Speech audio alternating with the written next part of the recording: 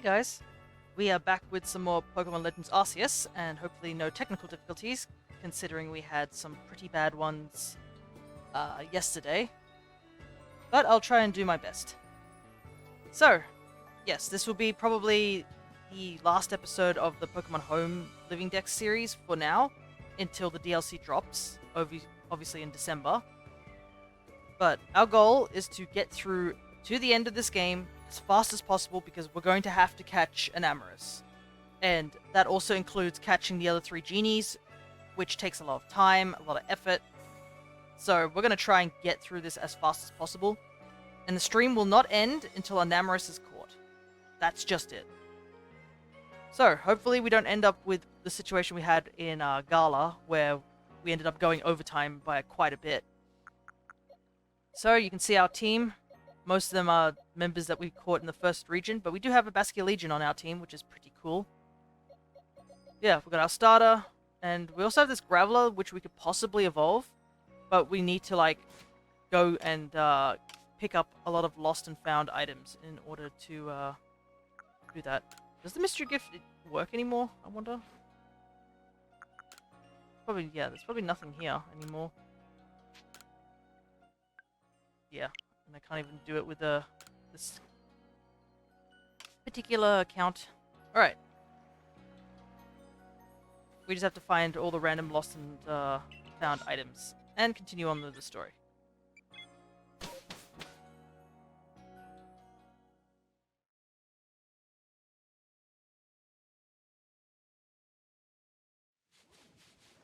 We did thankfully open up this camp, so we're able to get here a lot quicker.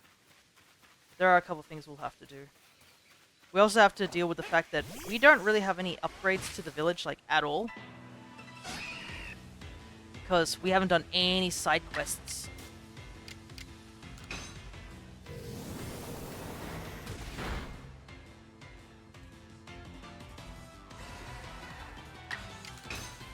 So we can't upgrade the shop for better items. We could possibly if we go out of our way. But as of now, yeah, we're just having to go through the game. What we have. Oh, we do have to battle Ingo here, if I remember rightly, so...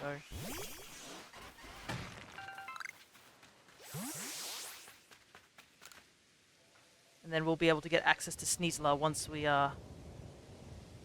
battle him.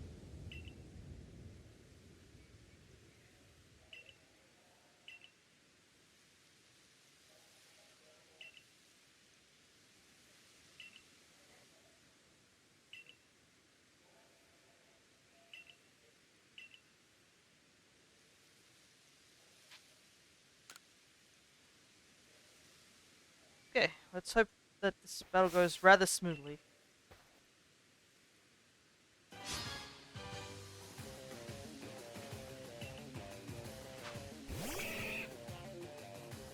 I wonder what they will do about this whole storyline. Because obviously, it's not like Ingo's managed to get back to the present day at this point.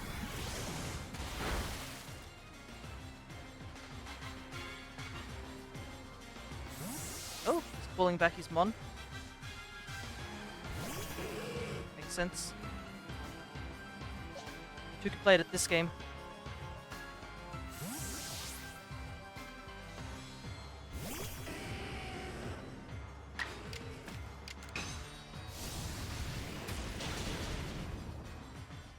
Aha, I predicted your switch with my own switch.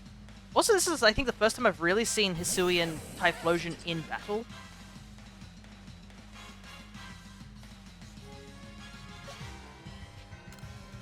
Because usually whenever Typhlosion, the 2 Typhlosians are in, out in the open, they just have their flames, I guess, withdrawn is the best way to describe it.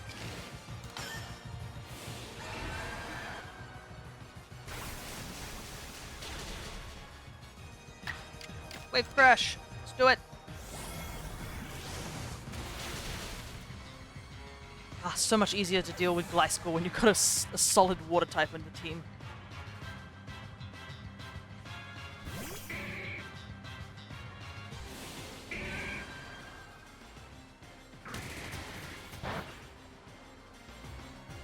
Wow, that was a crit and that still didn't do much damage. This, however, kind of sucks, but just gotta do what we gotta do.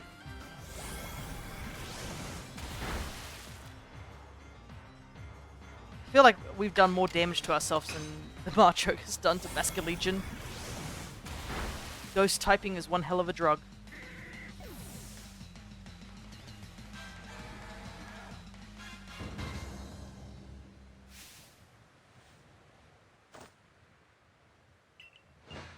Alrighty.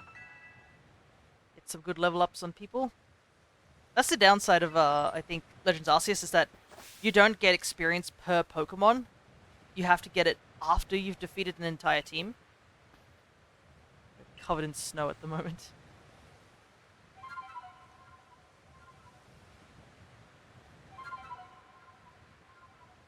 Well, I guess this is a mountain. Can't expect it to not be snowing.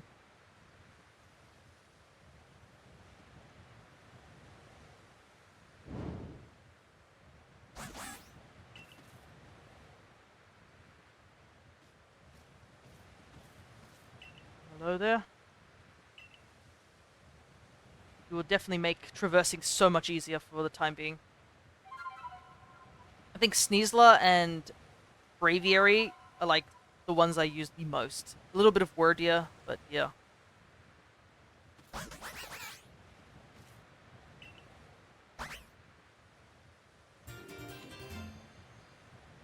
Alrighty.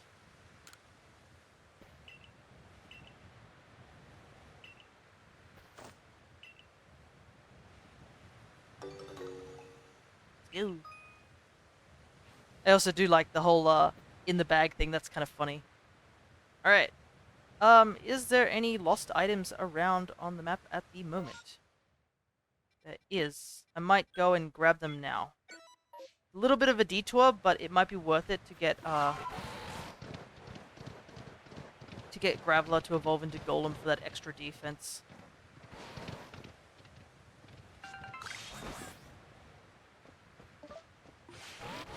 Obviously, we can also grab any ore or stuff that's in the area as well. We're going to need it if we're going to be able to upgrade our Pokeball count. As long as I can see a lot of shaking ones too, which I don't really want to deal with right now.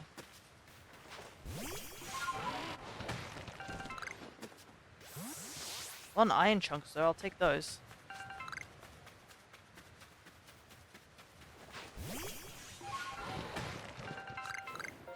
The next one is way over there. Actually, we can go for this one first.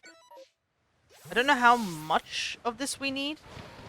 How many the points we need. Merit points, I think that's what they're called, right? I don't know how many merit points we need to get the link cable. That's what we're kind of after.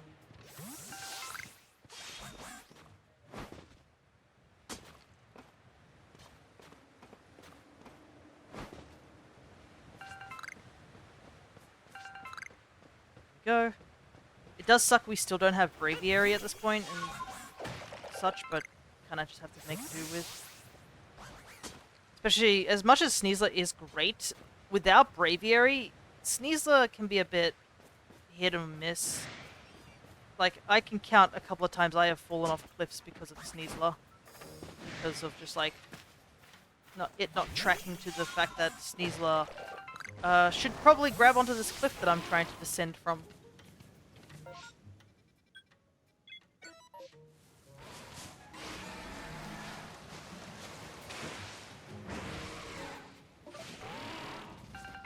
Right. I think that should be it. I'm just going to try and get out of the range of that Graveler that's starting to attack us. Righty.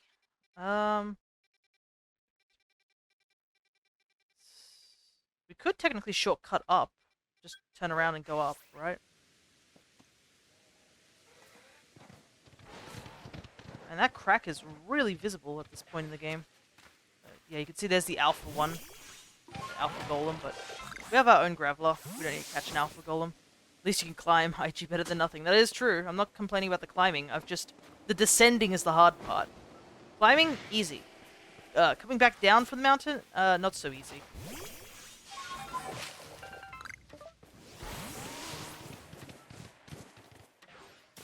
A lot of these blue ones are around, to say the least. Yeah, we also won't have to rely on Wordia just doing the little hopping up the mountain, trying to get over cliffs because I want to go further than I was supposed to. It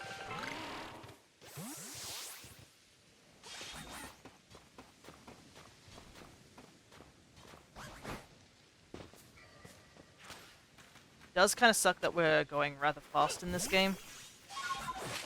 Because in our previous run of the game for our Pokemon Home Dex, we were able to like catch 2 shinies, I think.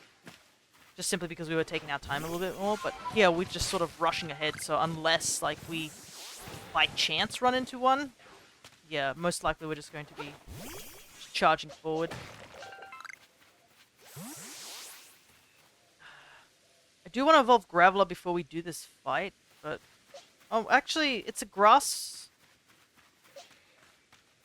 electric, so a starter actually might be the best option here. Hey, Lime, good to see you with your Cloud Kirby. Oh, there goes AJ.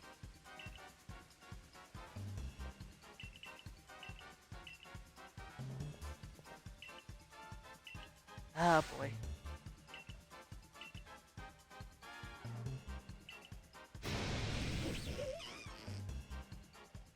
Here we go again with Melee. He won't take no for an answer.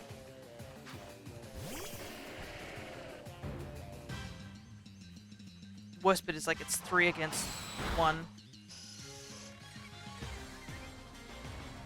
Skunk Tank also is kind of rough.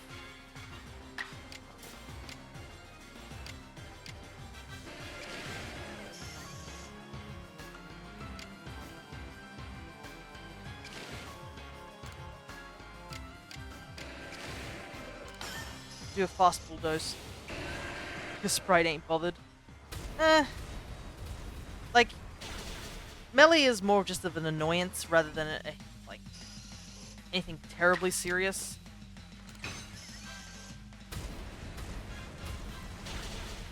Okay. Got rid of the Skunk Tank, so that's not too bad. Skorupi and the Zubat kind of suck though. Especially if they crit like that. Take my seriously.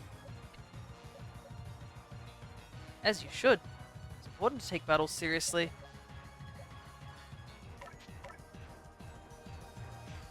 I want to give Lopunny a chance to battle. Bruh, Lopunny, no wonder you aren't serious. Hmm? What's it about Lopunny? Yeah, I guess that is true. I'm kind of disappointed the Lopunny wasn't male. I usually go for a male Lopunny, but I was just like, I'll just catch the first Veneri.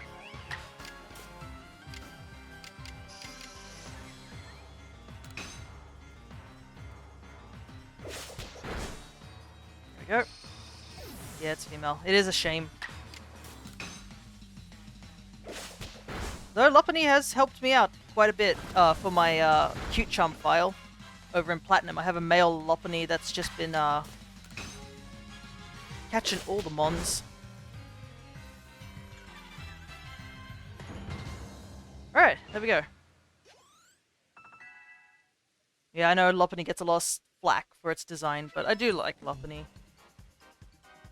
I think Lopunny is a nice mix of like cute and charming.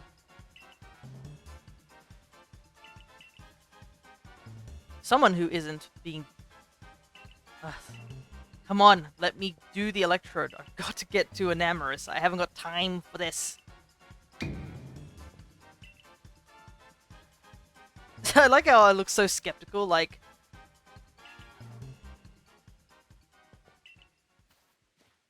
Like, so skeptical, like, oh yeah, sure, you forgot. Yeah, forgot about everything, I'm sure.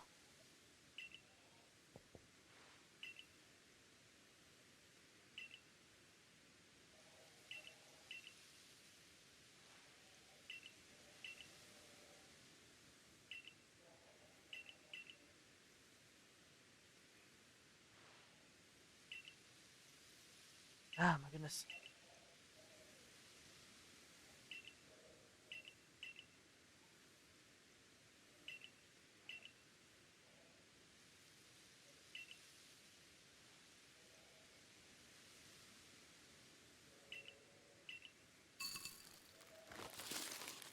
I wonder what a bomb full of crunchy salt. That would be very salty or something. Alrighty, it's time for this fight.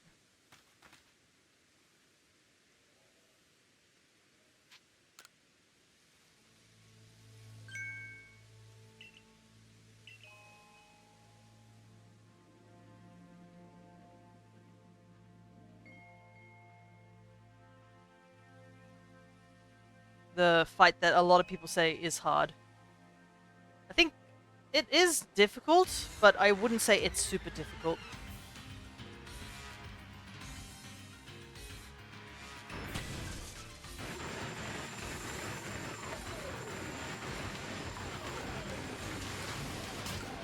I remember how to dodge.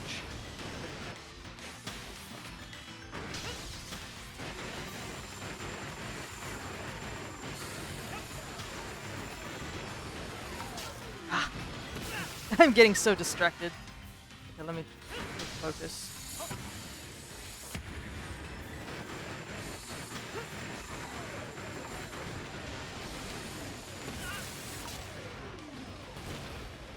Perhaps I shouldn't have done this first thing. What the heck happened?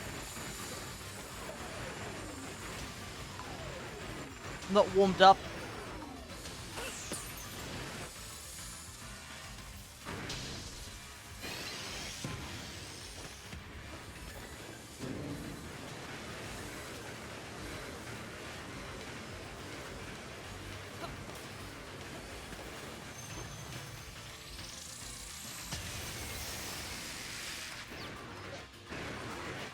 There we go. Ruminous done. I'm trying. Hey, Christopher. I'm just in the middle of a pretty intense battle. Look, it's me, Flauk. I mean, we're gonna find 70 shinies tonight. Woo, I wish I could. I'd love to find 70 shinies, but that's not what's gonna happen. Because we are not hunting shinies, as the title implies.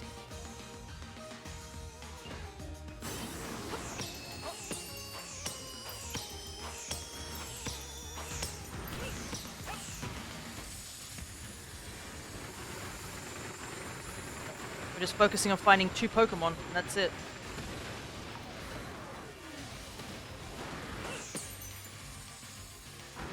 And I'm only like at the first bar, so I kind of did mess up earlier. Put my game face on.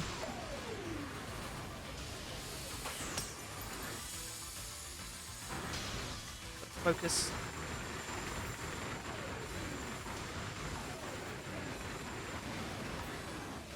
Oh, I got too close to that one.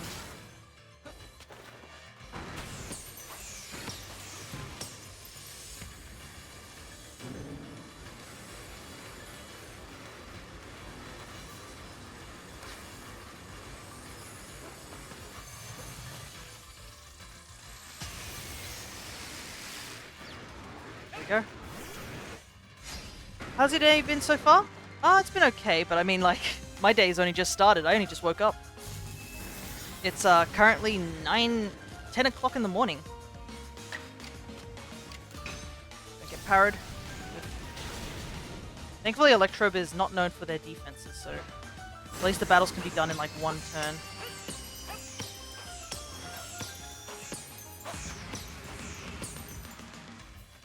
Problem is I've already taken so many hits because of just being very, very careless.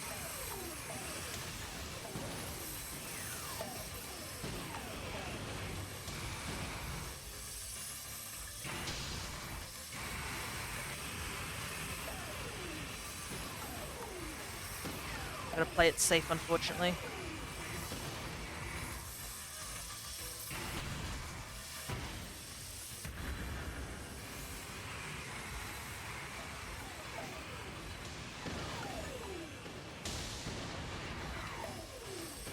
For one bomb, I guess. Alright, should be going for the charge attack.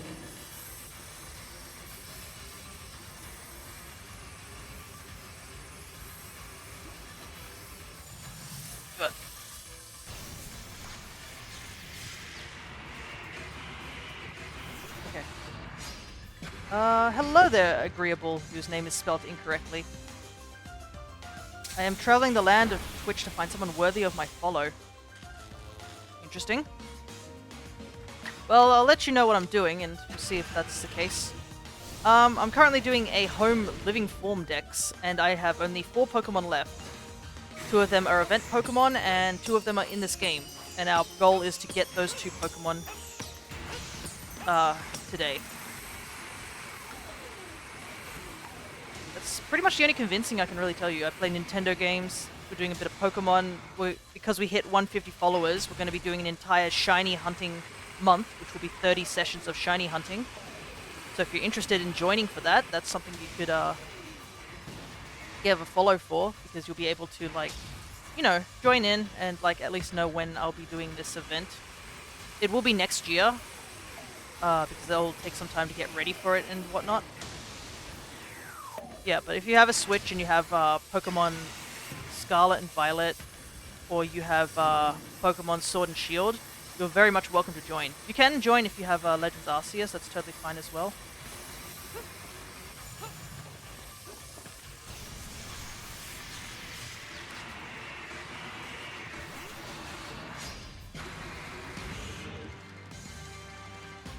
Alright, I think Typhlosion unfortunately might go down. Nope, thank goodness. Thunder being inaccurate as usual. Hello there, Sophie and Jacob. I apologize for reading the messages a little late because I was in the middle of avoiding death. Alright, there we go. How are you? I'm doing okay. It is the start of the day because it is only 10 AM in the morning for me. I try to do my streams sort of early so that people who, I guess, stay up later can just have a little bit of time to view. Because, you know, Aussie times are a bit weird. It looks a lot smaller than I remember.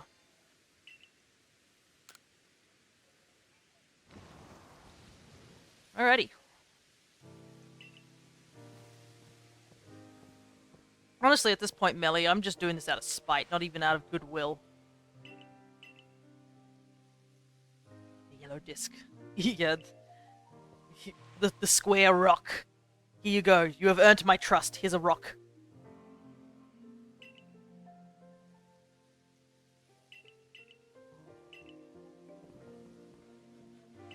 But yeah, we recently hit the 150 followers, so I have to go and prepare for shiny hunting. Basically, the shiny hunting will be we'll be doing multiplayer sandwiches for shiny hunting in Pokemon Scarlet and Violet, and we will be hunting down the legendaries and ultra beasts in the Dynamax adventures in Sword and Shield. That's kind of what we'll be doing. So I just have to sort of spread the good word that people can join and whatnot. Here you go. Thank you so much. I will accept the shiny yellow rock.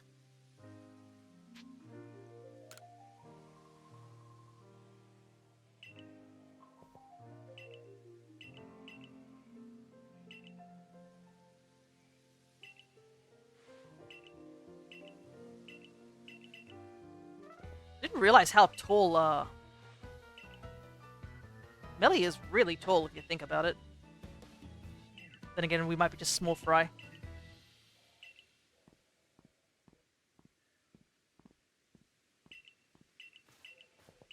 Ugh, I wish I was able to get the other hairstyles, but that's not the case.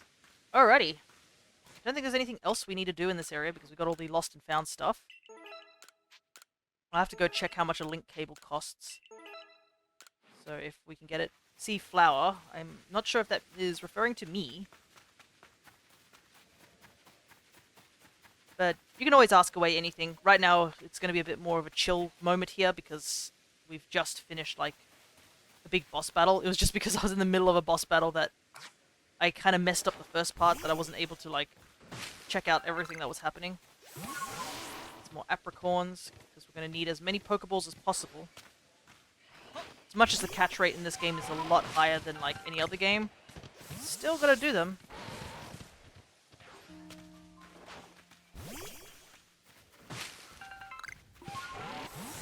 Right. I think that should do. Should head back.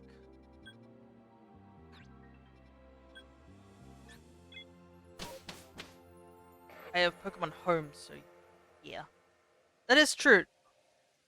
I do have my friend code down at the bottom for Pokemon Home, in which, like, basically, if you are interested in trading any particular Pokemon and whatnot,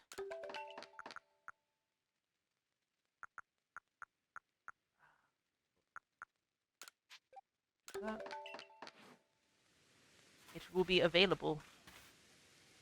If you are curious to see how far I've gotten in with my shiny decks, just do !shiny. And if you're curious to see what I have extra for offer, just do !trade. I will be eventually putting a Nightbot command list down in my on my Twitch page at some point,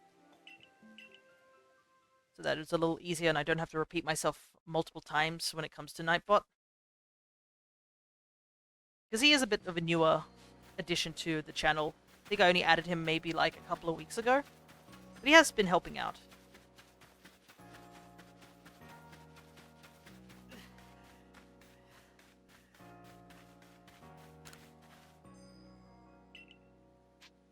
Let's see. Link cable. 1,000. Yikes. I'm gonna have to do some grinding for cables.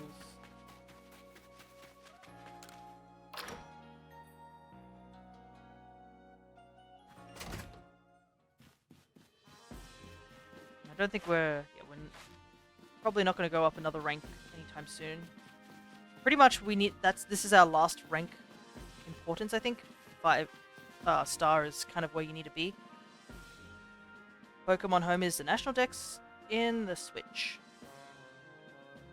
Well, it's more that you can put every single Pokemon into it. It's more of a storage unit.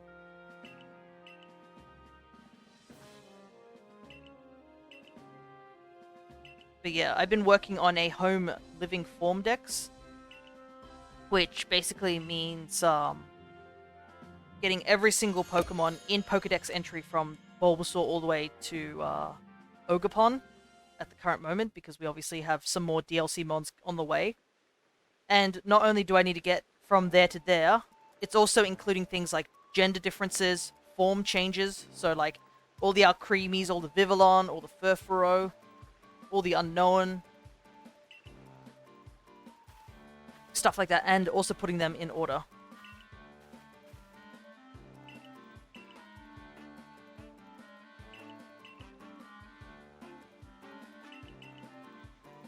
And as of now, as you can see with our current target, those are the 2 last Pokemon that we need to get in the Hisui region.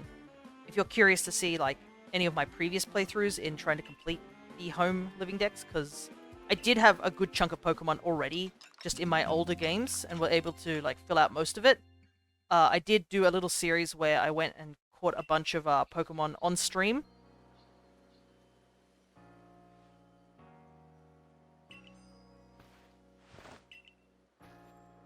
And all those VODs should be over on the YouTube channel, if you are curious.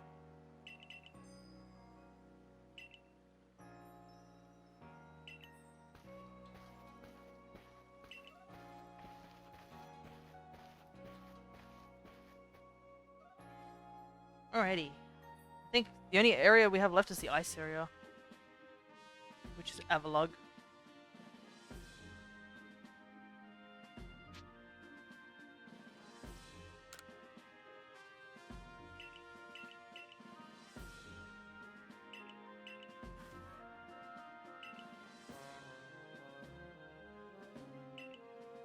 Avalugg. I think I failed this one as well last time.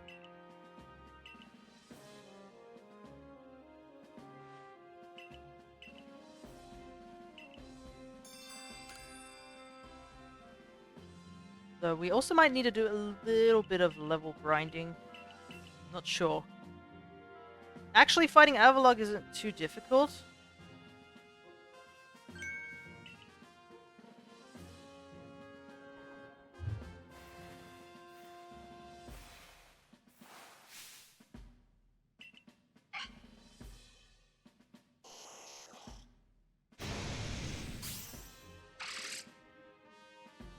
What do you do when you finish a Switch game? Well, as of now, I've started, like, putting them into, YouTube just to save the VODs, but yeah. I have recently started adding this completed games list. There are a couple of games I didn't actually record on like onto YouTube as a VOD. So I might have to even go back to some of the old games we played and replay them again at some point. But yeah, at least for the Pokemon series, we tend to go back to Violet and Scarlet from time to time, simply because they have the ongoing events and stuff like that. Plus, it gives us a chance to do some like egg hatching, do some sandwiches, stuff like that.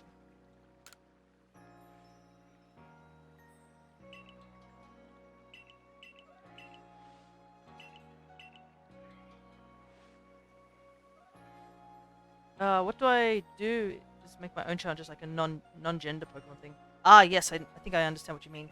We did do that ages ago when Shining Pearl and Brilliant Diamond came out, where I did a mono grass run, where I used only grass types, which is quite difficult in Sinnoh, because in the Sinnoh Dex, there's only 6 grass types available, which is the starter Turtwig, Buddew line. You have to get a female worm, like Burmy, to get the female Wormadam, Cherim, Carnivine, and Abomasnow. And you don't get Abomasnow until like way later in the game.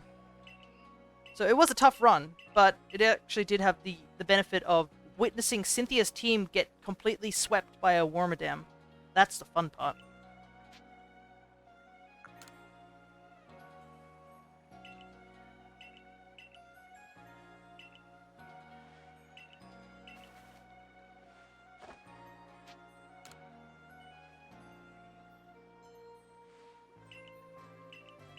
And we have done a couple of Nuzlockes on the channel as well. And a couple of randomizers too. But there are a couple of games in the back log I have that I haven't played yet on the channel. And once this home series is done, I do want to give it a chance.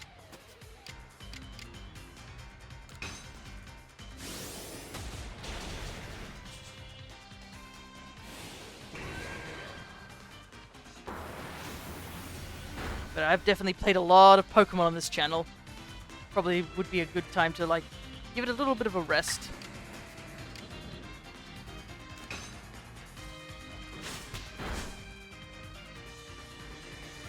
Though, even though I do know that a good portion of you guys following did join to watch me play Pokemon. So I don't blame you. But we don't want to burn ourselves out. Plus, that's the beauty of being able to play a bunch of different games on Twitch, is to introduce people to games they've never seen before.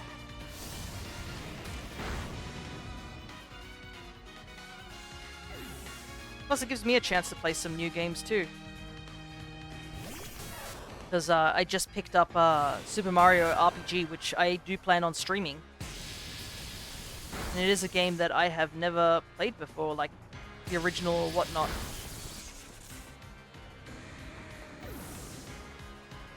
Everything's like 47. Wow, we are really behind in levels.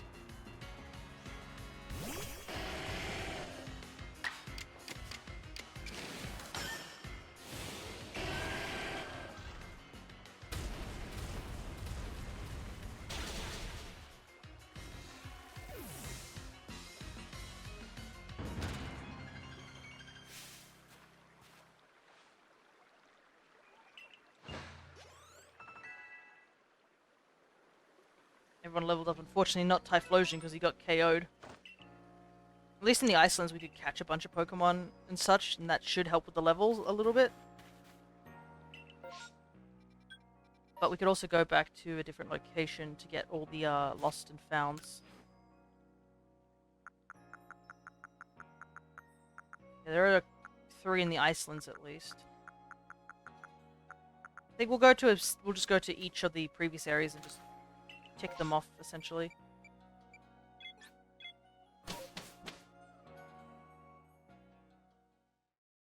I know I need to go fast because I need to get to an Enamorus, but it's not going to help if we keep bashing our heads against the wall because we can't win.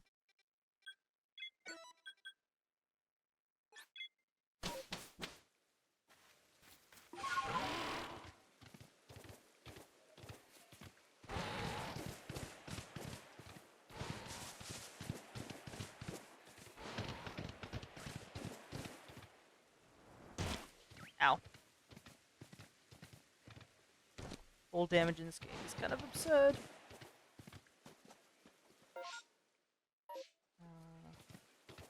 Oh, there it is. And the other one is really close by.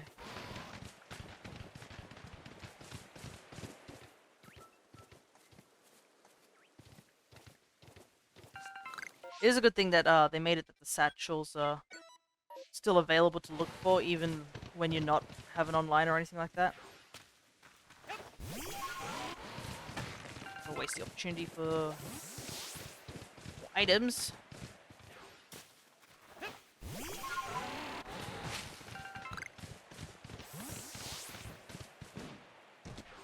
We are going to need a lot of these, for sure.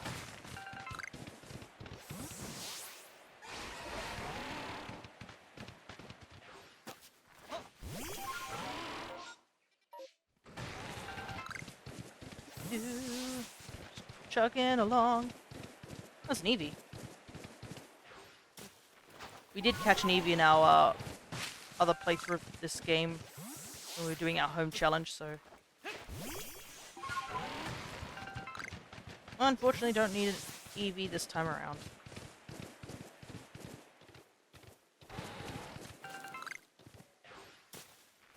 See some ore up there, so I'll go quickly grab it and then we'll head on out.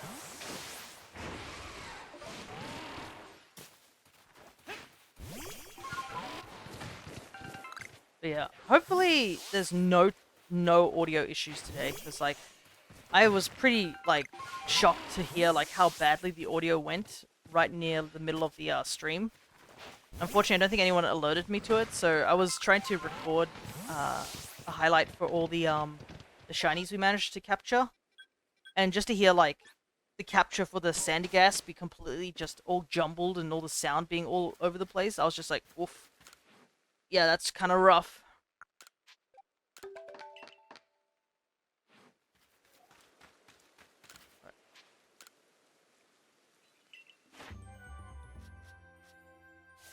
Okay. I was wondering where we got the points from, but we got them from battling Akari earlier.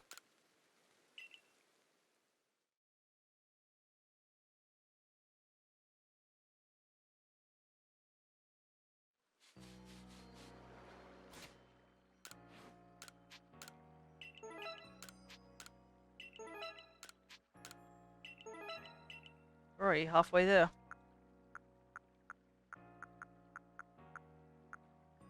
Yeah, the Crimson has a 97 one, so that should do us good. Haven't seen any massive outbreaks at the moment. I think we did see, I think, one or two of them, but they were Pokemon that we already had. The list of Pokemon that I actually need from this game as shinies is kind of low. That's a very angry Budu over there. Alright, where do we need to go?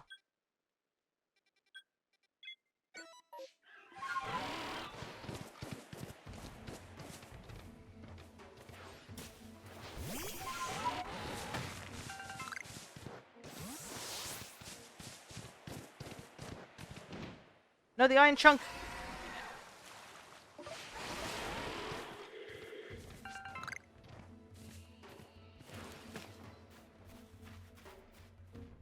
Why not? Let's give it a try.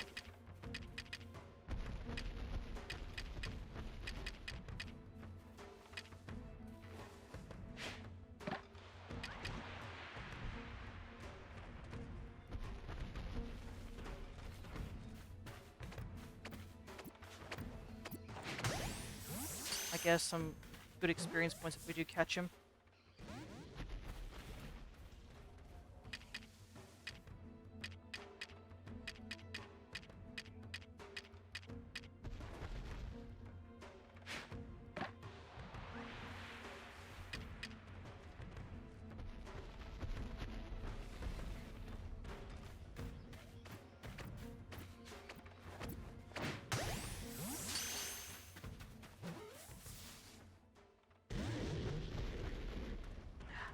He is, not willing to go into the ball, apparently.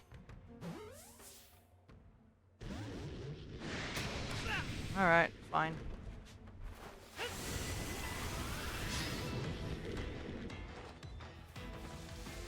We'll fight you. Just wanted EXP.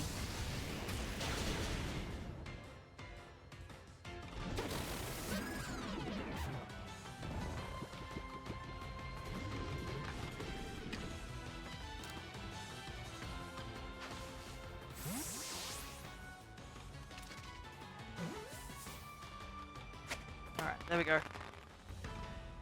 Would have been nice to have caught him without all that hassle, but, you know. You mean I don't have space in my satchel for this?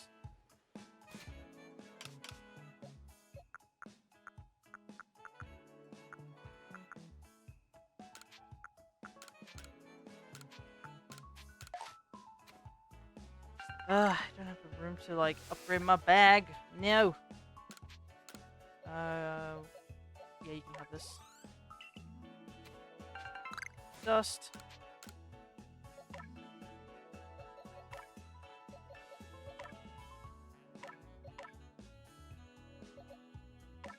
This. Alright. Alrighty. Now that we've got that distraction sort of out of the way.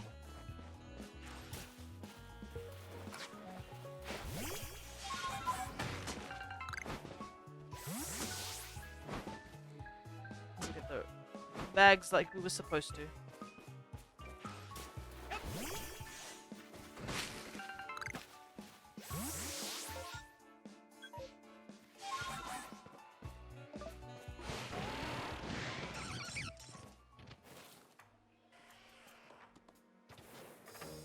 Can't see it.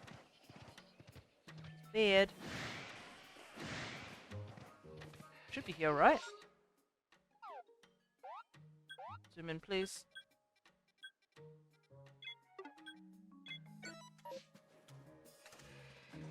There it is. Okay.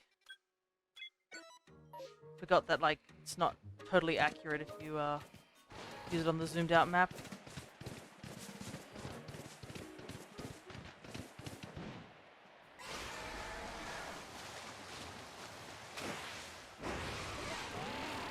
Uh-oh.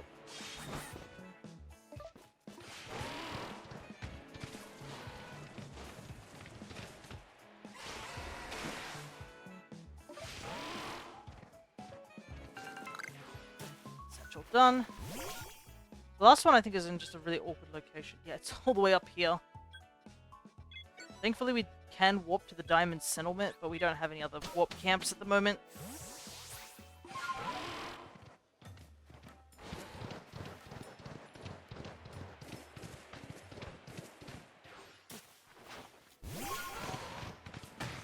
Ignore every hyper-aggressive mon that's over here.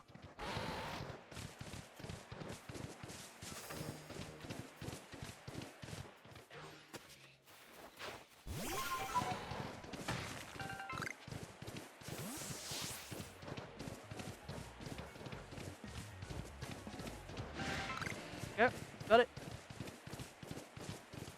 The problem with everything being hyper-aggressive is that you can't warp if you're being targeted.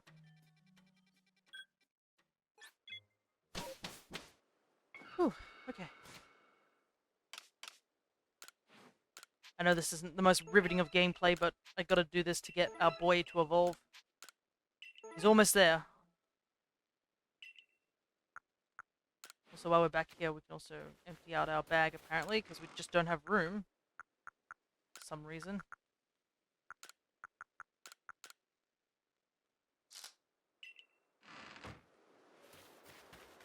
Don't want to go to Baggin, though. I need the money. Can't be getting stuff from him. Yeah, we did it. We caught one Pokemon. Get $1. We get a little bit of money, I guess.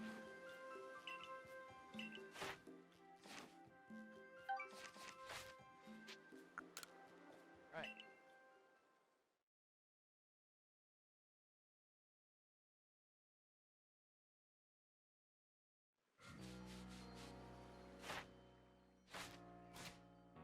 Let's see. Yeah, okay. It might actually be better to go to the... Oh no, we won't even have enough. We have to go to both locations. Because we'll just have not enough if we just go to Alabasta, Iceland.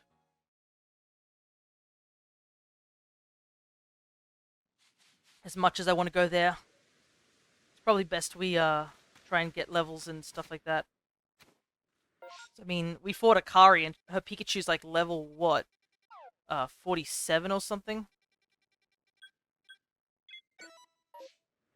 And that's a Pikachu. And when you fight, what's her name? Selby?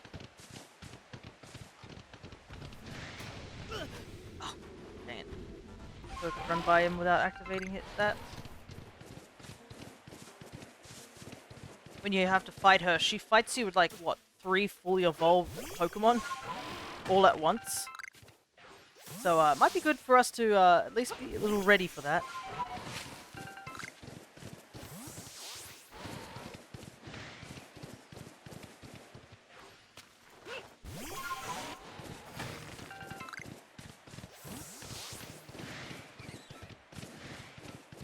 Togepi?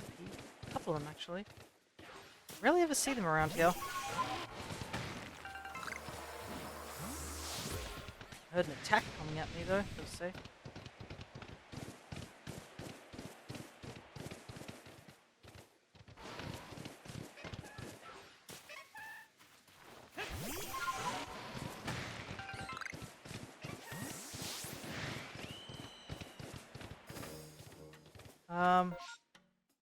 Yeah, I ran past it.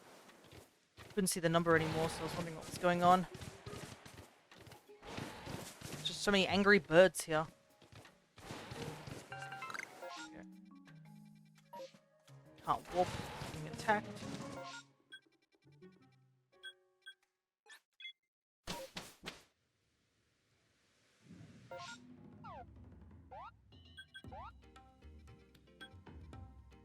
It's just over here somewhere. Poor guy. Must have lost it when he lost to the Arcanine. I don't blame you, though. The Arcanine fight is hard if you don't know what you're doing. I'm pretty sure that was the first Lord I actually lost to when I first played this game blind.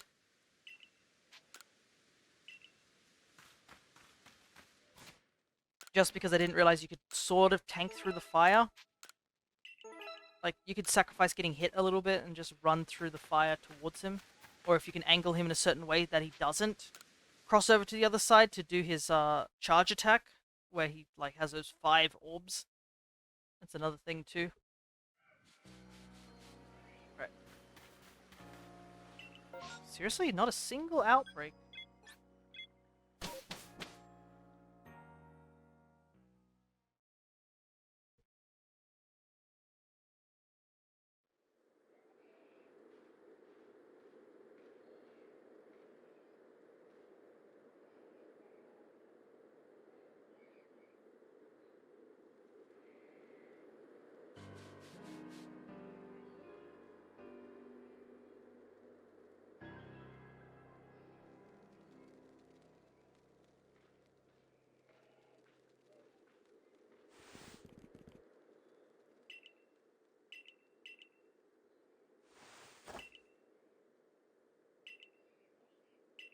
Ready. I just realized that grass is definitely definitely clipping through that tent.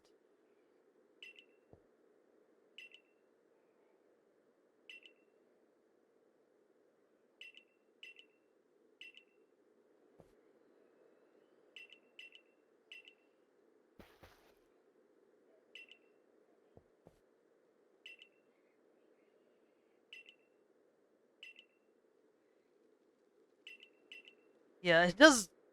It does kind of surprise. If you look at Irida's outfit, it is like bare minimum. She's wearing shorts. She's wearing like a tank top like kimono.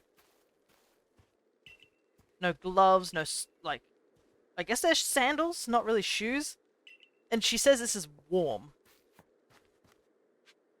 This is like warm weather to her. Like goodness gracious. some absurd climate, what's the word? Starts with A, I'm pretty sure. Emulation? No, that doesn't sound right. But the fact she's able to just tank this cold that, like, is clearly snow is pretty impressive.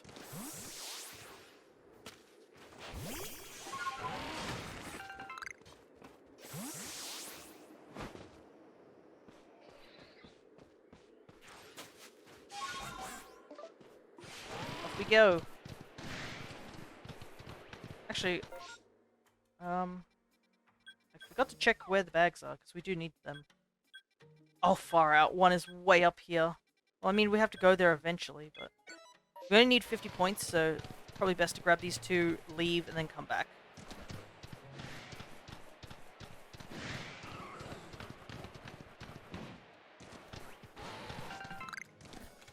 At least you can see the satchels really, really easily in this area. Because they're, like, literally just a tiny little brown bag on top of, like, white snow.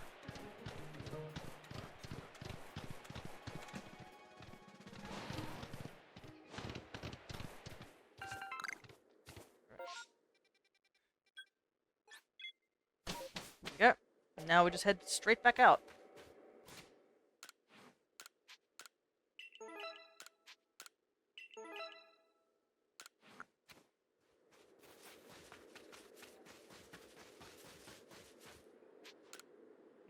We don't have to deal with the professor being like, oh, you've done this. Just go out now. I'm trying to think what would be the best mon for Avalugg. We don't really have a fighting type to deal with Avalugg. I mean, I think, yeah, Staraptor can learn a fighting type move, and I think Lopunny can learn a fighting type move. But, like, that's pretty much it. We'd sort of have to rely on Basculegion and Typhlosion again.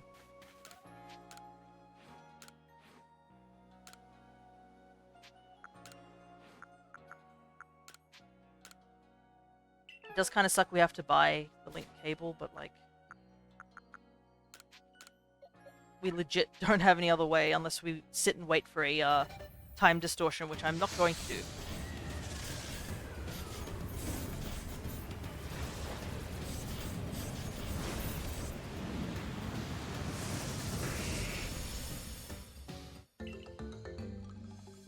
Though that is something of importance, is that when we eventually do our run through this game of just shiny hunting just to collect some mons that I've missed and can only really get in this game, pretty much anything that's a Hisuian form and whatnot.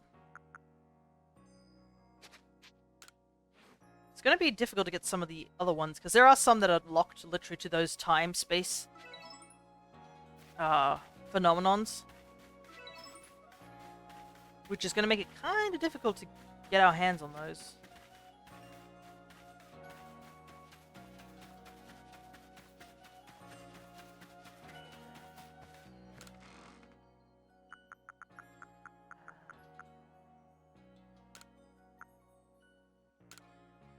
Need these. Oh wait, I didn't realize I had EXP candies in here. Let's use those real quick.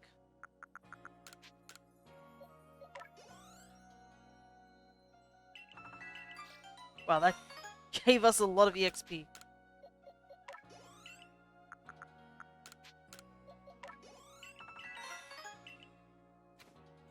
What did we even learn?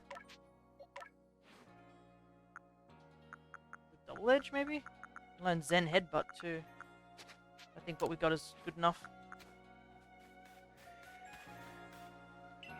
Alright. Back to the main story.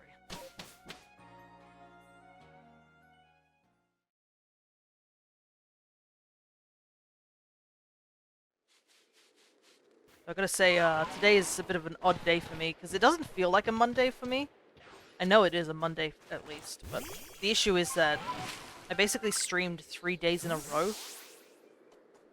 And because of that, my time schedule is really, really out of whack.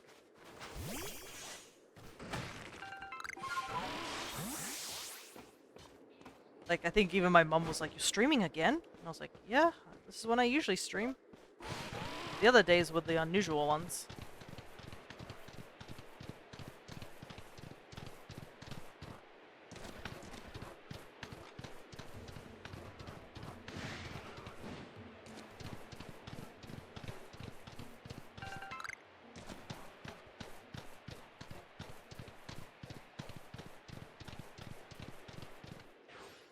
Get this quickly. Yep.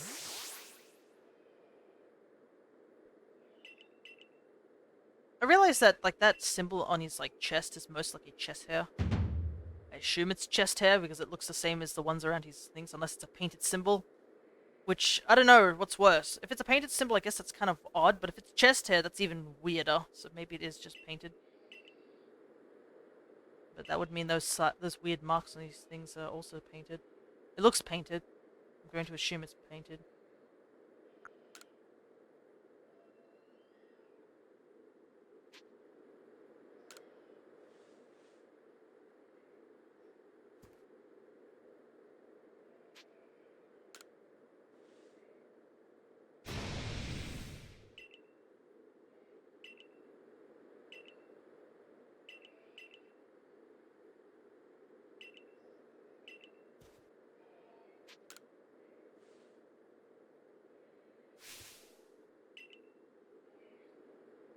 Alrighty. Well, it's a good thing I have Typhlosion out the front. Ooh, we better get rid of that. Oh, the Frostlass is only level 20. Glalie first. I was a little bit worried about Frostlass because Frostlass is also the ghost typing. But it is only level 24. Wow, I just realized it's half our levels and still did like half my HP.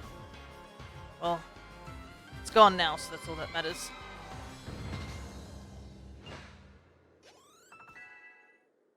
But we are severely underleveled.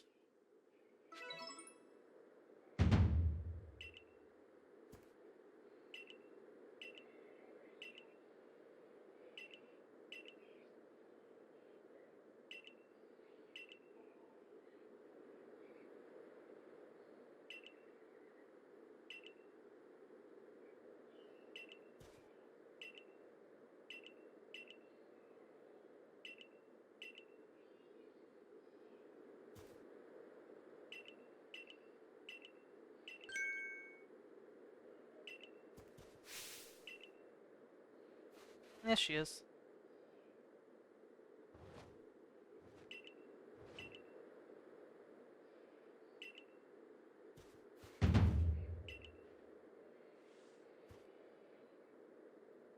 I'm trying to figure out who was what Gayric's design, who he's based off, because there obviously are some characters who have obviously,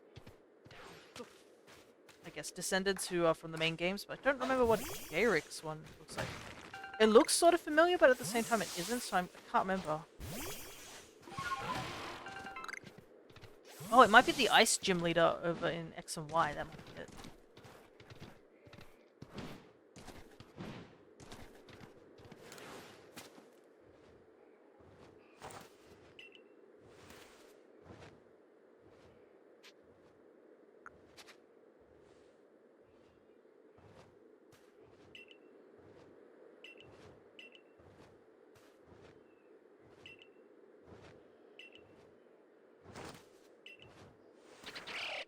I also realized that this is a good thing that our phone can tell us where she is. Can you imagine if we had to search for a small little girl in the middle of this giant Iceland, like without any guidance? Like, look how far she went.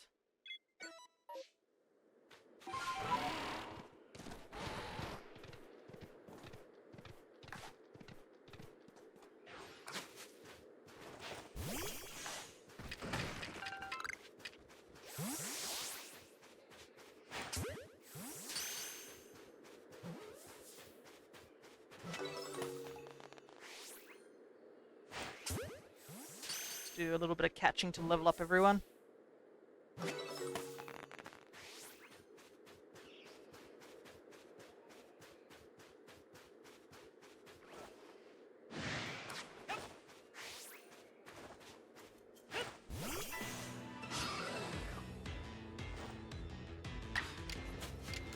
Glalie design always, like, worried... I don't know, worried's not the word. It always sort of weirded me out, that's for sure. Because if you look at it and then you compare it to, like, Snorunt, you're like, where on earth does the evolutions, like, come from?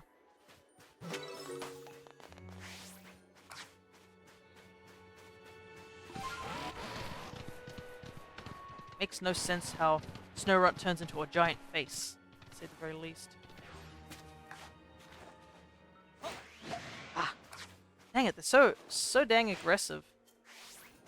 I don't even get a chance to like lob a ball at them.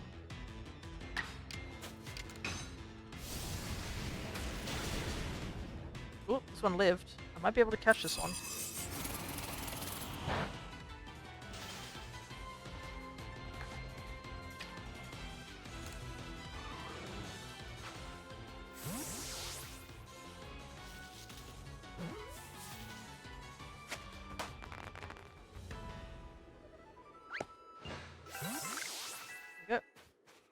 See, the levels are starting to climb. That's good. Probably heal Typhlosion. Switch him out. What is it? We don't really have anything that's good against ice types except Typhlosion.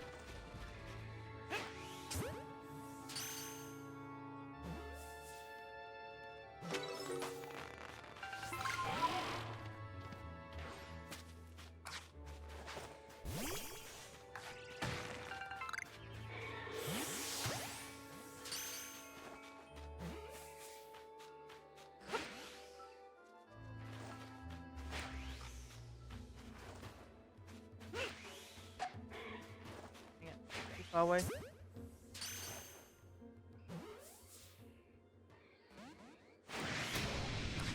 Well, it was worth a shot.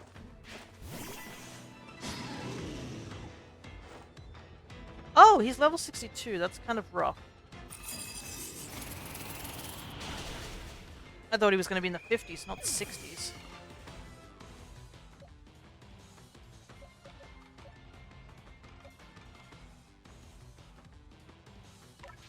I still want to try and battle him.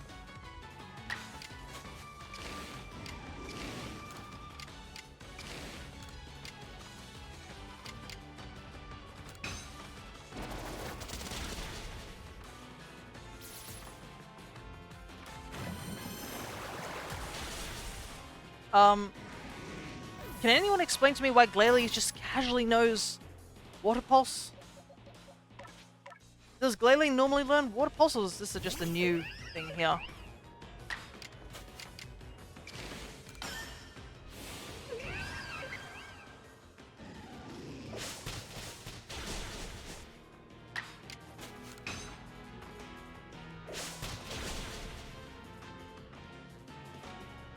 Okay, good.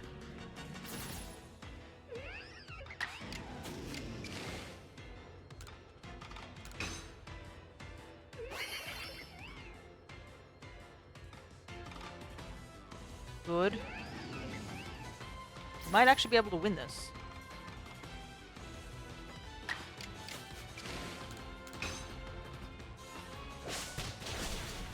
Perfect.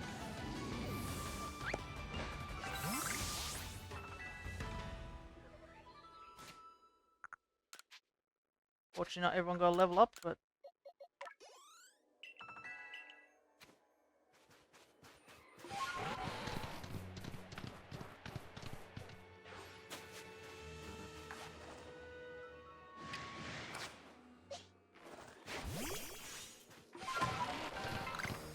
Don't want to fight you right now.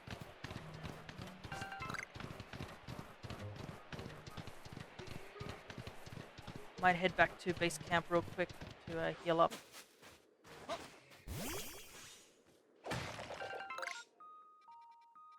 Though we are close to her, so it might be worth heading over to her now. So I don't think she battles us or anything like that, it's just this absurd chase.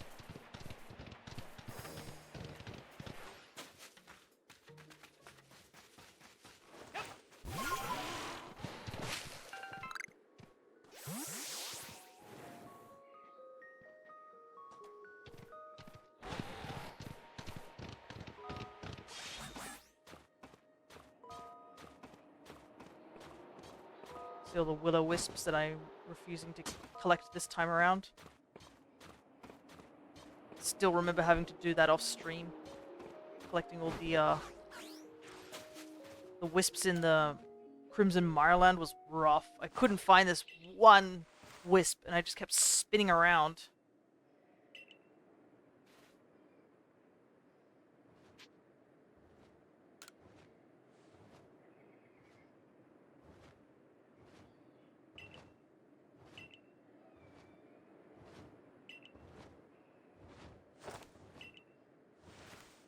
I wonder how old Sabi is, even.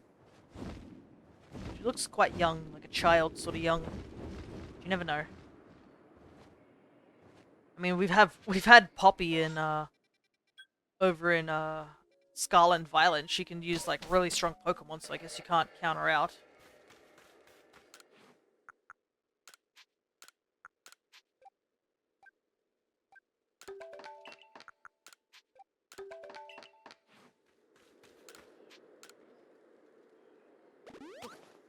Rest.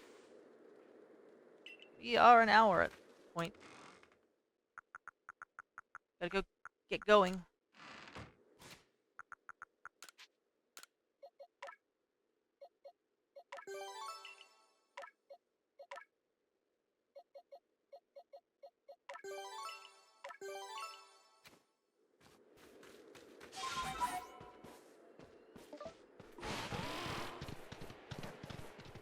What's our sort of all over the place in terms of levels at the moment?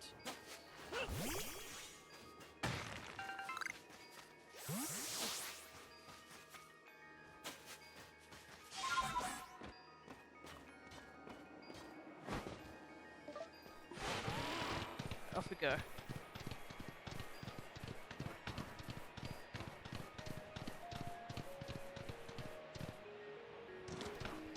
Probably best to go through the Pearl Settlement so we can get it as a warp location.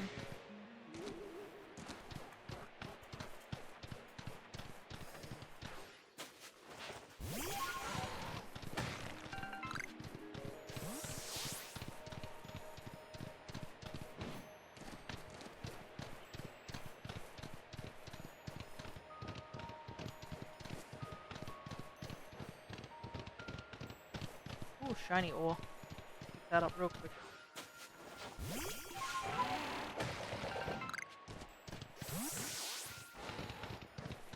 Oh, settlement. Like, everyone else here is dressed, like, decently, understandably warm compared to Irida. Irida is the only one who doesn't make sense in her wardrobe attire.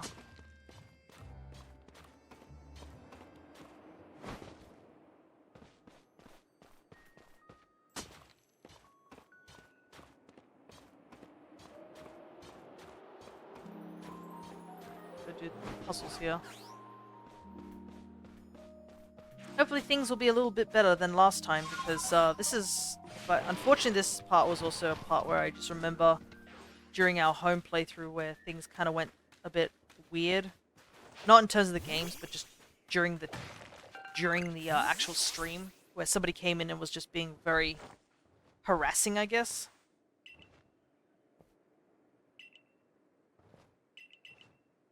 Or they were supposedly being toxic for the fun of being toxic, which sounds, you know, kind of against that sort of philosophy. But,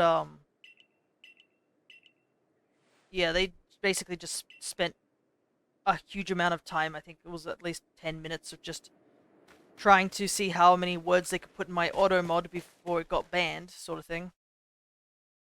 Because I think every, like, 3 sentences, Automod kept, like, you know, saying, hey, that's not a good thing to say, sort of thing. How rough it was. And eventually I just ended up timing them out and they never came back, thankfully.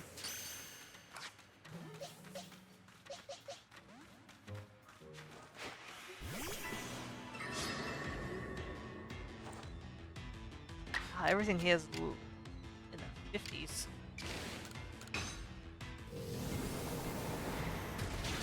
Might do a little bit of battling here. so that we're a little bit stronger.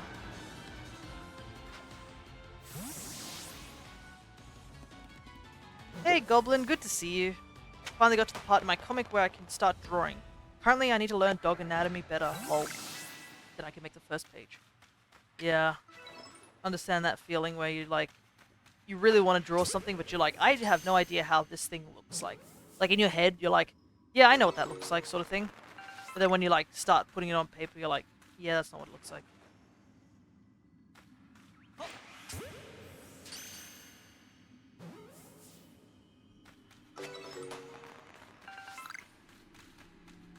No point catching the Zubats because apparently they're only level 20.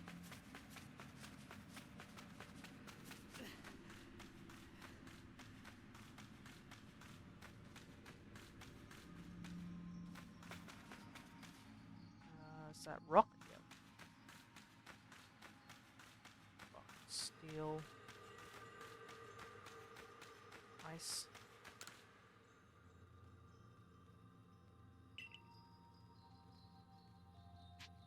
Rock, steel, ice.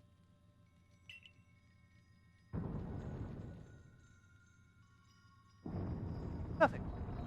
I always make it hard for myself by going for some sort of angle and everything. I'm happy though because that proved to myself that I'm making progress, even if it's slow. Yeah.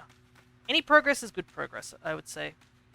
It's something that I've seen a lot of like artists be like, oh, like even the early artists where they're like not that great at drawing, they're like, oh man, I wish I could get better. And it's like, well, just keep keep practicing.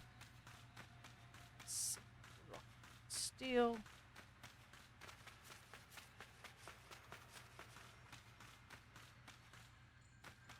Rock, ice. Ice, rock, steel, rock, ice. Ice, rock, steel, rock, ice.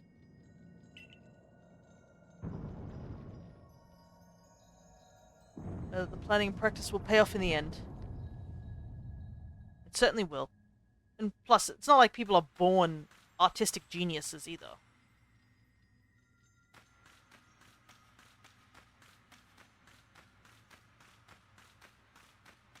Gotta do some practice. You gotta start from somewhere.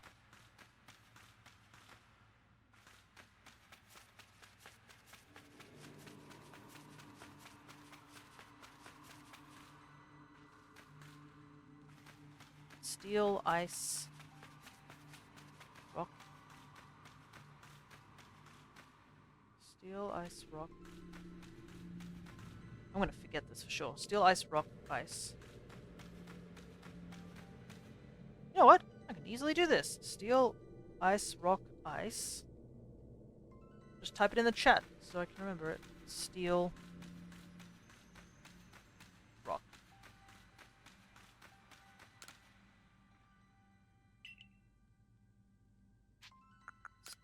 Steel, ice, rock,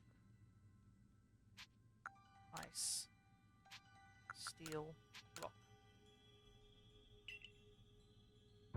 Some people seem to think that you can just be born with talent, and I hate it because it discounts all the hard work I've put in it. Yeah.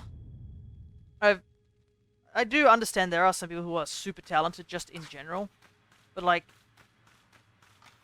it's not like they've also not done any practice as well.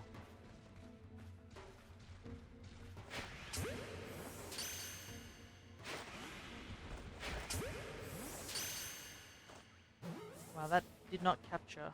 Might mean that the Gallade is too strong for us to capture. Yeah, it didn't even shake.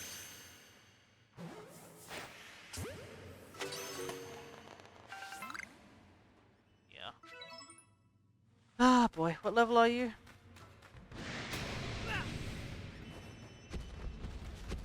70. Yeah, we can't capture that.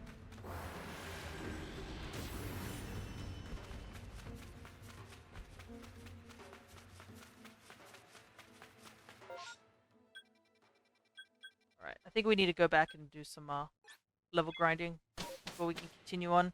All the puzzles are done, but we have to defeat Sabi's team, and I don't think we're ready for that at the moment.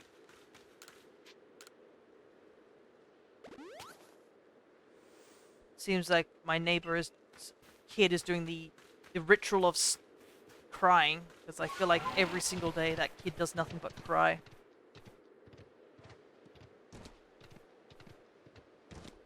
And it's like the same sound every single time. Because I know my mum mentions, because she works in childcare, she's like, oh yeah, you can tell when certain kids want certain things.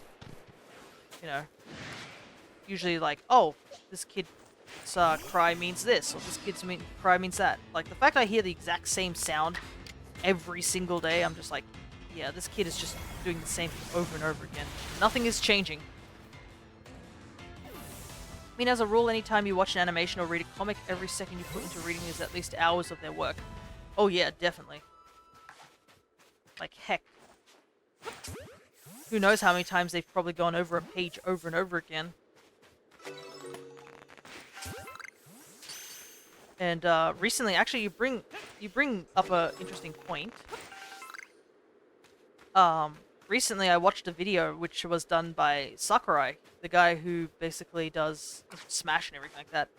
And he was going through the process of, like, how so much editing goes into, like, everything. Like, every little detail in terms of just, like, getting things ready. And he was talking about, like, oh, here's just a couple examples of, like, the team sends me something and then I send them back, like, feedback to the thing. And, like, sometimes it's, like, makes sense, like, oh, we could just change the posture of a certain character, or maybe this angle of the camera will be a little bit better. But there's some that are like, oh,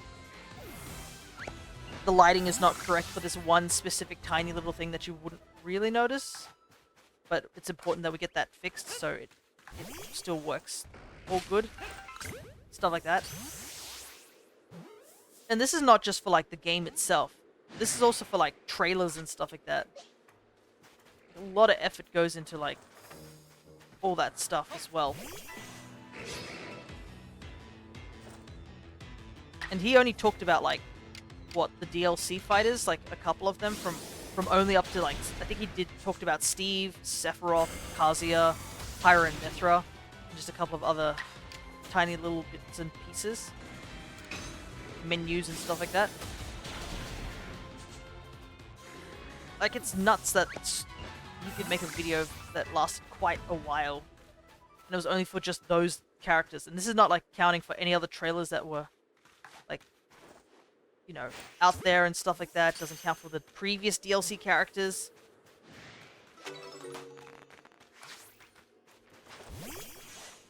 Yeah, I get the positions in my head. I think the only thing I was born gifted with is being really good at visualizing stuff that I may have honed for quite a bit. Goodness, that guy scared me. I was like, saw something running at me and I was like, what the heck?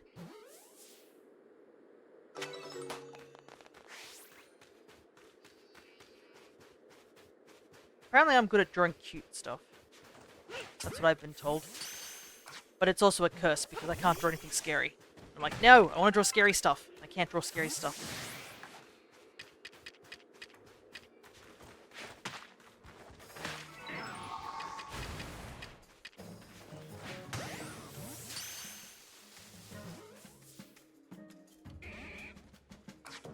I also have a very hard time drawing hands, but I mean, like, who doesn't? Let's be real. Everybody sucks at drawing hands at some point in their life.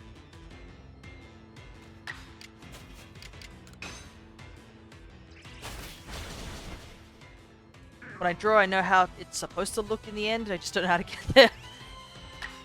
Yeah, it's like one of those puzzles in Zelda where you're like, I can see the door right at the end, but the entire floor is invisible and I don't know how to get to the end.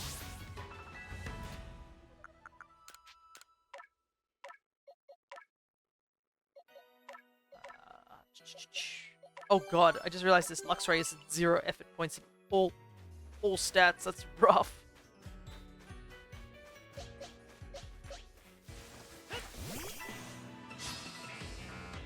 But yeah, everyone's different in how they obviously do their art. I can draw hands pretty decently now. Nice. I probably should practice more, honestly, with hands. I just haven't done that. I haven't put the effort into doing that. Because my art style is more of a chibified style at the moment. Or like a more simplistic style, so I just don't bother with hands. cloth I've gotten very good at drawing. Like, it looks juicy. It's always nice to be like, yeah, I'm like, this is my talent. I'm really good at this. There's no shame in that.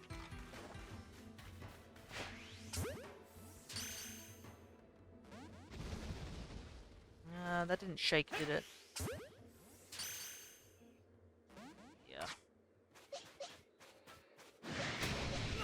It's not gonna let me catch it. Or at least I have to fight it a little bit. At least these alpha Pokemon are giving me a decent amount of like EXP if I do defeat them.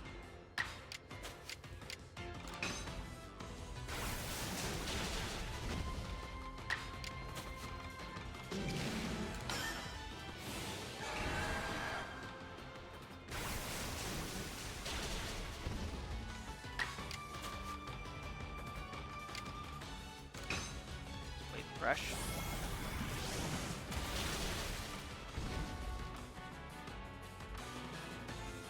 Good with that blizzard miss.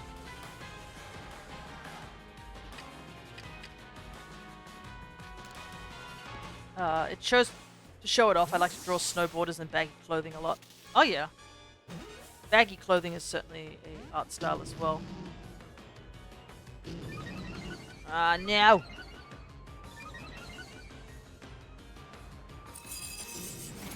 I should have just taken it out.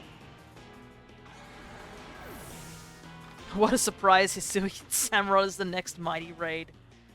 Look, it was going to happen. Let's all not, like, kid ourselves. We all knew that all the Hisuian forms are going to be out here. Where are my Hoenn starters? Give me my Hoenn starters. This is absurd. Alright.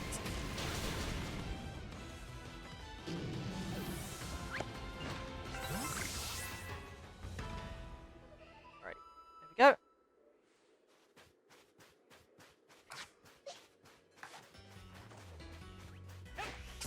Need to go back to base camp, maybe? Oh no, wait, I could probably heal with the one revive I have.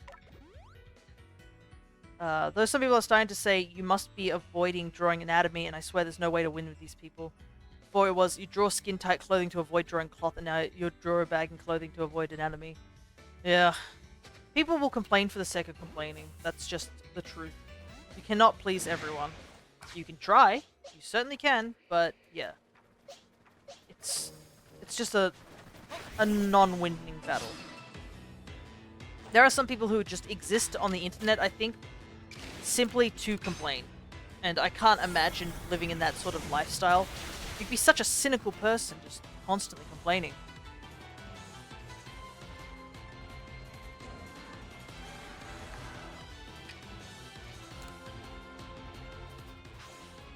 It's like there's a really, really awful artists. Well, we can't even call them artists, I don't think. I don't really think they should be called artists.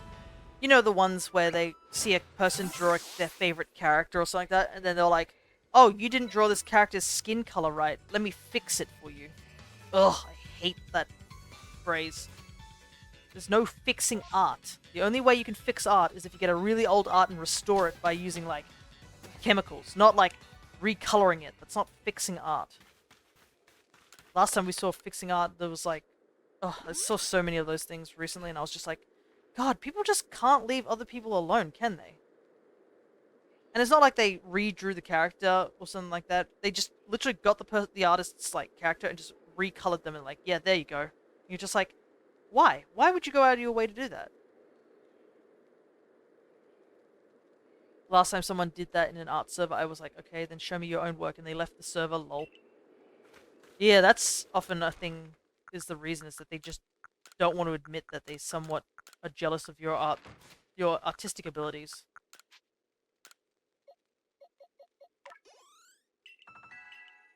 Honestly, we should just, if anybody was like that, we should just all just go like, oh, I don't think I truly understand what you mean. Could you draw an example of it?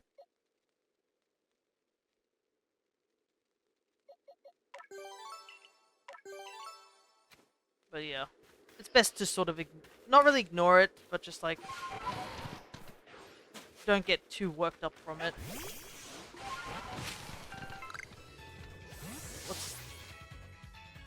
We're still only in the lower 40s, yikes.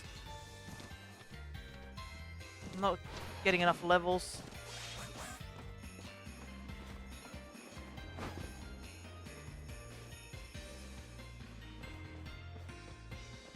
These mofos that recolor everything are going to lose it when they find out that lighting being different depends on the color of your... Yeah, I know.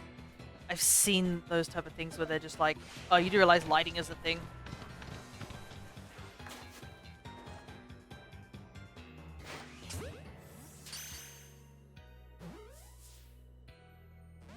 Now it's even going to be harder to do these type of things, because, like, artwork is also being... There's the whole AI art and stuff like that. And... I don't know what to think about that at this point. I just don't like it stealing other people's artwork. My dad has the mentality that he's just like, look, it's going to happen. You can't stop it. AI is just getting to a point where it's advancing, like, forward, you know?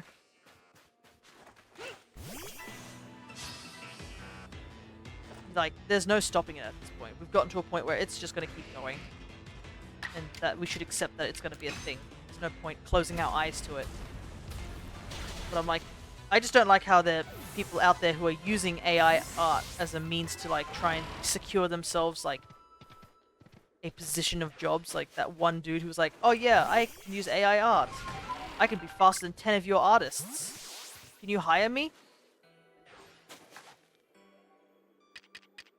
And you're just like, no.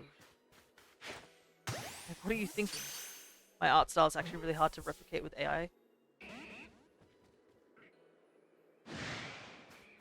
Professional prompt engineer. That's pretty much what it is, ain't it? Just how good can you write a sentence?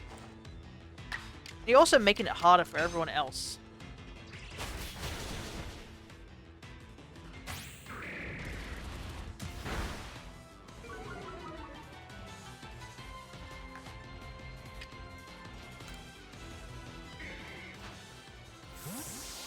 It's a case of, this is why we can't have nice things, you know?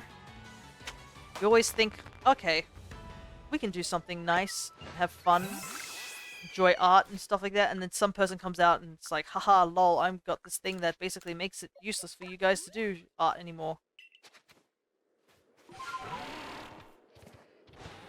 Or like, somebody does this cool thing and then one person has to go and do something very stupid that endangers everyone, and that one cool thing has to be put into the shelves because it's not... Because one person had to ruin it. I've been using it to make my own game assets since I can't draw at all. Oh yeah. As long as you, I guess, mention... Yeah. The real issue is, like, from what I figured out after testing it, it's really, really hard to get exactly what you have in your head on. It isn't a mind reader. Oh yeah, absolutely. And AI art only has, like, a select amount of stuff that it's coming from. It's not like it generates it from thin air, to say the least. It comes from, like, researching other people's artworks.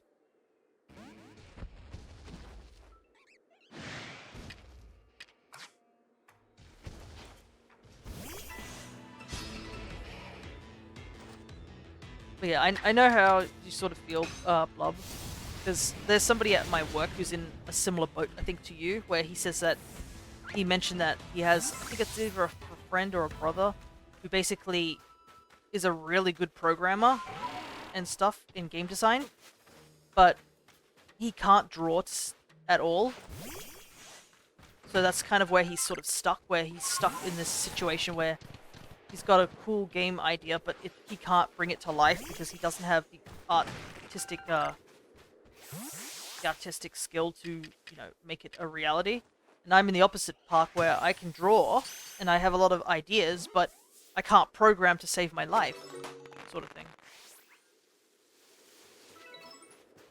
Just hire an artist. That is true, you can hire an artist. There's probably heaps there, but sometimes if you don't have the money to hire artists, that's another thing too. But yeah, definitely if you can, try to hire artists, because there are probably artists that have, like, who'd love to help out. Now, I'm not saying I'm an artist, but yeah, it would be nice to at least get some of my ideas out there. Just had the programming skills. And hey there, Jamakin, good to see ya.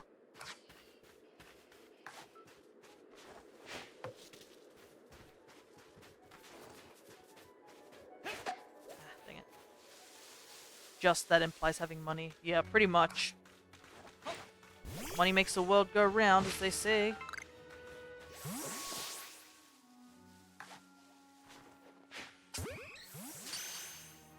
Alternatively, provide a program in return. Let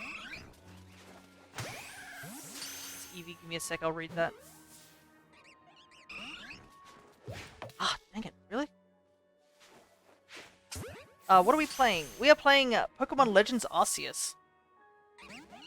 So this is a little bit of an oddball from the series. Is that not only do all the Pokemon wander around in the field, like they do in Scarlet and Violet Jamakin, these Pokemon will actively attack you because this is based in Hisui, which is a region in the past.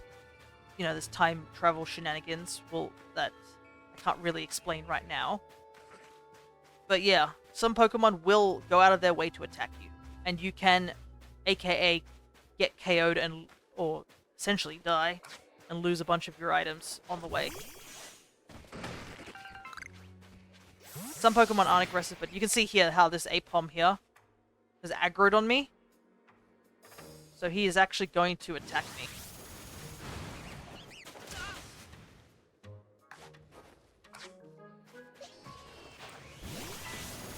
There's time travel? Yes, there is. So, oh, this is going to be fun to explain this situation.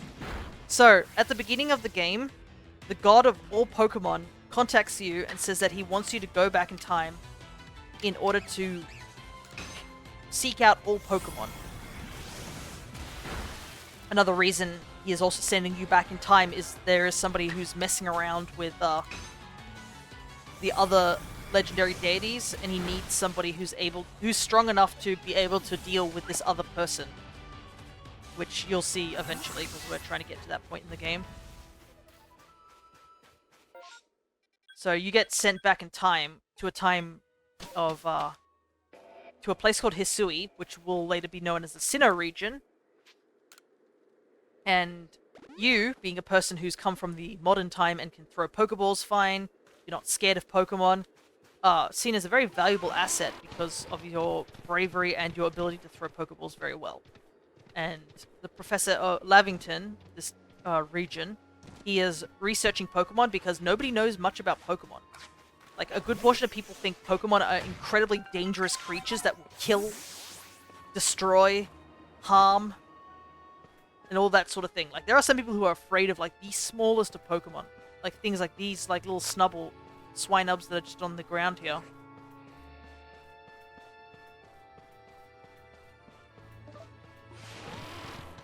But, your goal is to finish the Pokedex so you can meet up with Arceus, the god of the Pokemon world. As well as, obviously, doing whatever is ailing this world, which is the issue is, it seems... where is it? It should be around here somewhere. There it is. That giant crack in the sky, that's where you fell from. And apparently a bunch of dangerous energy has been, like, leaking out of that hole and infecting really dangerous Titan Pokemon. And your goal is to, like, calm them down and help them out and such like that. Also, it's fun to explain this game to someone who's never seen Pokemon in their life. Alright. Got a little bit of comments to read. Bartering isn't hard. I could literally make art for your game if you want. Because trust me, from what I've seen, some people will fully dismiss games just because AI art's in them. Yeah, I've seen some people who are like, who will go and boycott games for having AI art in them. And heck, I wouldn't mind helping out Blub too. My art style is a little on the cuter side, I will admit, but I wouldn't mind helping out. Because even just helping out in other games and stuff like that does add to a portfolio. And the portfolio is very important if you want to go and get like a job at a proper company and whatnot.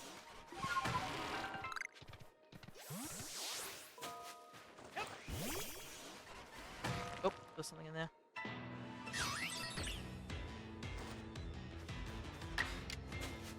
But we're quite a ways into the game at the moment, Jamakin. We're about to quell the last Titan in this realm, who is apparently a very, very massive Titan. Or Lord Pokemon, I should say.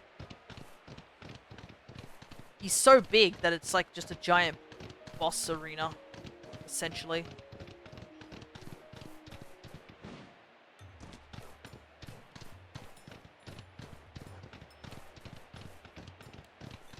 But yeah, the game is a lot more different because it's a lot of more, I guess, open world, to say the least. Pokemon are wandering around, which eventually became a staple in Scarlet and Violet. It was a little bit in Sword and Shield, but yeah, in this one, it's more that the Pokemon are wandering around, and you can catch them without having to engage in fighting, which is something that's unique to this series.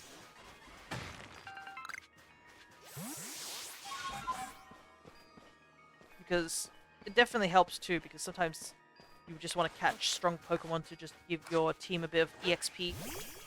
Can't program to save my life, lol. I know that boat. Happen to be also in that same boat. It's not that I don't understand programming, it's just like I'm dyslexic with writing sometimes, and like if you write one thing wrong in coding, it's just like, nah, I don't understand what you mean. Why can't we get AI to do coding for us rather than doing the art stuff? Why can't we do the fun stuff, you know? Let the AI do the boring stuff. I'm not good at learning terms, you can. AI does coding. Yeah. I guess I would just have difficulty explaining to the AI what I want it to do. Yeah. I'd rather avoid just using AI just to support other people. Other programmers, other artists, writers, etc.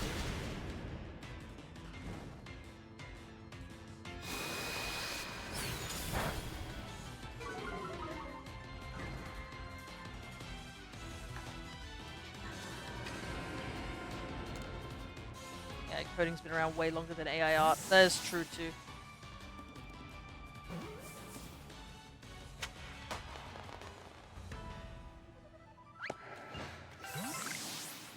Just making fan games and private experiments. Nothing serious, but thanks for the offers. That's totally fine. Sometimes you just want to make just little silly projects. Heck, games can be so simple nowadays. I've played 2 games, which is literally, one game is how to make a cup of tea, and that's literally the entire game. And a second game was, a friend showed me, was literally all you do is press the space bar to wave at people outside a bus window. That's it. It's just a bus driving by a bunch of people and you just wave at them. That's the entirety of the game.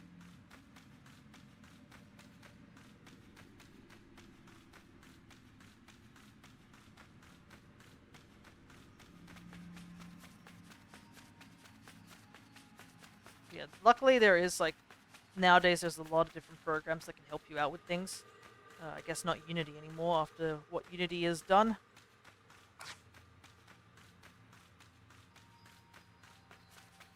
But there's plenty of different programs you can use. If you want to write, do games of visual novel styles, you can. There's plenty of those out there. Oh, also Jamukin, who's just arrived. There's also you know how we were talking about terrestrialization in Scarlet and Violet? So this game has a different mechanic, which is called Alpha Pokemon. So you can see that Gallade over there with the glowing red eyes. It's level 75, which is 20 levels higher than I am, so I can't even catch it. But these Pokemon are very dangerous and very, very strong. I don't have my notebooks ready yet. Don't worry. Just know that Alpha Pokemon are incredibly large Pokemon. See, he's like massive compared to me. Unfortunately, we're not going to fight him because he's a bit too dangerous to fight at the moment. I'm going to try and catch these guys though. But you can only catch Alpha Pokemon in this game, which makes, if you find Alpha Shiny Pokemon, make them quite rare. Because Alpha Pokemon only show up in select groups of Mons and in select locations. Honestly, AI couldn't do anything for me that 3D modeling couldn't do.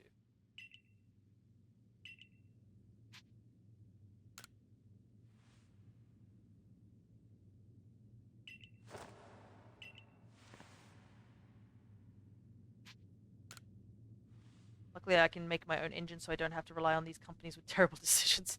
Yeah, what a terrible decision Unity made. I don't even think it'll ever recover from it, too.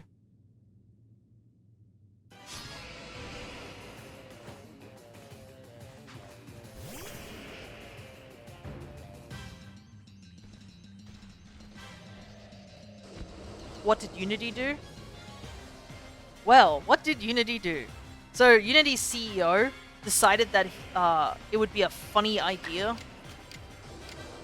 to make it that whenever somebody downloads your game, you have to pay a fee.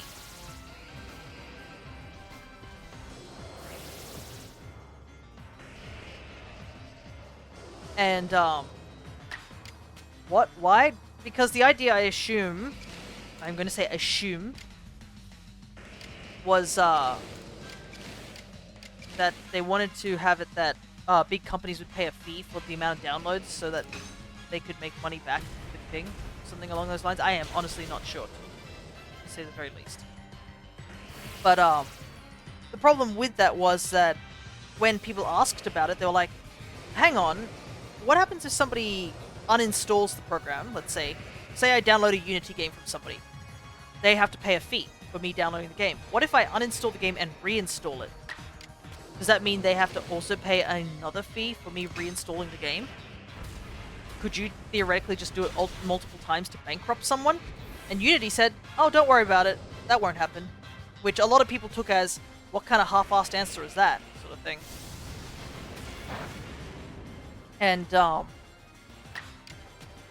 problem was that it's supposed to be targeting decently big companies, this thing, but it would hurt the indie, developers incredibly badly. There's a guy called Danny on YouTube. You've probably seen some of his works being Crab Game and Muck. Those have got millions of downloads, and he even said that if he counted the fee of all those downloads, he said, yeah, does anyone have a spare $2 million? Kind of need it in order to pay for the fee. So, yeah, a very silly idea to say the least. I think the rule should only work for people if they have 10k downloads. You can say that, but you don't realize how many games have so many downloads that are just made by indie developers. Hollow Knight is made with Unity. Things like Pokemon Go is made with Unity. Genshin Impact is made with Unity. And those games have billions of downloads. Pokemon Brilliant Diamond and Shining Pearl are made with Unity. So that would also cost them a lot of money. Okay, 0.1 cent. But anyways, yeah. No one thinks Unity isn't allowed to make money, but this isn't needed. Yeah, so, fun fact, the guy who came up with this brilliant idea, the CEO, he has a bit of a backstory. This CEO used to be from EA.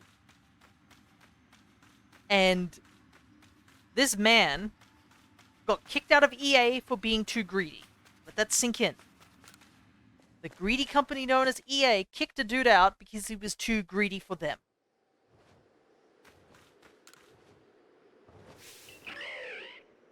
And his philosophy, one of the philosophies he had, was he wanted to, make it that when you played first-person shooters with guns, every time you needed to reload the gun, you had to pay money.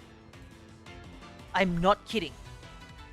You had to pay real dollars to reload your gun.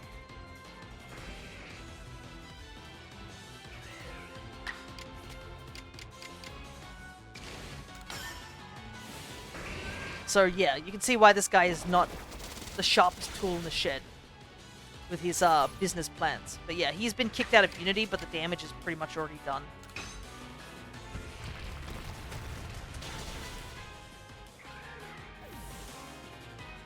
Alright, go Golem. Some stuff done. He's also publicly called people idiots for not monetizing their games. Yes, he has also said that too.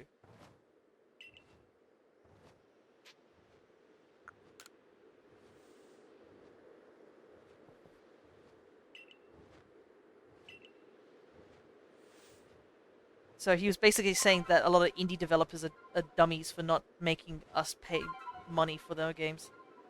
Send them away on Stupid Island. If only we knew where Stupid Island was, we could send all the stupid people away. There are some people who really need to go and just take a reality check on a deserted island.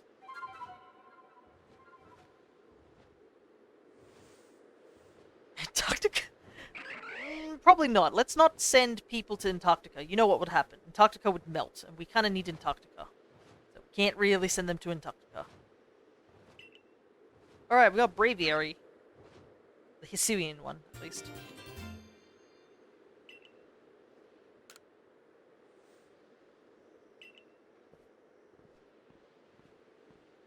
Alright, now we can finally go and do the Titan.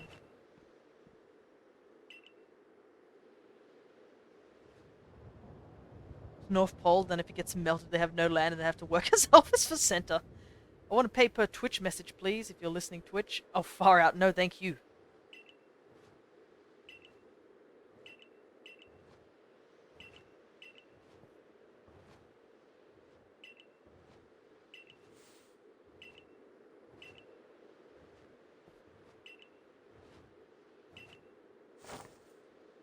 Hey, Apple, I want to pay per input.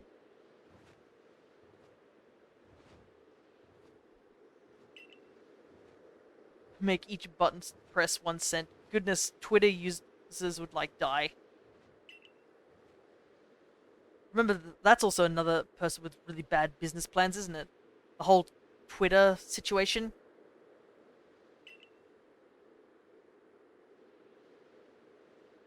Pay for tweets. Well, I don't know. I think it was like, he first tried this thing where he was like, he wanted to reduce the number of tweets you could put out.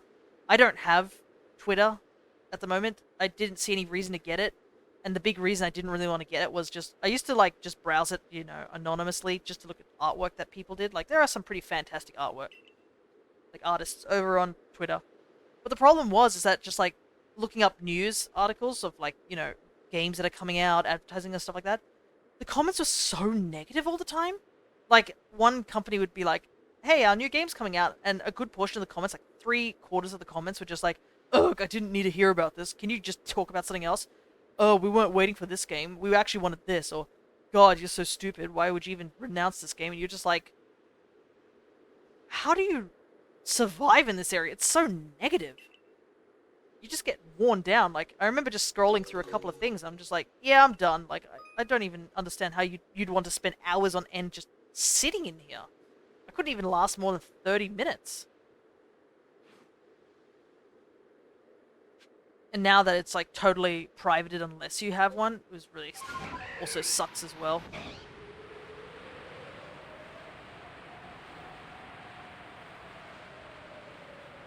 Because I now miss out on a lot of artists who drew on there, and I think a couple of them have also just abandoned the site, which honestly good for them. I just kind of wish I knew where they went, but I can't check them out because they won't let me have a look unless I make a subscription.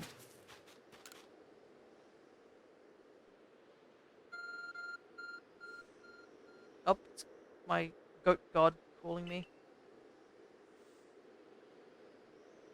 I like how he just has to call me real quick just to make sure I get the Eternal Ice. Sorry, your backlight subscription ran out, so you don't get to use the screen. I feel like also, yeah, most of them just moved. Yeah, which I don't. I'm honestly not surprised that a good portion of ones just moved, because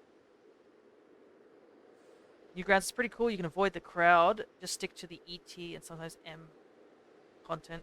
Yeah, because I know Newgrounds also has its fair share of stuff that's definitely not safe for work, as we call.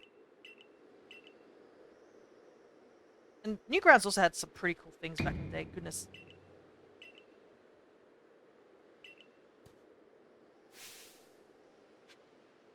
Alrighty. Let's go heal before we go over to do this part. Wow, we're at 2 hours. I really got to pick up the pace. I haven't even gotten to the end of the main story. Yikes. I did have to do some level grinding because my team was a little on the weaker side. But we do have Braviary, so that will definitely speed up a lot. Because we can now just fly to locations. And skip a lot of gaps.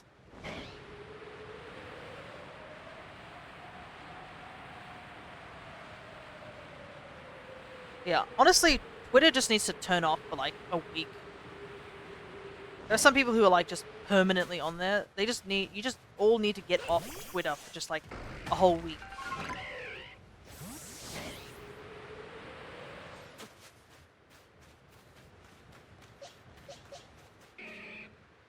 Hey, Volo.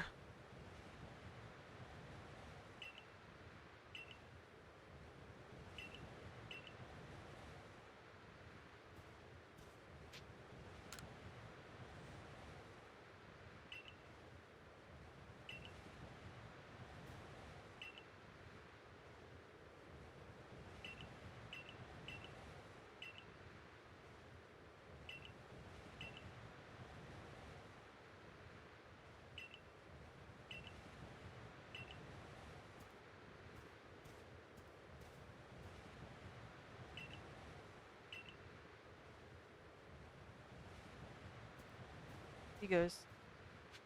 Don't think Newgrounds would survive without that kind of content. In fact, wait, Marchokes really have to stop running at me while I'm in the middle of reading comments. Great side 10 out of 10, just avoid the big porn comments. Let's just avoid him.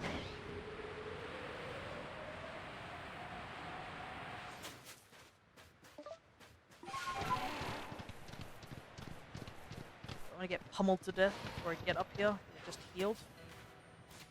I'm going to save the game because it's been a while since I saved. I do have autosave on, but you know, always should save. Very important.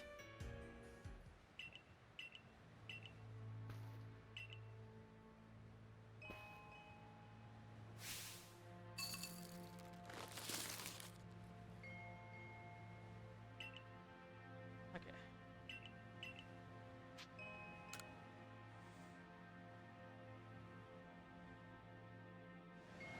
You want to know how big this guy is? He's very big.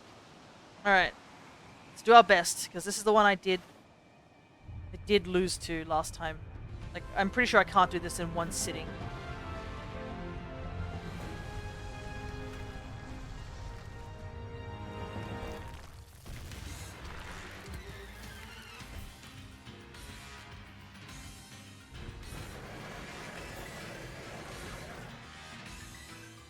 Alright, here we go.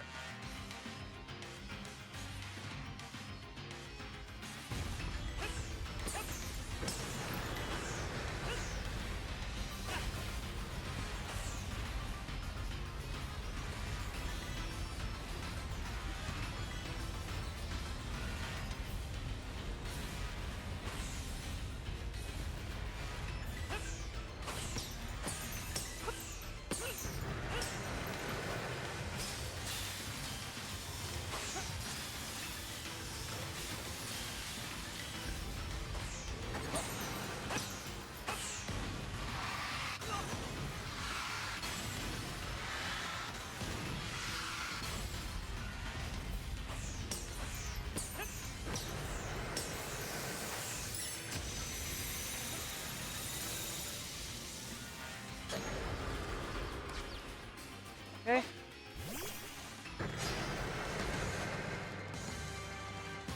I will be kind of less focused at this point, but...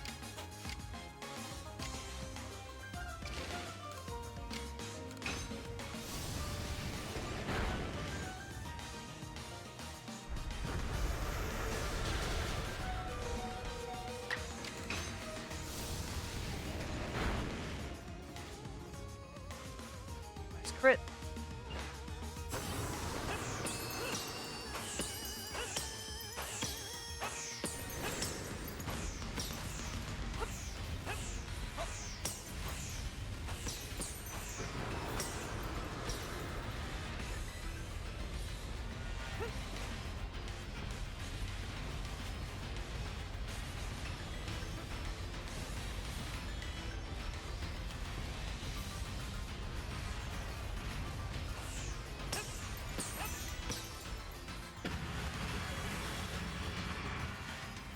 What attack is this?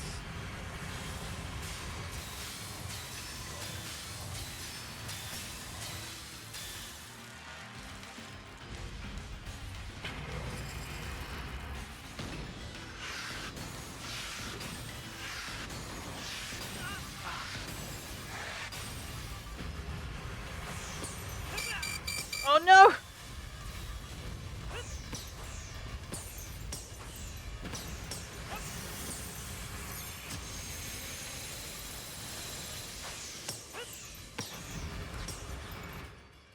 Yeesh. Kind of wish I could heal myself, but I can't.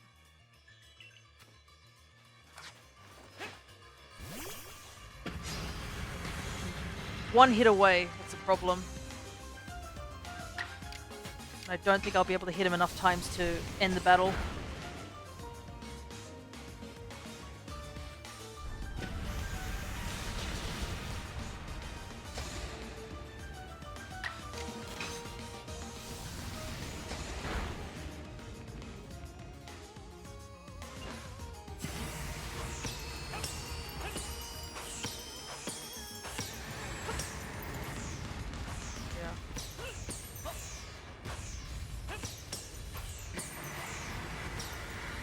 Oh, dang it. I'm so close.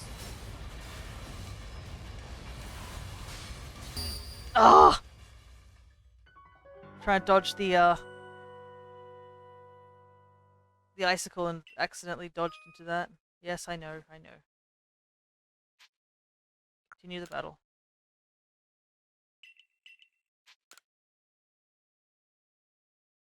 Don't want to do all that again, unfortunately, because we're in a rush.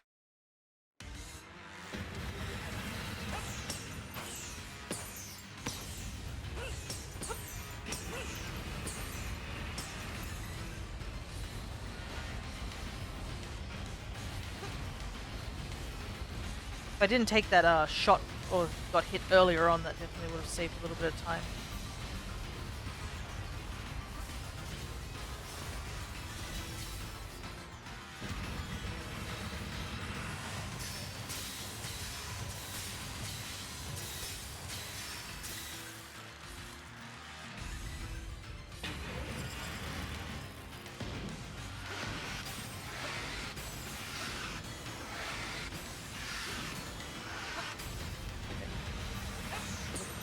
Up.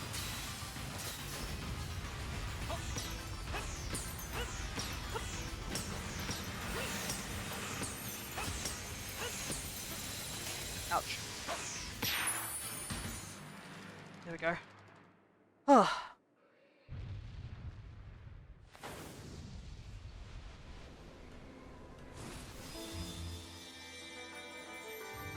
Almost had it.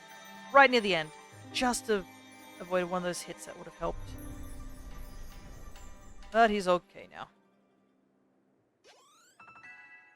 Thankfully, nobody fainted either, so at least everybody gets a level up here.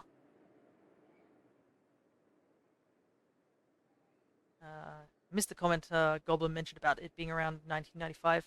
Basically, that means Newgrounds has been around, like, since I was born. Well, I was pretty much infant when it first came out. Makes me feel quite old thinking about it like that.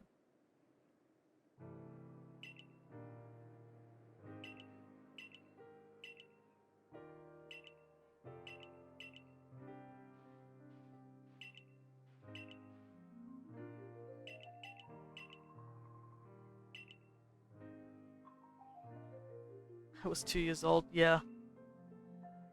We were all young.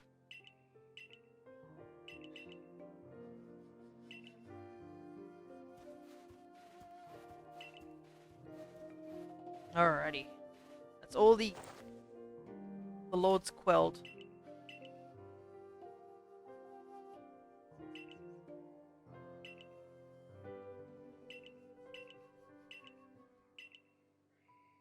Whereas Meep can't. This game came out before Meep did, so.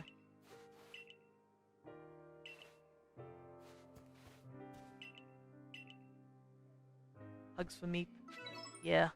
Hugs for the Smoliv. Because basically this game came out, and then a year later, Scarlet and Violet got released. Certainly caught a lot of Pokemon. Hopefully I'm able to, like, start releasing some of them so I can at least get,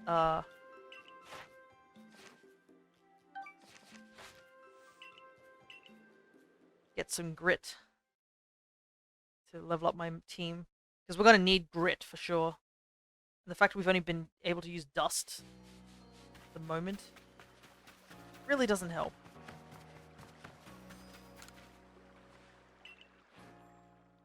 they won't let me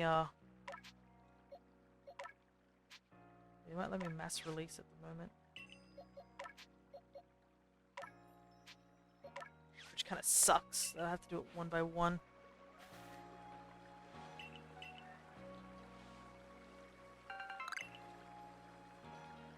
Written dust wire, of course. Yeah, so in this game, instead of using like EVs and IVs and all that sort of stuff, they have a different system where you have grit. It levels up your stats and stuff like that.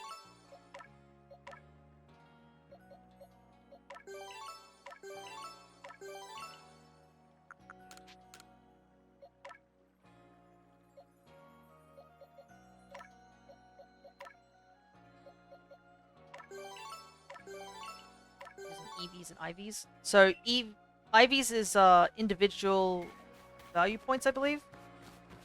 So what a Pokemon is like when you catch it, it's what's determined. While EVs are like what you train a Pokemon's stats into. I guess that's the easiest way I could say that. I thought EV was the Fox thing. No, EV is an E and a V. Yeah, EV is EEVEE. There is a Pokemon called EV. But EV and IV are also terms in terms of like competitive and stuff like that. So it's just called effort value points technically, or EVs for short.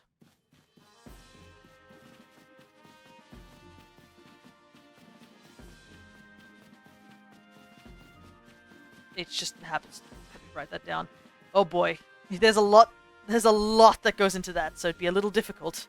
And this game is sort of like the outliner with that sort of thing, because in this game, effort points only go up to 10. Now, will everything be covered on the test?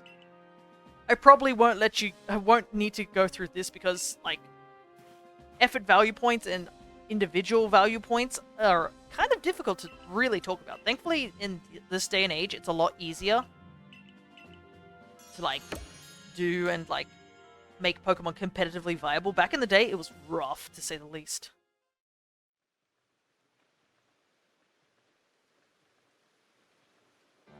But yeah, we're at the part of the game where we've basically fixed all the Titans. They're all been cured of whatever that chaotic energy is, but this is where the game gets kind of dark. Like, it's... if you think about it too hard, it's pretty dark. Because at the beginning of the game, you fell out of the sky, so everyone is incredibly,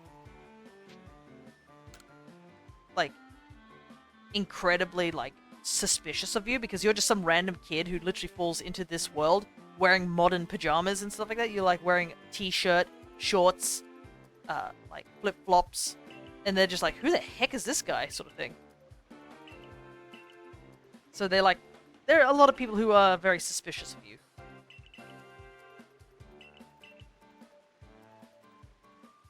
And also, like, a part of you is trying to get back to your world. I think, canonically, the main character, at least from Pokemon, the mobile game of Pokemon Masters, has said that Ray, who is the male protagonist, doesn't really remember everything.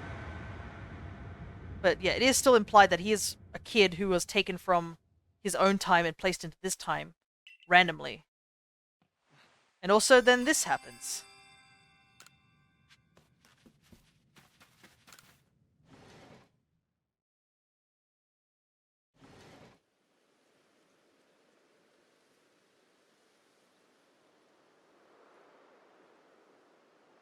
So yeah, apparently all our efforts didn't really help, because now the world has gone to complete chaos, where the sky is now... the rift has gotten larger, and the sky is now covered in a red and green sort of, like, effect. Oh, let's see the bomb effect going off.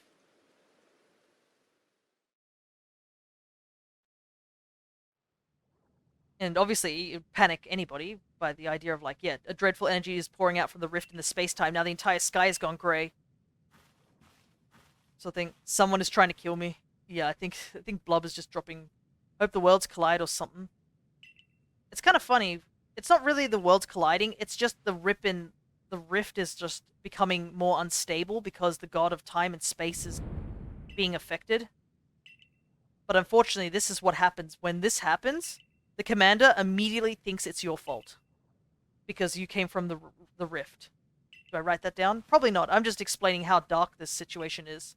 Yeah, so he's like, oh, the first Titan got hit with frenzy the same night that Fear fell. Clearly they're linked. Who or what are you really, Fear? I don't really know. Indeed. You came from a rift, as did the lightning. You're connected to these frenzy, are you not? Did you think you'd gain our trust by quelling the frenzies you yourself brought about? And having gained our trust, what then? What is it you're really after here? Hold on, Commander. There's nothing to suggest Fear has wronged us. Exactly. And besides, do you really think he's got the sort of fearsome power it'd take to make all this happen?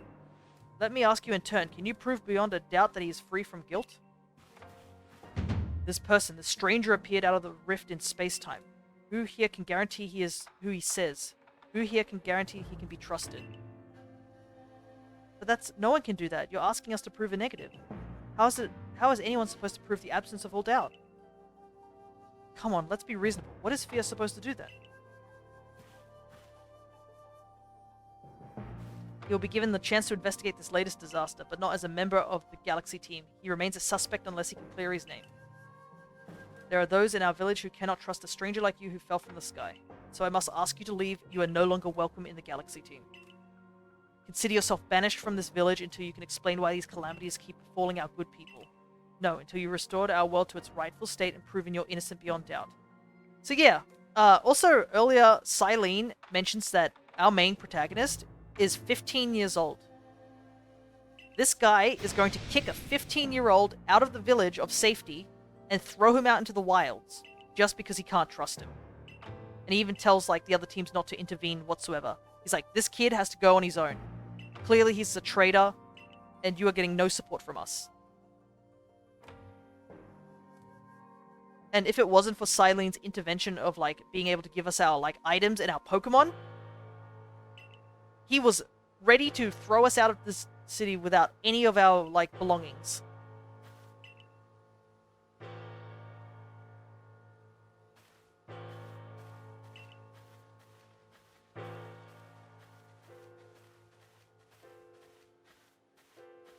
Yeah.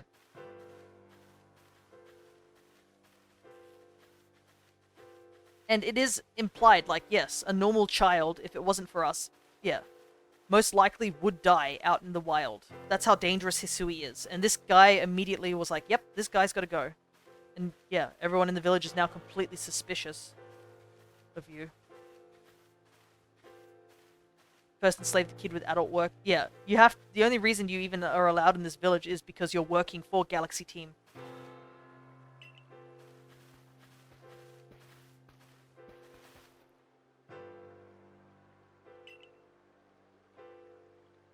However, the decision was mine to accept the stranger, yeah. It was only right I should personally escort him from the village into the Fieldlands camp.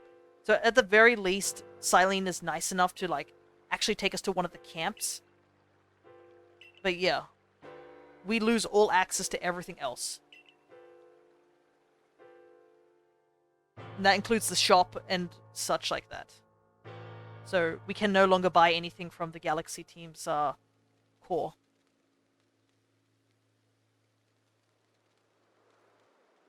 And because the other two teams of Diamond and Pearl Clan, they can't get involved either, because if they do, that will cause tension between the three parties, because everyone is at a sort of like a standstill of like tension. Diamond and Pearl clans don't agree with each other. They think the Galaxy team is enslaving Pokemon with Pokeballs.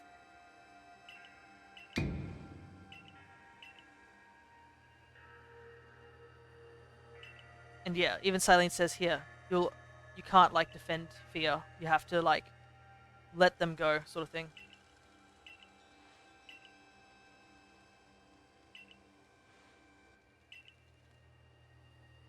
Don't die out alone out there. That's an order.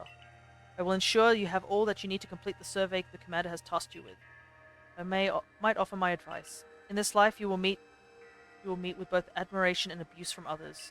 However others choose to view you is a choice only they can make. You cannot make it for them. All that truly matters is that you hold firm to your own values. Which is quite interesting. Because Silene, a lot of people, Silene, her descendant ends up being a villain in one of the series of Diamond and Pearl. So a lot of people were very suspicious of Silene when she first showed up. But no, she legit, like, cares for you. She's one of the few people who actually, like, goes out of their way to help you. But yeah, as you can see, the entire world is now in this shade of red, and there's actually a unique battle music that plays during this time as well. Probably could just warp to the location. Yeah, I can.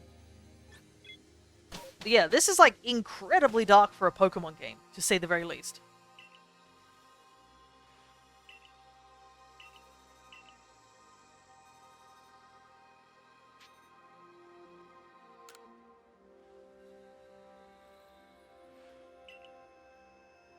Wild. Yeah, like, Pokemon games don't tend to get this dark.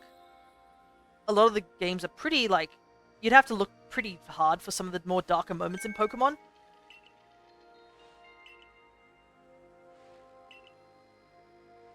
But, like, this one is in the main story of the game, which is incredibly wild.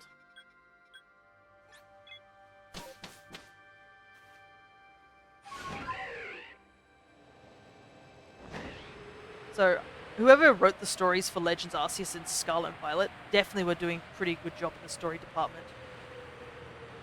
Because, yeah, the games are supposed to be, you know, kid games and stuff like that, but having just, like, these sort of moments makes them a lot more, like, impactful.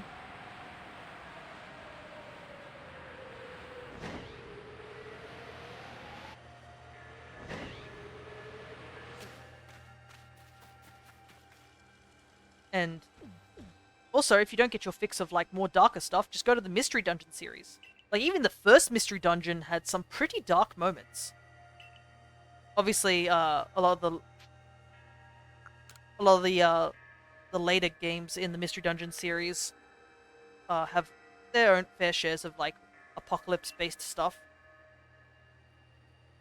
And it's kind of funny because I know Gates to Infinity, which is seen as the black sheep of the Mystery Dungeon series. A lot of, like, it has one of the darkest moments, like, legit dark moment in that game. I don't want to spoil it for you guys because I do want to eventually stream some of the Mystery Dungeon games, and I might even go back to Gates of Infinity at some point. But, like, that particular game has an incredibly dark moment in it for a Pokemon game. Like, the first time I saw it, because obviously I play a lot of my games blind, where I don't look up any, like, information about them, that moment in that game caught me severely off guard, because I was just like, did that just really happen? Sort of thing. But yeah, it is nice that Pokemon seems to be taking on a little bit more serious in their story things. Especially after they fumbled the ball in story in Sword and Shield. I think Legends Arceus and Scarlet and Violet story definitely made up for that.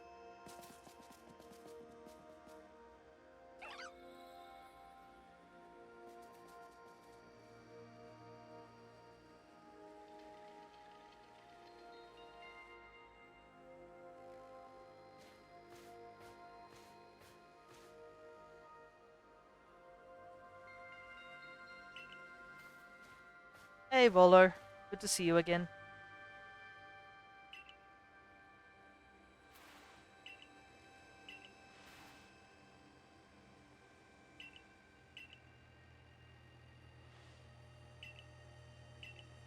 Yeah. It's sort of implied that, yeah, if Volo didn't come and, like, help us out, can you roll to see if you should wipe out all Pokemon from existence? I could roll a die. I'd have to go get my dice stuff. If you give me, like, a couple of minutes, I can get my D20 out. Unfortunately, I can't show you what I roll because I don't have my webcam set up.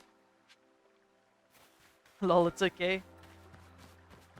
I have been thinking, now that you brought this up, J. McKin, I have been thinking of getting Nightbot or even maybe Stream Elements to actually give me a dice roller, so that if you just like, you can just like do /roll and it gives you a number between 1 and 20 sort of thing. I thought that would be a really cool thing to do.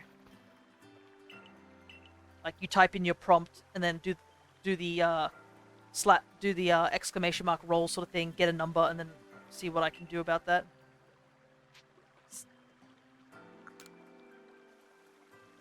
Sounds fun. It does sound a little bit interesting. It gives a little bit of like engagement between me and the chat. Sometimes it's not like I can't really talk about what I'm doing because I'm obviously playing at the same time, and I'm like, well, there's not much I can explain here at the moment. But yeah, we're finally meeting with Kogita, who's going to tell us what we need to do to try and stop the calamity that is befalling the Earth. You're the best DM I've ever seen. Oh, thank you. But I've never actually DM'd before. I was just practicing. But I'm glad you did enjoy the little DM session that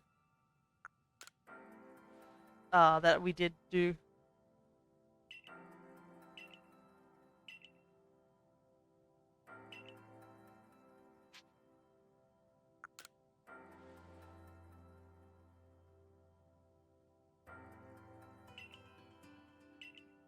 Ever thought about adding the Pokemon community game bot?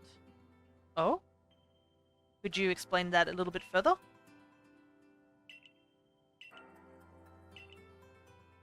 Since while I'm just, you know, clicking through dialogue.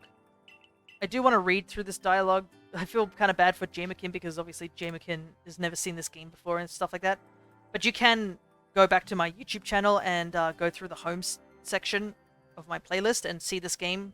Us playing through it, I guess, the first time through. I at least read the dialogue for that game. And you obviously can tell, like, just...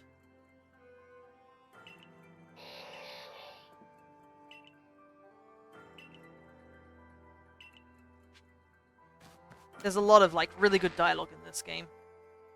But obviously I can't really read all the dialogue when I'm trying to speed through and catch 2 Pokemon that we need. We are getting very close to the end, though. But yeah, this is also an interesting part here. This Abra, to get, like, of stuff, basically. This Abra belongs to Silene, the lady who, like, you know, who was asked to kick us out of the Jubilife. So she's, like, one of the few people who care for us.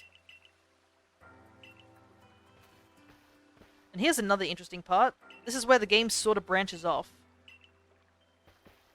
So, at the end of the game, you have to fight one of the 2 gods first. And depending which one you choose to fight is dependent on which of the 2 clan leaders you talk to. If you talk to Irida, you get Palkia, the god of space. If you talk to Adaman, you'll get Dialga, the god of time. It's a big community-made game as a chatbot that lets you viewers catch Pokemon. Oh, interesting. Does it use, what type of points would it use? Is it its own system? Is it an extension sort of thing? We did choose Adaman last time. If you're immortal, what chance do you have to fight a god? Well, we're gonna have to. Because the funny thing is that these gods that we're talking to, or like we're talking about right now, are the children of the big god, like the god of the universe, which is Arceus, who actually asked us to do this job.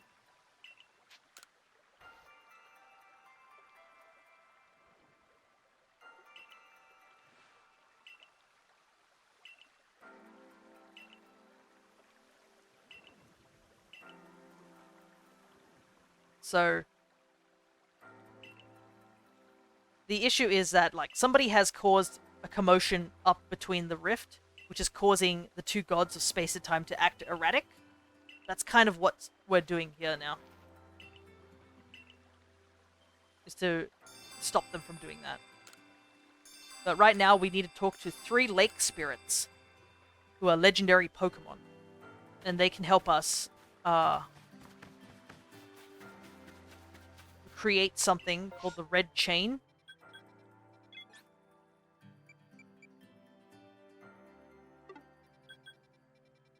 We shall go over to Lake Acuity.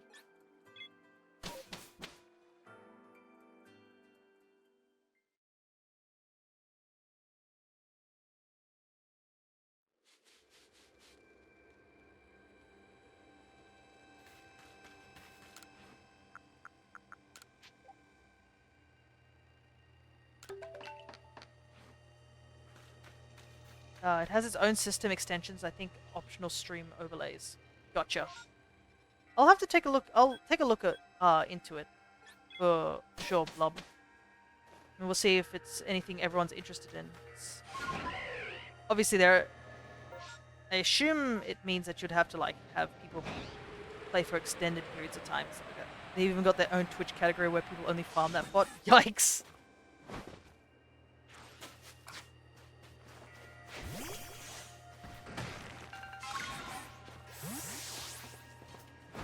Well, oh, that will not be happening, hopefully.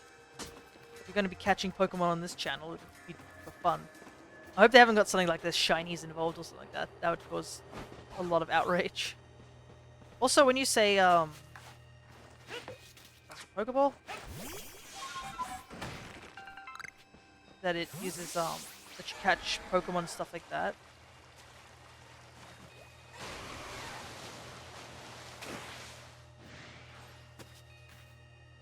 Can you catch like a certain amount of Pokemon, or is there a place where you can stuff?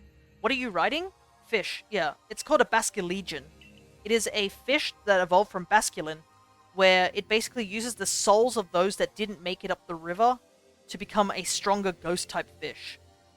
It has two different forms, being the female and male form. The male form is a physical attacker, while the female form is a special attacker. A water snake? It is a fish. I can show you. I have one in my party. I have the female version.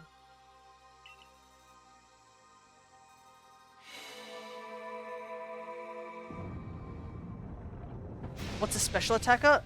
So a special attacker is like using moves that don't make physical contact.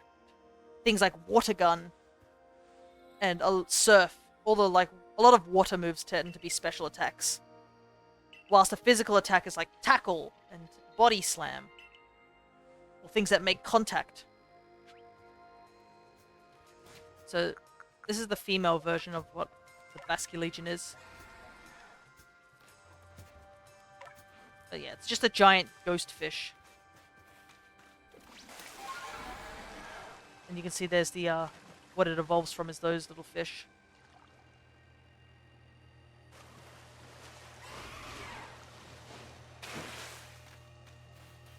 Have you ever concepted a Pokemon? Concepted? The bot just randomly sends a message in chat that a Pokemon appeared, and then you and the viewers can try to catch it with a command. Ah, okay, gotcha.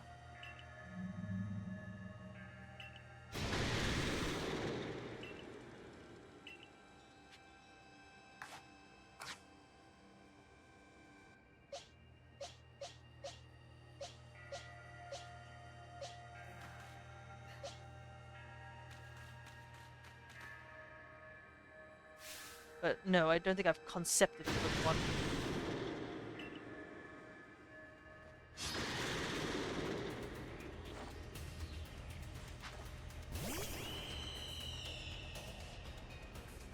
Yeesh, 58.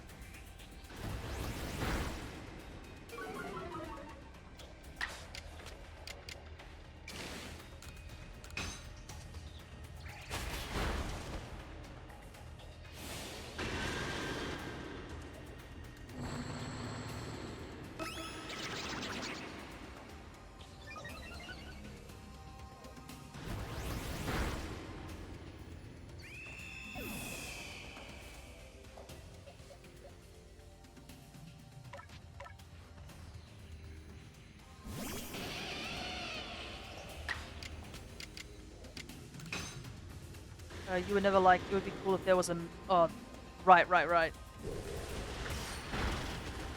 Oh, no, that's bad.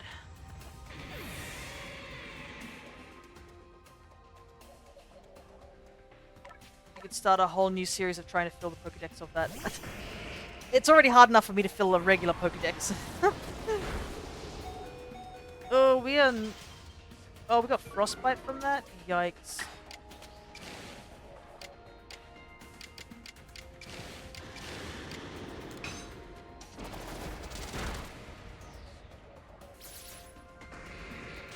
Gotta go. Thank you for the stream. No worries, Jamakin.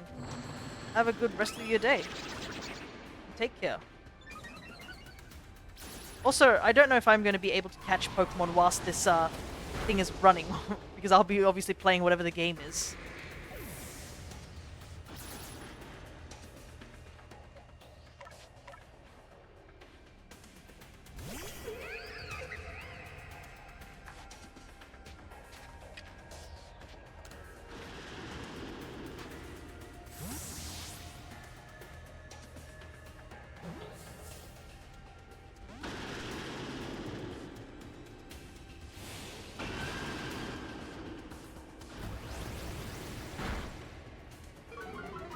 This is rough, to say the least. I want to catch him, but like, it's just wiping out my team left and right.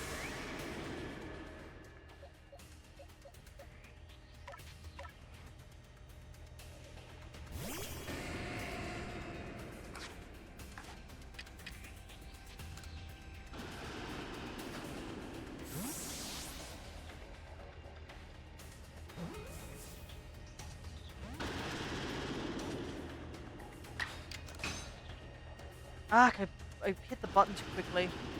It's a waste of a turn.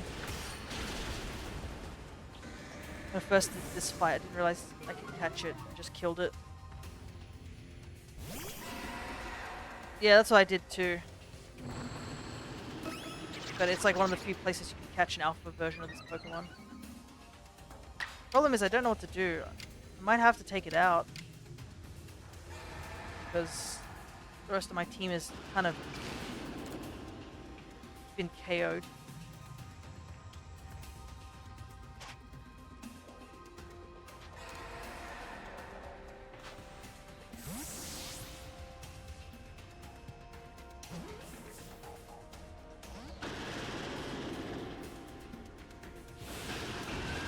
Yeah, I think I'm about to lose this.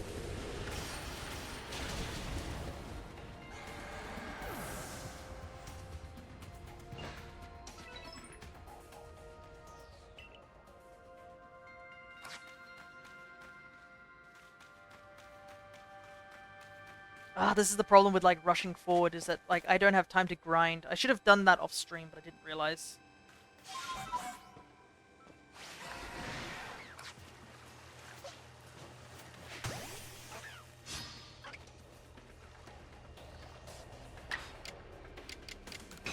I also have to fight like the Pokemon after this too.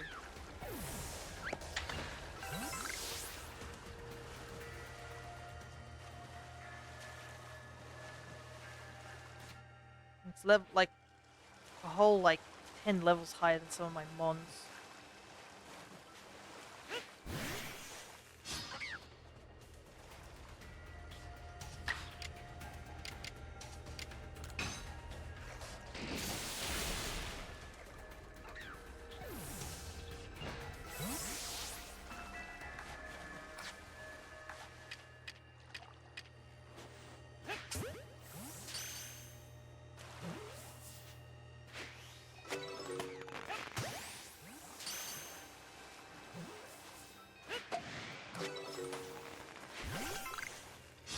Well, these guys are in the 50s. I could go back to base camp and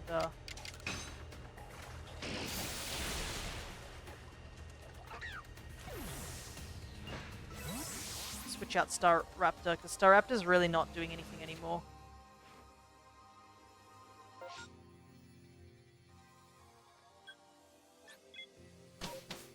Okay.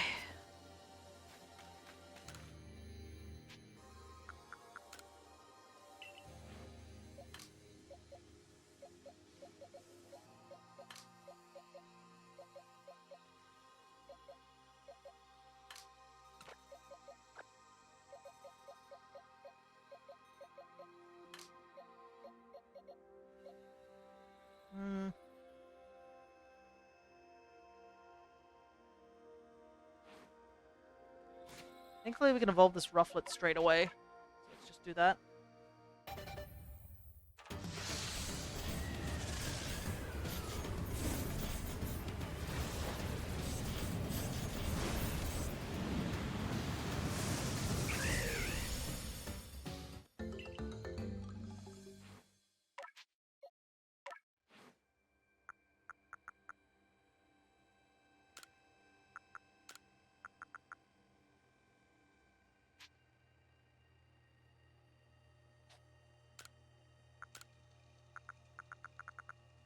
Okay, that should do.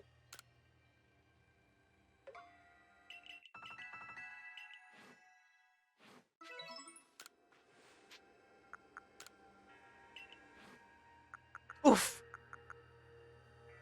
Yikes! There's nothing for us to buy here.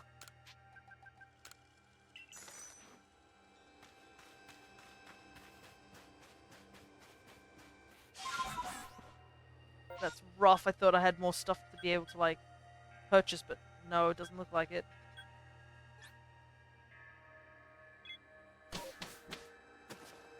I don't know if it's because I'm banished that it's not selling me any good items, or, like, legit just don't have anything to buy. Because I haven't upgraded the shop.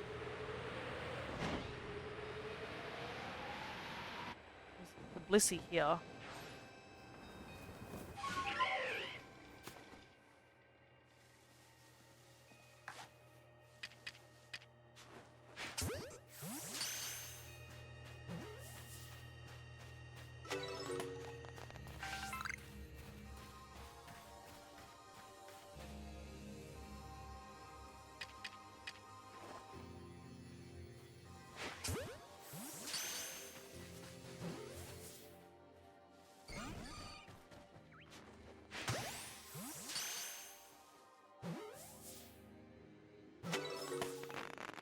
Give everyone a good level up because Blissey has a lot of EXP.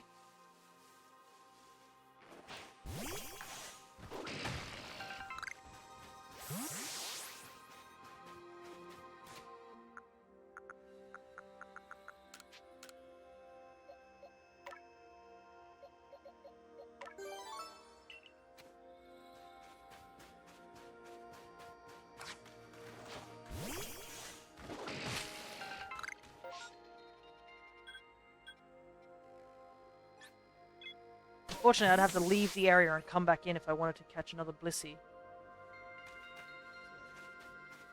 Can't really do that.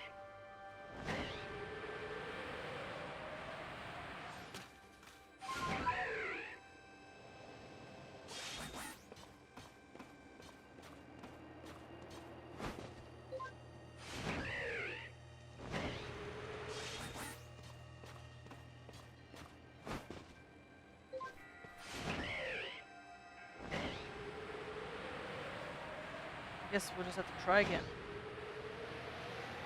Some Bronzors here we could probably fight.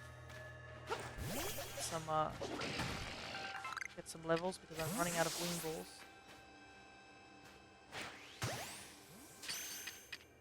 Have to make some more.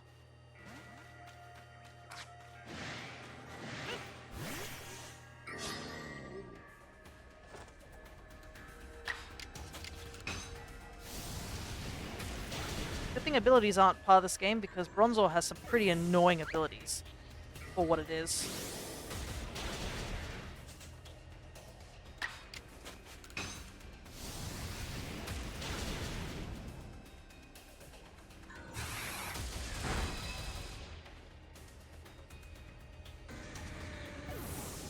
Still getting KO'd pretty easily, like, our mons do not survive many hits.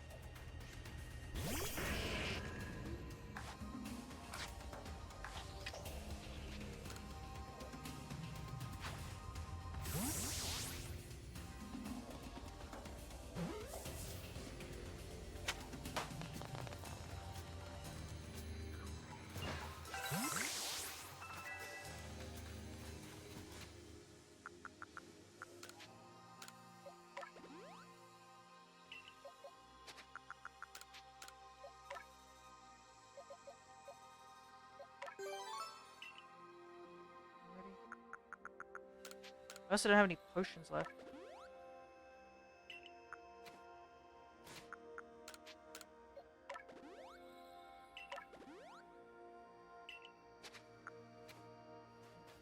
Hey. Hey, AJ. Welcome back.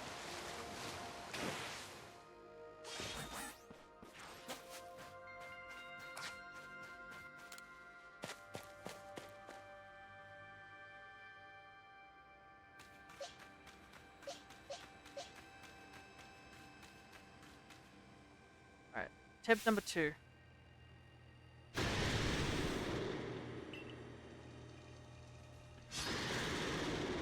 I realize how rough this is. It's like, Zoroark is probably the easier of the 3 due to having such frail defenses, and we are just failing to catch this thing.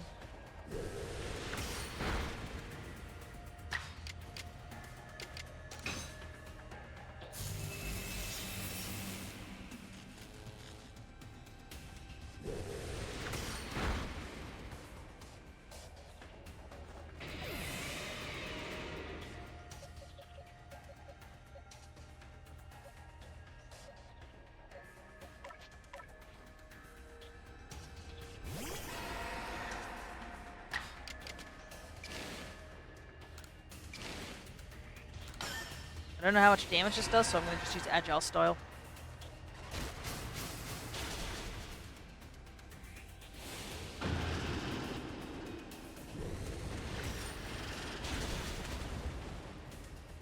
Wow, 2 crits in a row. That's fun. I love seeing 2 crits in a row.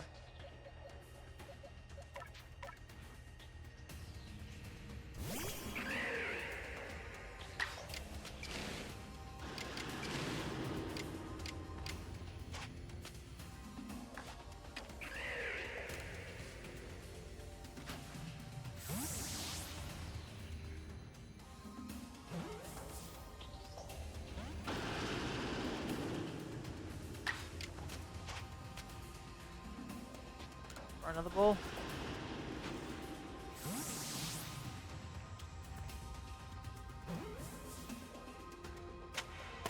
Okay, thank goodness.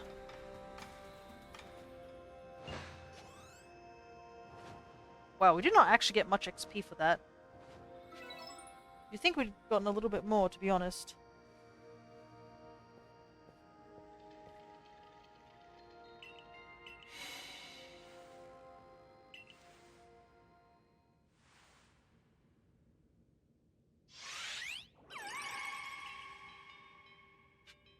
Not even finished yet.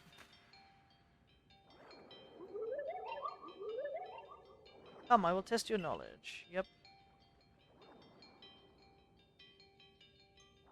6, 0, 1, so that's 7, 3, 10, 11.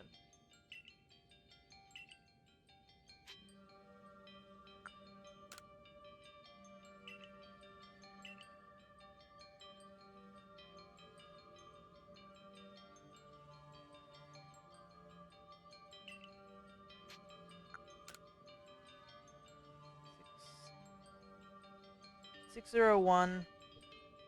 Yeah, I'm just gonna type this in. Oh yeah. I'm pretty sure it's like 601, watching my facial expressions change.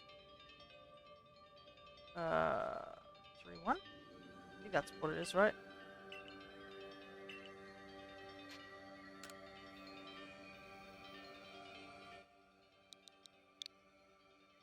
Six, 0, 1, 3, 1.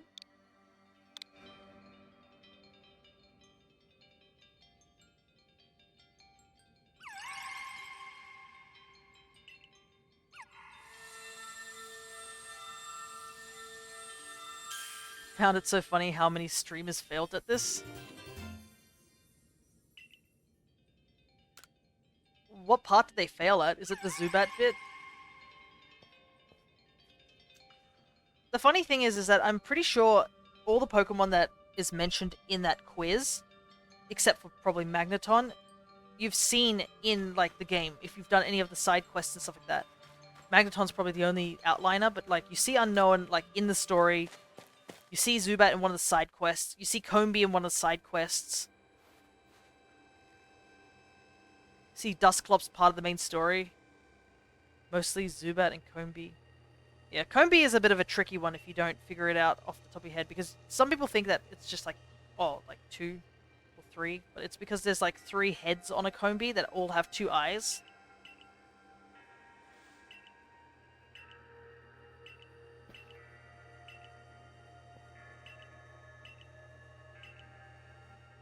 I wonder if I should be reading this text, because I didn't read it before. And obviously Irida says different things compared to Adaman. Obviously, Volo says the same stuff, but yeah. Yeah, Zubat's got no eyes. It's Golbat that has 2 eyes. It's more the case of people have to remember.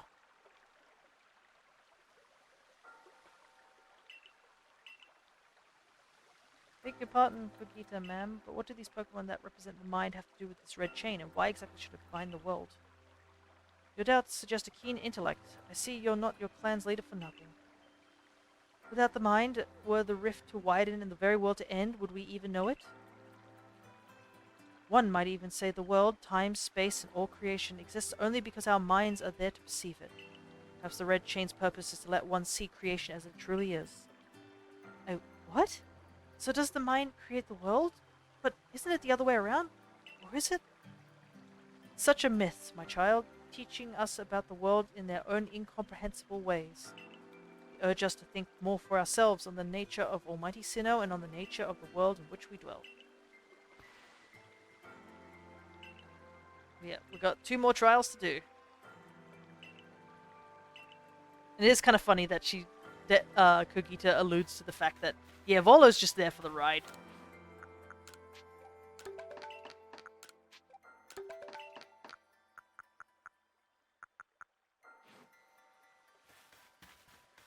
Like, he doesn't actually contribute anything, but then again, I guess Irida doesn't totally contribute to any much as well.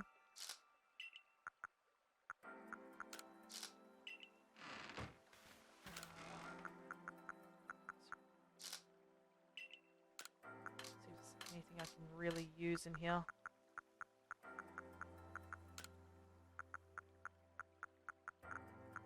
Really? I'm so low on items. How do speedrunners do this? Oh, right. I should probably take the Zoroark that we just grabbed. He can go in our party. Luxray is not helping too much, unfortunately. Oh, Lopunny also isn't either. Just keep Luxray because it has at least that.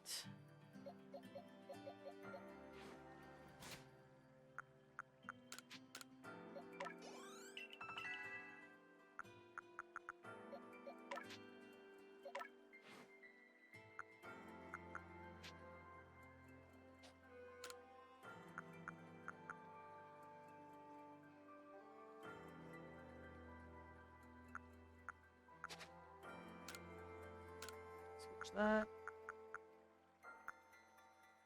Just leave it at that.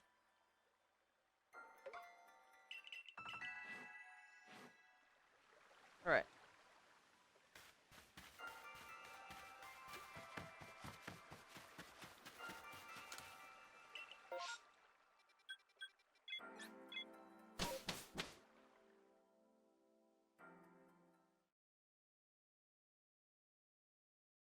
The one test that I find kind of funny is Mesprit's test. Because Mesprit's test is literally just it asking you questions and you have to answer truthfully. It makes me wonder, like... It would be interesting if it had some impact on the story if you chose certain, like, things. Because, like, some of the things, like, oh, one of the questions, like, along the lines of, how did you feel when you got kicked out? And one of the things is, like, angry, but the other one's, like, scared or, like, confused. Like, it would be a very interesting thing to have it that, like, what if, depending on what you answered, that's how your protagonist acts around, like, the NPCs later on in the story, especially, like, Kamado and stuff like that, because, I mean, he is the one who's responsible for, like, kicking us out. We legitimately could have, like, you know, fixed all this problem without getting kicked out, but it's, like, that extra layer of, like, lack of trust that really, like, makes it a lot worse. Heck, I've even seen, like, some comics that, or, like, fan art that people have done where they would say that their character legitimately went feral, or, like, they just became so distrustful of Jubilife that they never went back, even after all this got sorted out.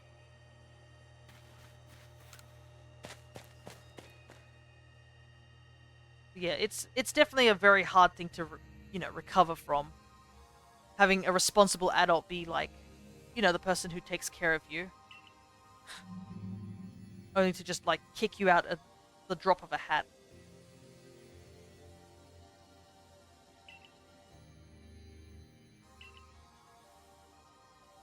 Also, this is a funny thing. I don't, if I remember rightly, I didn't see Overquill until this point in the game. I didn't even know Overquill was a thing. I was just like, what is that?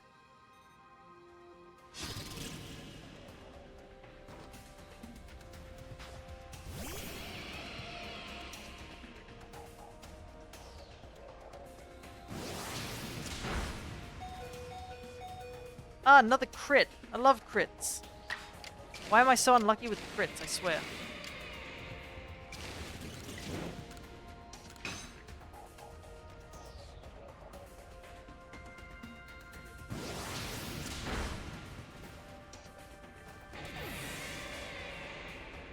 Yeah, Luxray is not helping.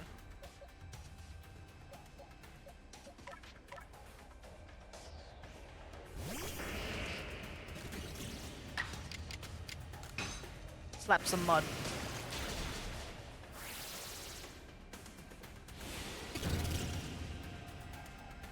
And he still hit us. Even when we're obscured.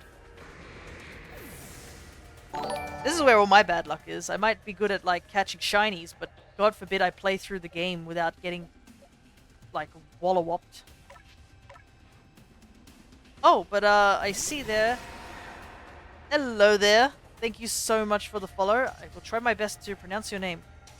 Oewoi. I think that's what it is. But thank you so much for the follow regardless. We're just trying to get through to the end of Pokemon Legends so we can catch 2 Pokemon in this game.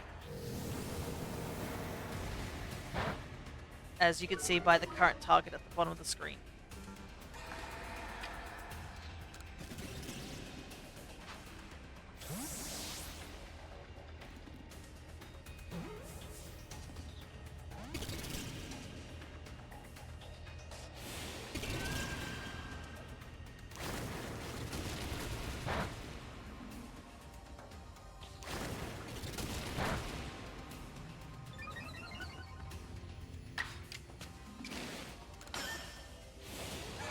See if one more Shadow Ball.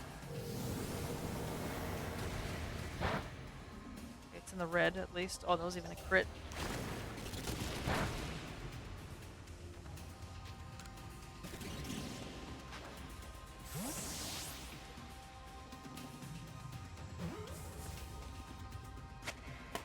Alrighty, go.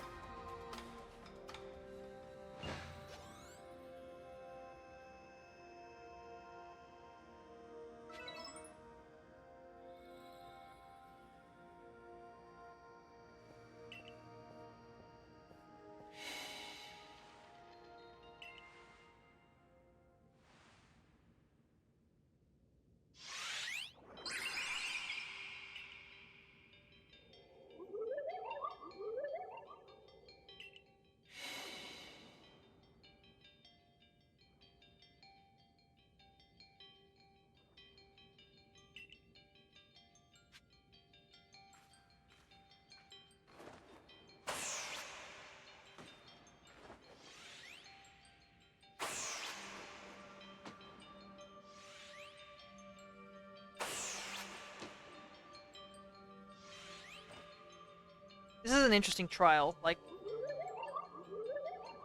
say at least, where it's like, will you abandon this folly? And the truth is, that's the point of the trial. It's not the point of hitting Azelf, it's to continue doing so even though it seems hopeless.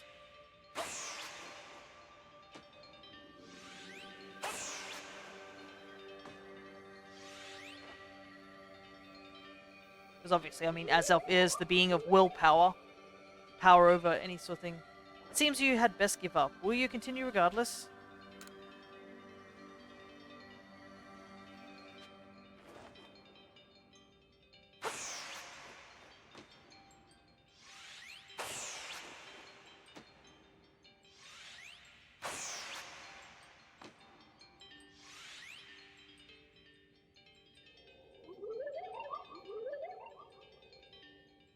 Give up. You struggle in vain. Will you yet press on?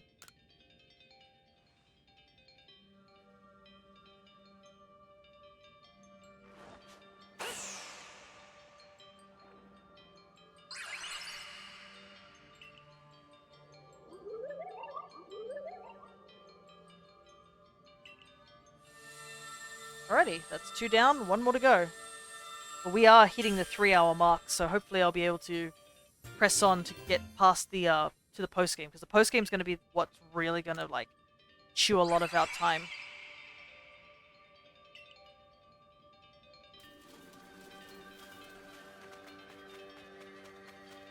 I like how Irida's like, that looked exhausting.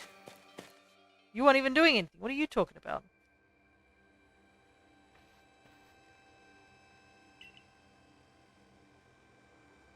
Why don't they just give us the red chain? Why all this running about? Perhaps they meant to test whether whoever seeks it is worthy. Perhaps you are right. Who knows what would happen if it fell into the wrong hands after all. Man, I can't imagine what would have happened if it fell into the wrong hands.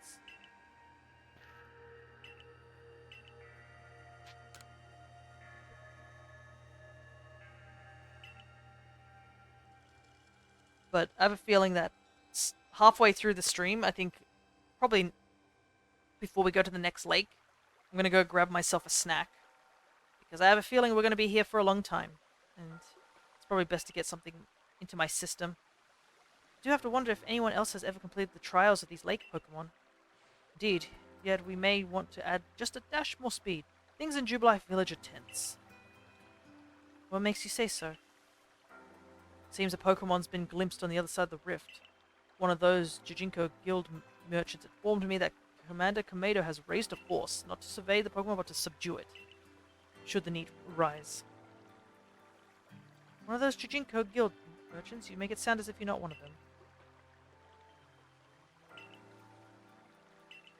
I like how he says that with a smile. It's like, I wonder what would happen if the creature on the other side of the rift did show up.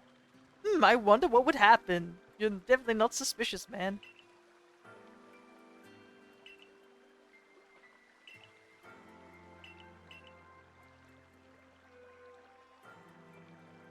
Alrighty.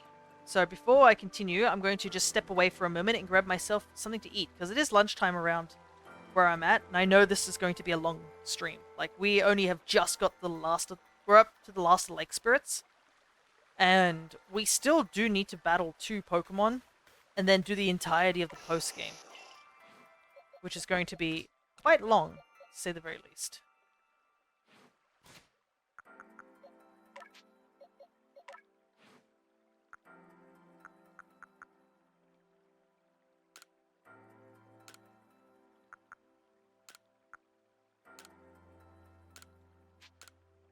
Quickly do a bit of a move change. Right. Plus, it's nice, this area. This area's got one of my favorite tunes from this game. There's a lot of great tunes from this game, but this particular area's got such a nice theme. So I will be just chilling here for a little while, and I will catch up to you guys in just a moment. I will be back.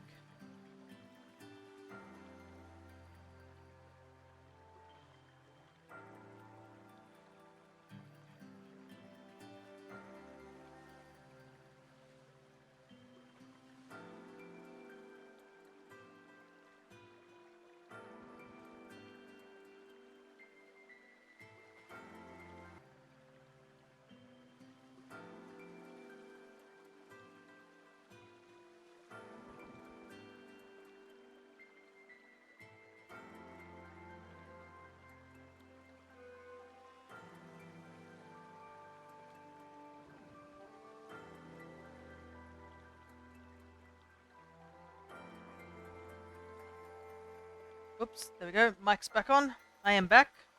We shall continue. I got myself a little snack to eat. So apologies if I do go quiet for a little while, just simply because I'll be eating.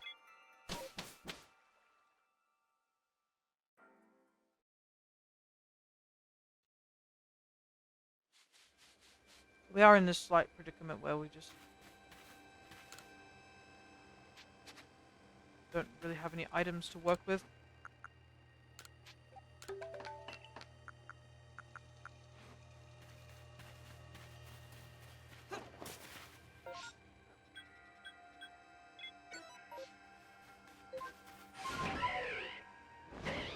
Probably should have done as elf last, so I could have just... Oh, well, I have to go back anyways to cook Ida. But doesn't really matter too much.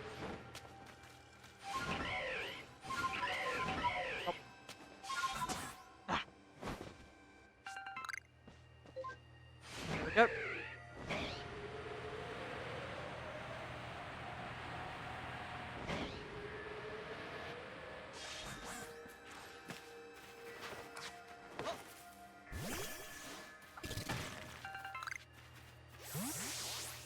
Items around here.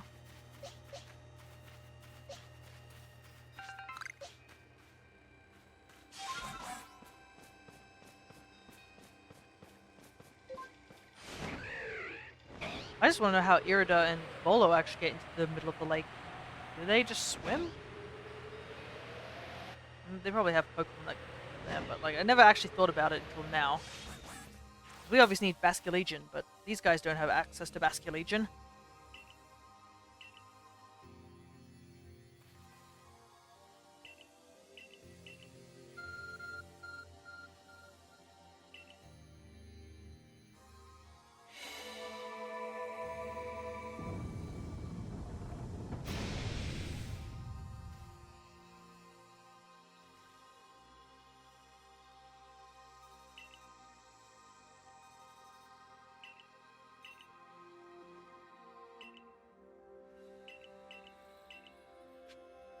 Ready.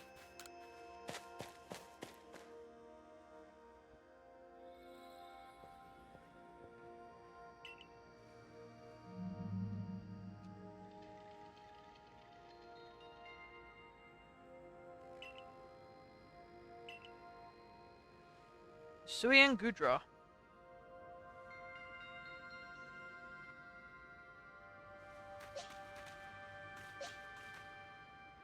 It's sure to have a water type move.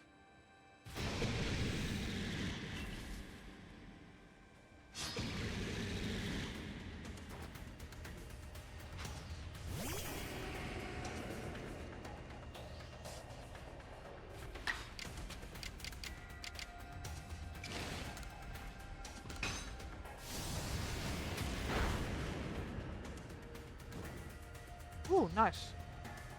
Oh, there's that water type move.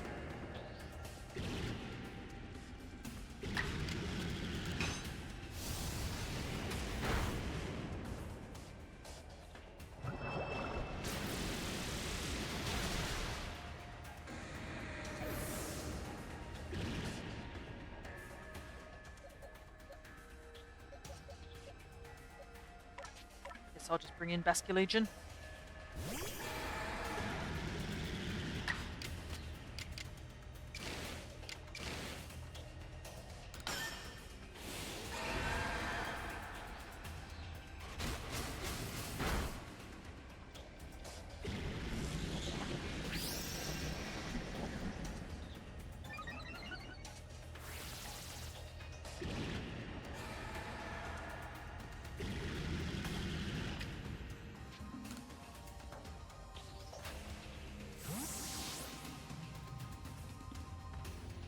Will this be easy to catch, or will it put up a fight?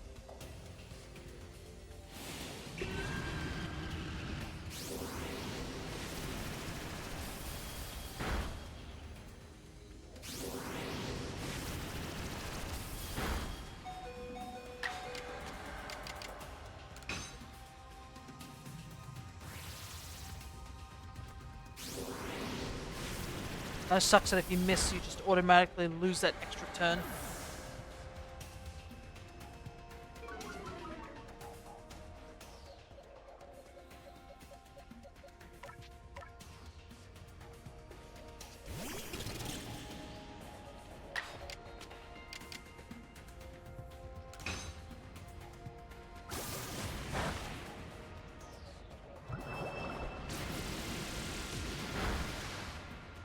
Okay.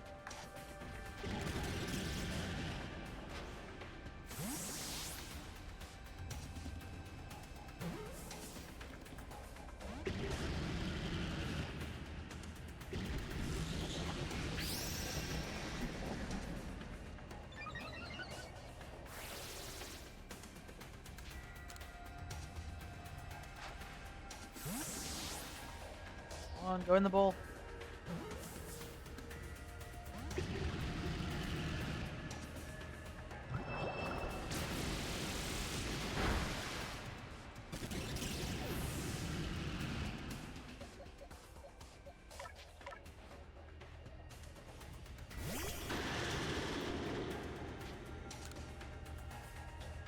kind of wish I had Ultra Balls, but I don't.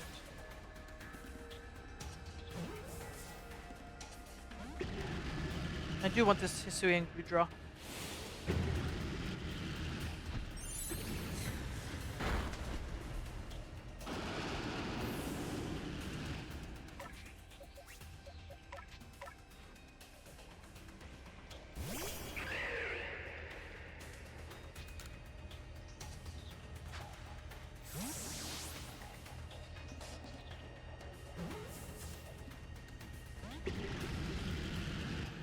It doesn't matter how many times I faint. It's not like I lose money in this game.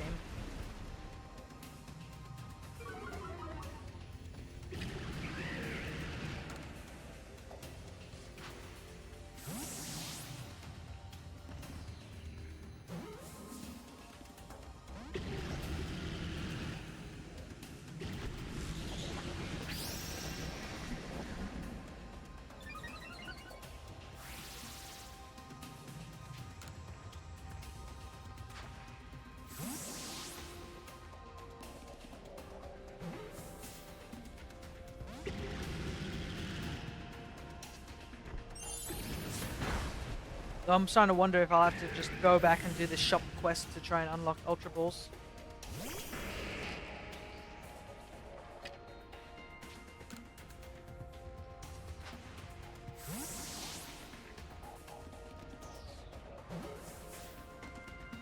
Yeah, I think it's over.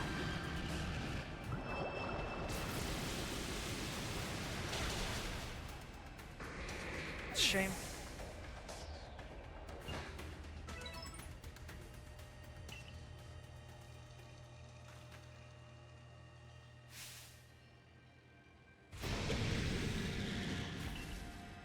Just gonna keep trying. I mean, I could technically just send these Pokemon over to my other game and just fill them up with EXP candy.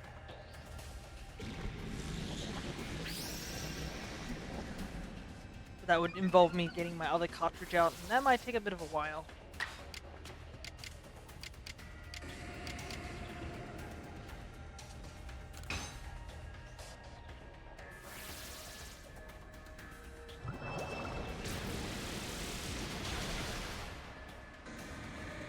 Dang, that sucks.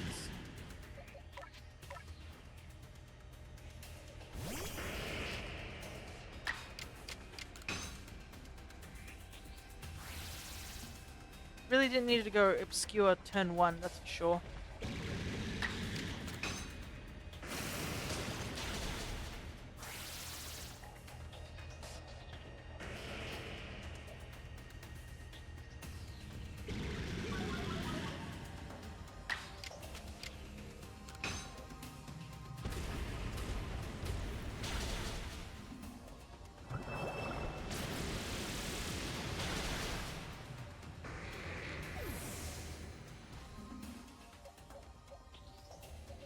Ah, not good at all.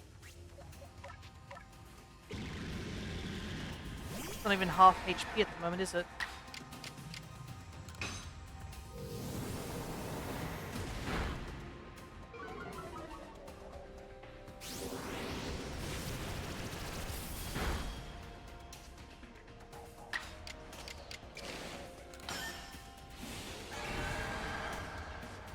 Chip.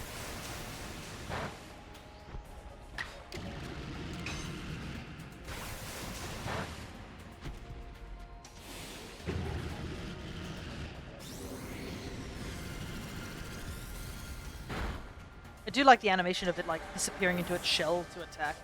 It's pretty funny.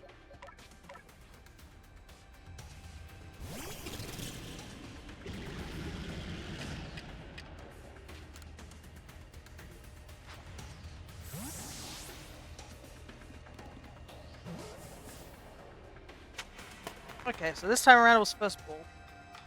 Kinda sucks, but oh well.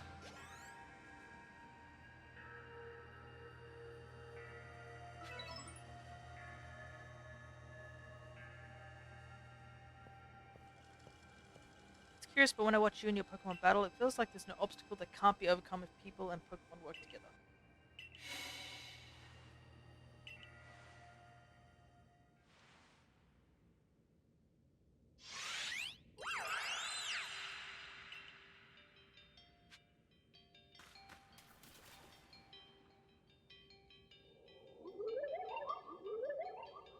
emotions, share them with me.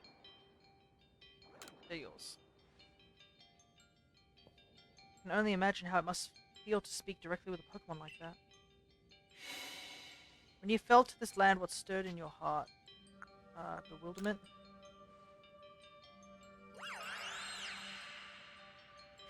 How did it feel to bond with Pokemon and work together? Exciting. What did you feel when you mingled with Hisui's clans? Also different. What did you feel when cast out of the Galaxy team? Felt bitter, I accepted it, life is complicated.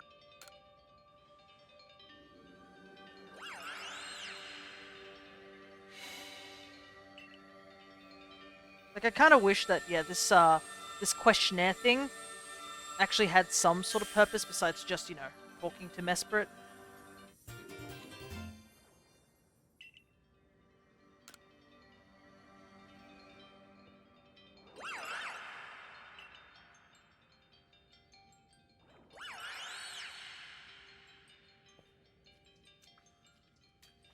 I know that Pokemon spoke with you, yet the words did not reach my ears. It's mysterious, but I suppose when dealing with someone who fell from the sky, it's only natural to encounter mystery. Alrighty. So I guess she was just sitting there while we were just mumbling to ourselves.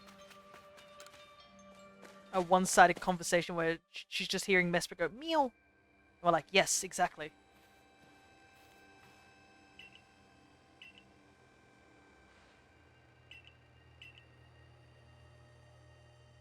Okay, now we go straight to the Shrouded Ruins, okay.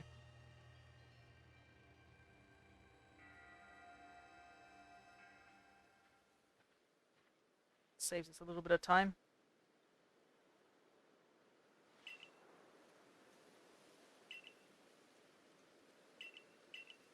Hello there, Awkward. Good to see ya. We're just about at the tail end of the main story for Legends Arceus, so we're very, very close to where we need to go.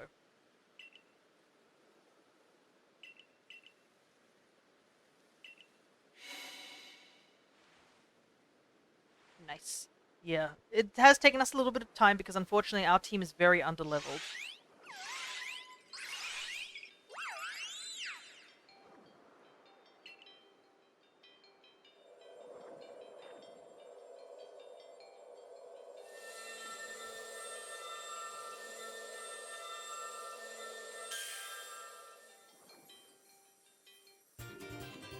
Got the red chain.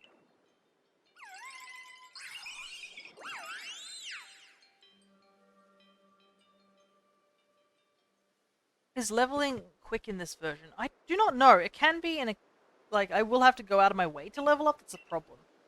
But you just catching Pokemon does help with leveling up. And there is a pretty strong Blissey in the ice area, so if you can catch it over and over again, you could get experience from that.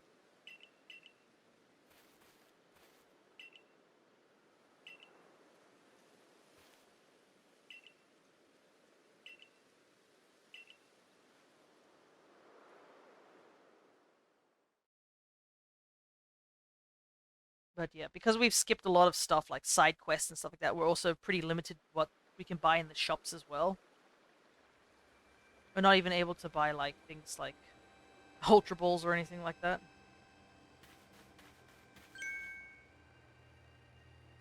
It's just me rocking past Akari. Welcome back. It's been grim here. We in the Survey Corps hardly even speak to one another lately.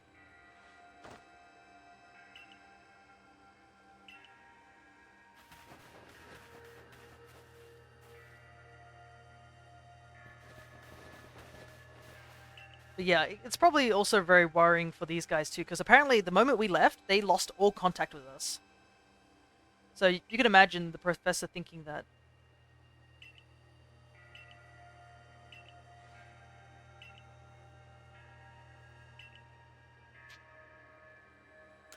Like, see us a 15-year-old disappear into the, like, into the wilderness.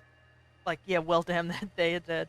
Like, he knows we're strong enough to be able to fend for ourselves, but, like, we don't actually know how much time has passed between us leaving the village and, like, us, like, looking for the red chain? Because I assume it takes like, a couple of days for us to travel between the various locations.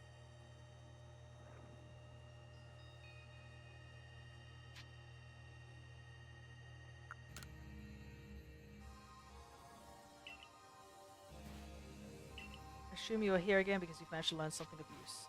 Got this red chain. Go on. Explain about the red chain you obtained. Legendary tool set to bind the very world. Commander Kamado is no longer here in Jubilife Village. Yep, gotta go after him. Because he saw something poking through the rift.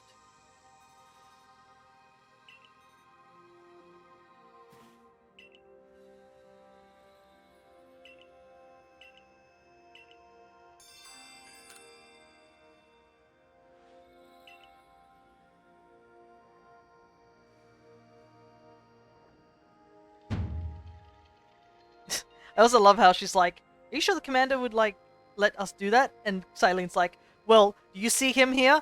Well, I don't see anybody on top of this mountain except for me. I see no other god besides myself here. Honestly, good on her. She's a great character, Silene.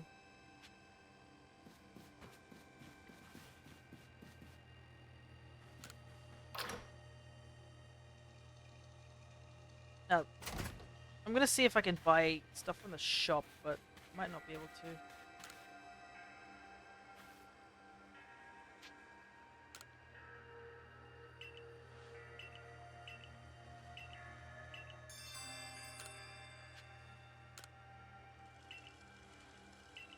Yeah, like, look at this. Look at this shop.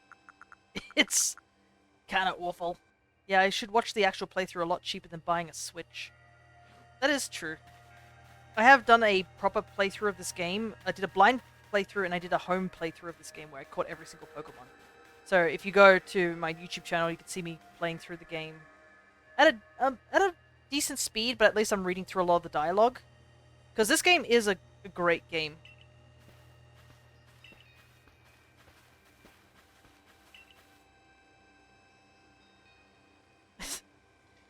Like, there's a good set of characters in this game and whatnot.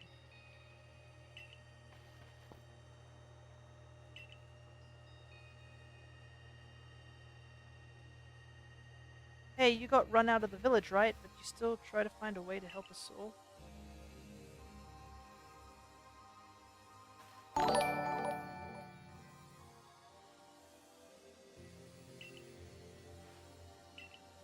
Yeah, I'm actually helping you guys save the world, because I'm part of this world at the moment too.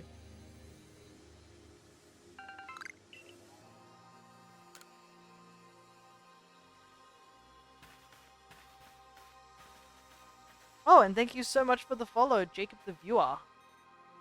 Or it should be Viewer, because there's an A at the very end. But now that you are following, you do have access to other stream avatars once you start building up some points.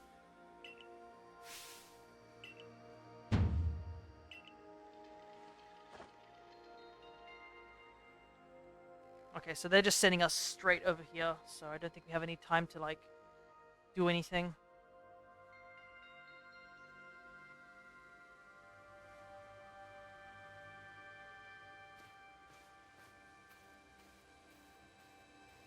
I'm not sure if Volo can give us better wares,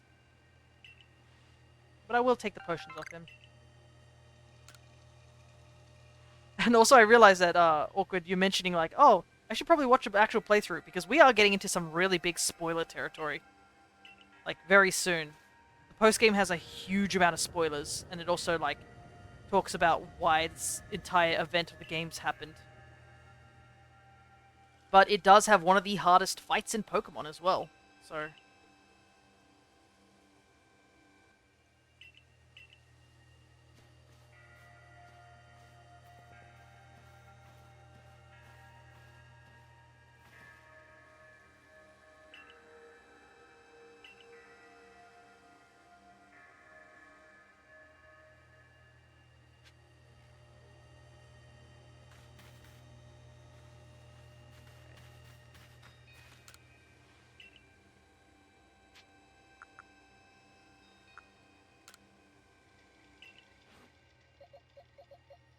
bring the Gudra on our team.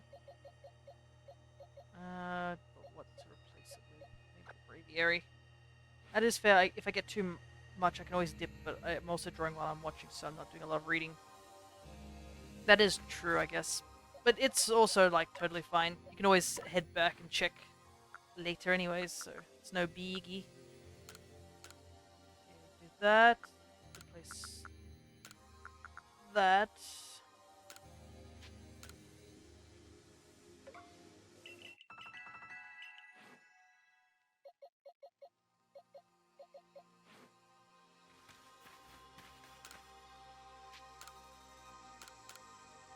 Findings, a little bit of money.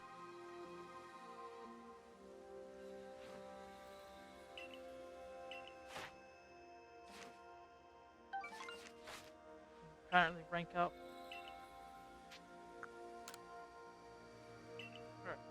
Okay, thank goodness we can go back to the village, because before I want to do this part of the game, I think I want to get the shop unlocked.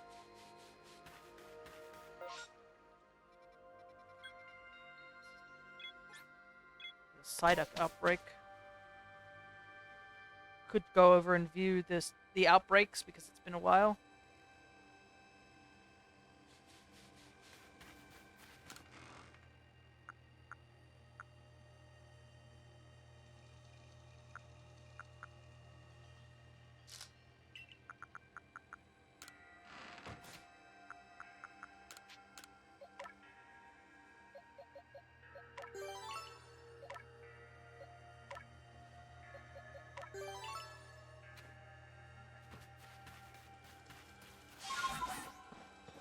Quickly get this done.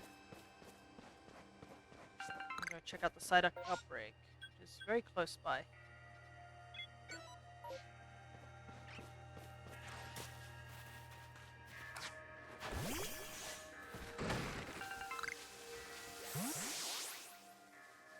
Fortunately, this is a bit of an annoying one because they're also in the water. What level are they? 22. Because the water causes some issues.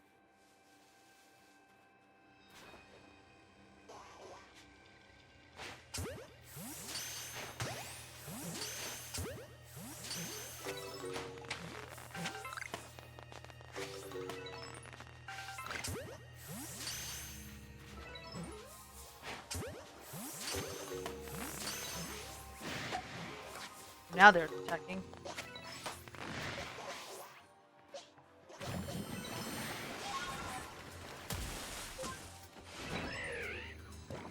Just move away. Still need to get 2 more pieces of hardy grain as well.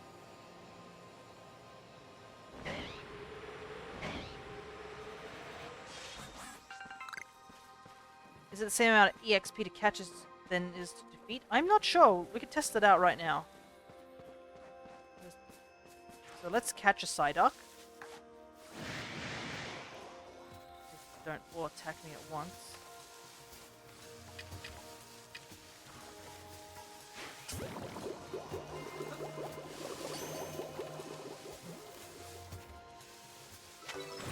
Okay, I see. The highest is 57 EXP. They're all slightly different levels too, so we'll just defeat this guy.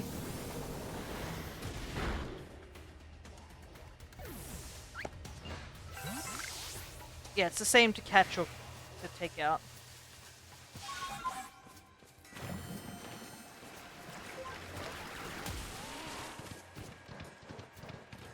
It's just that the benefit of capturing without fighting is just like, yeah, it's quicker.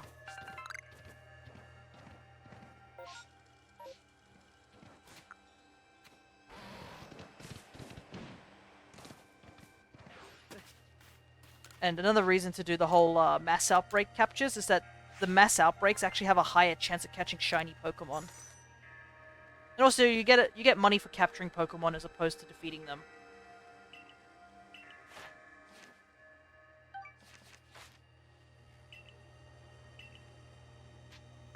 So yeah, capturing is far more desirable over taking them out.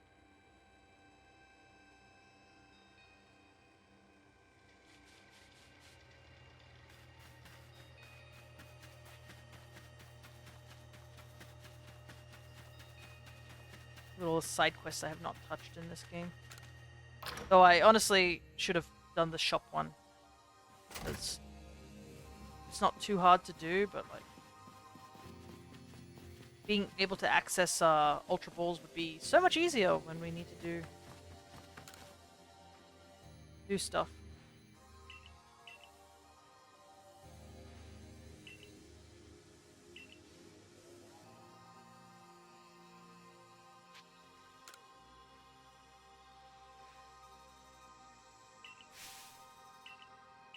Alright.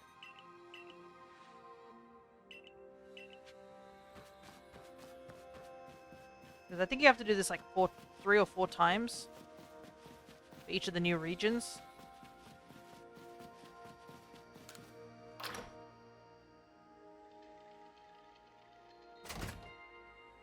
Yeah, definitely should have done this earlier.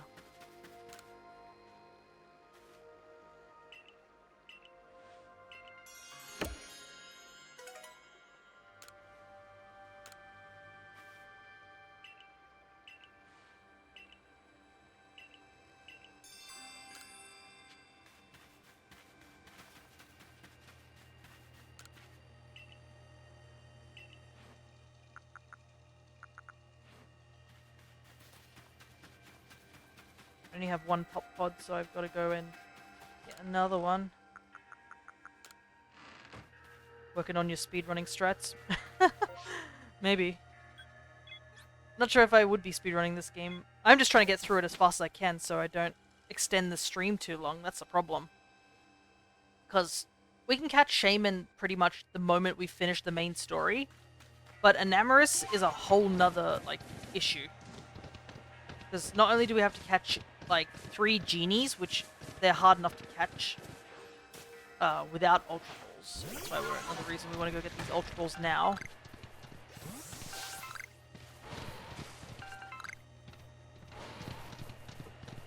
We have to get them all up to level 10 Pokédex research, which, you know,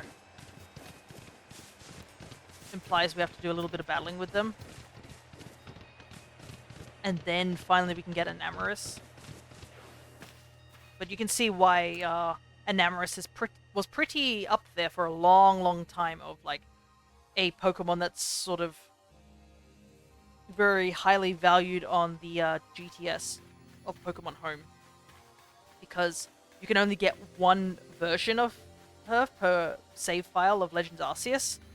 And not only that, you have to play through the entire game and a bit of the post-game even to get a glimpse of her. And that even if you were a speedrunner, that's several hours.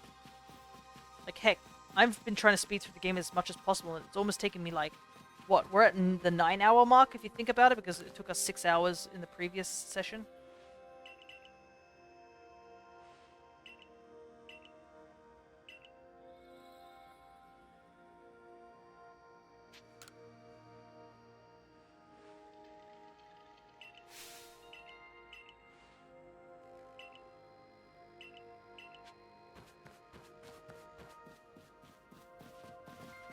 But right now, I think Enamorus has dropped a little bit in terms of, like, popularity of rare mons being put on the home GTS. I think currently it's Blood Moon, Ursaluna, and Ogerpon. Oh, as well as the other 3, the loyal 3 as well, but mostly Ogerpon and Blood Moon. Because also you only get 1 of each of those mons. Oops, I need to go talk to the dude first before I go running off again.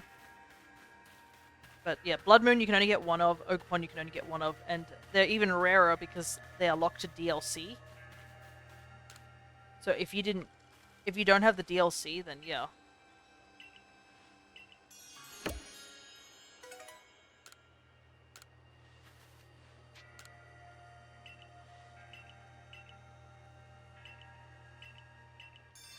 Salt.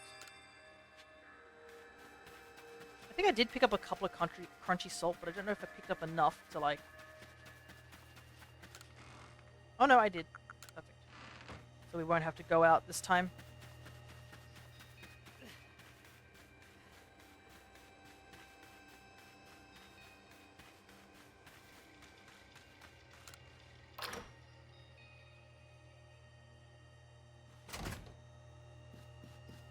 And I wonder, like, also with this game, there's probably two categories of speedrunning. Obviously, there's the get to the end of the game, but there's also meet Arceus, which in of itself is another part of the speedrun. Because in order to meet Arceus,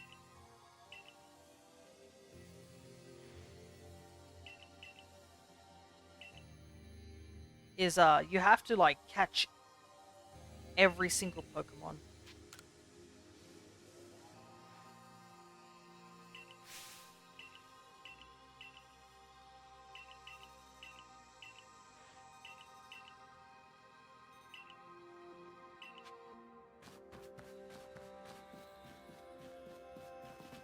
And thankfully it's not like you have to get them to all to level 10. It's just you just have to catch every Pokemon. And it is possible to catch every single Pokemon in this game without the use of another game, like trading and stuff like that. Obviously trading would make things faster, like for things like Porygon and stuff like that, or Pokemon that need link trades.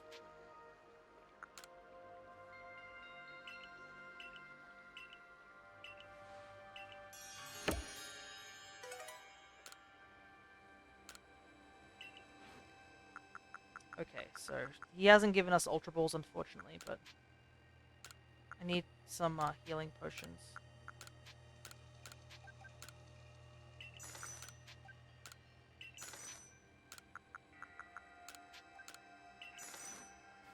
Probably have to do one more check. Oh, actually, maybe if we talk to Silene, she might give us the rank up to get Ultra Balls. Let's see. Because we do have enough points to get upper rank.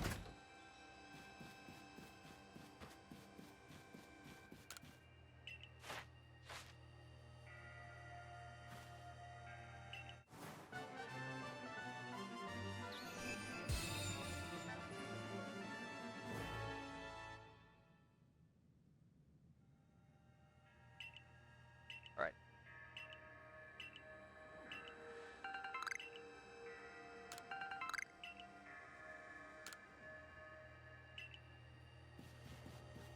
Good, we got Ultra Balls. I don't know if we can make many at the moment. We'll have to probably go out and grab some materials for that, but I don't need. I just want to get to Shaymin. What am I missing? Oof, I don't have any apricorns on hand, like, whatsoever.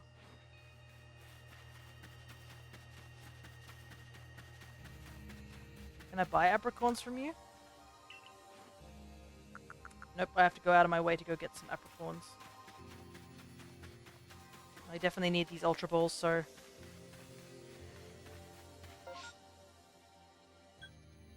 probably best to go back to the Obsidian Fieldlands and just grind a bit of the trees here. Normally I'd be getting a little tired by this point, but thankfully I did just grab myself a snack, so I at least have something in my stomach.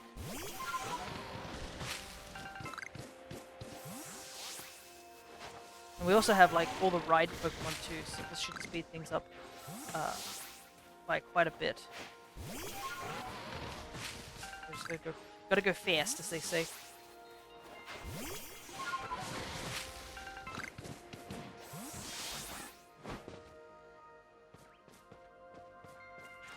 Thankfully, you can tell which trees give you the apricorns. It's the ones with the orangey ball berries on them. I didn't know the game had all the Pokemon. Well, it has obviously a small roster. It's like just whatever Pokedex entry is of the Pokedex. But yeah, you can catch every single Pokemon in this game that Arceus requires you to capture without like too much issue.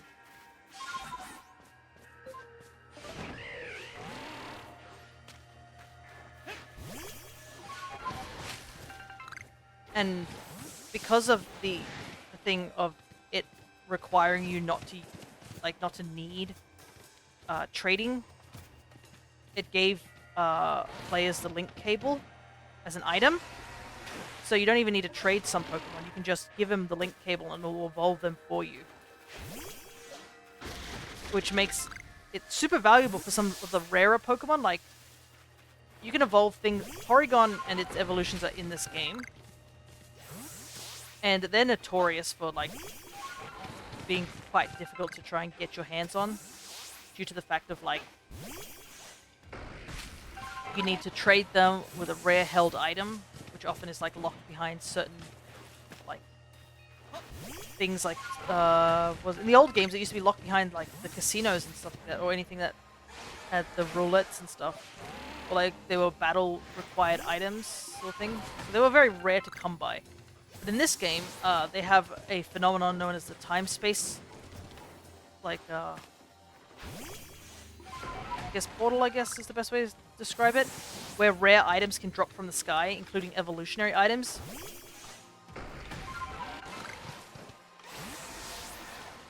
And because of that, it actually makes this game is kind of one of the best games to evolve trade evolutions in, including Porygon. Pokemon, I think, are also slightly easy to capture. Well, like the fact you can catch a lot of Pokemon just at full health by just lobbing a Pokeball at them makes it super useful to do that. And this game actually has a higher chance of catching shiny Pokemon too.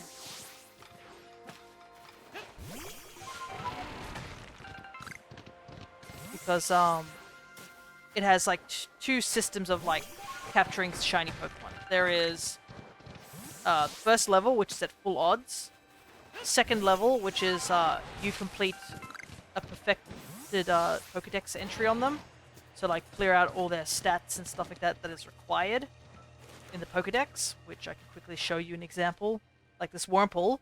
If I do all the things here completely, the research level will go to perfect, and it basically means I will have a higher chance of finding shiny Wurmple. And on top of that, if you get every single Pokemon in this game to level 10 research, you unlock the shiny charm, upping the odds even further. And I guess the final good thing about this game is this game has indications for shinies. Unlike Scarlet and Violet, where you have to look out for the shinies, in this game you'll hear a sparkle sound effect out in the wild. Obviously, you have to like be like paying attention, trying to figure out where the sound is coming from. But yeah, the fact you can hear it, and if you miss it, you can go back, like loop back around a little bit. Plus, there's things known as Alpha Pokemon, which are these giant versions, and you can get them as shiny as well, which often some people do want, if they're quite valuable because they're kind of rarer. And this, you know, there's something really cool about having a giant shiny Pokemon.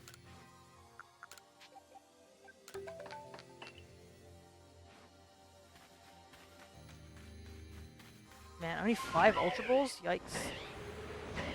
But we have plenty of Abra Balls. Need to focus on getting iron chunks.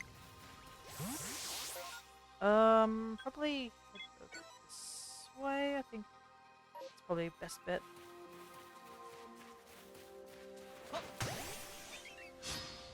So the game has a lot of quality of life stuff and a lot of replaying after the game is done. That is true, yeah. I mean, I haven't finished perfecting the Pokedex entry for all the Pokemon, and it's a big reason why I plan to go back during the shiny month and look for the shiny Pokemon that I specifically want and see if we can catch them.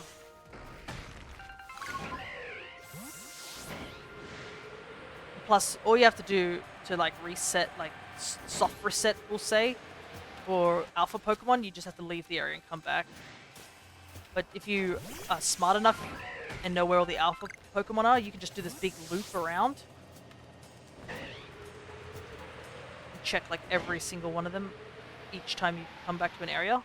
Mass outbreaks also have a higher chance of getting shinies as well. And when they added the massive mass outbreak with the DLC, you can even find Alpha Pokemon and rarer Pokemon in these outbreaks in a second wave. And they too can be shiny too.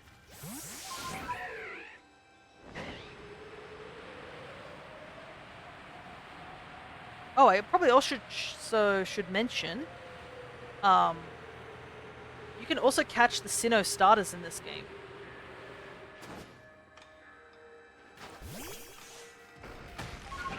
So, because the starters in this game for Legends Arceus aren't from Sinnoh, They're like Oshawott, Centiquil, and Rowlet. And they have their own Hisuian forms. The actual 3 Sinnoh starters of Piplup, Turtwig, and Chimchar are actually available in the wild. And therefore you can shiny hunt them as well. And their fully evolved forms of Torterra, Infernape, and Empoleon are all alpha Pokemon on their respective maps.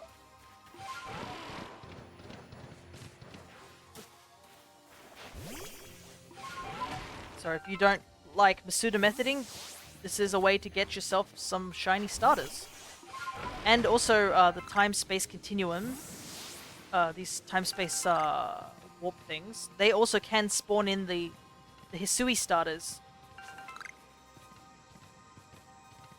So yeah, there's a lot of decently rare stuff in this game.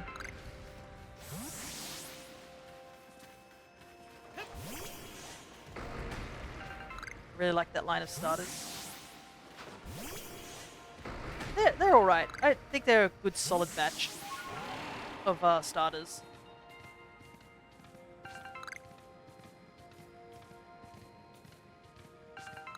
They also have very unique typings compared to most starters that we've had in the days.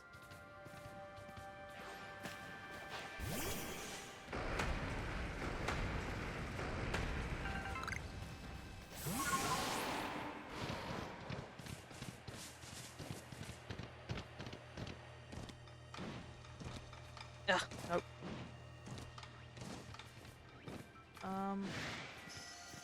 Where do I want to go? I know there is an Alpha Blissey here.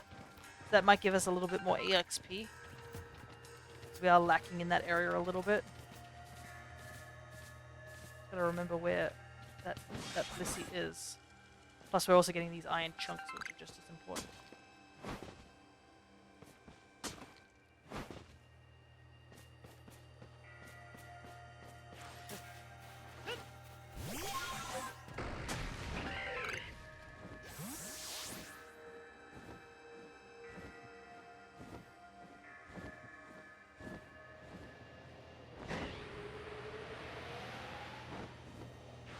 Yeah, unfortunately, because it is a single-player game, I can't, like, obviously hunt these Pokemon alongside everyone else, unlike with, obviously, the Sandwiches and the Dynamax adventures. So hopefully, when we do go to this game, it'll probably be on a lesser amount. Like, I'll probably have,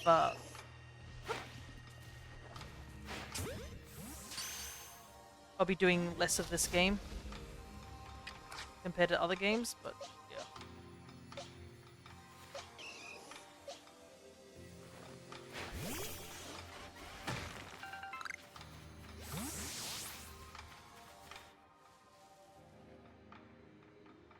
What level is this Blissey? 62. I thought I should be able to catch it, right?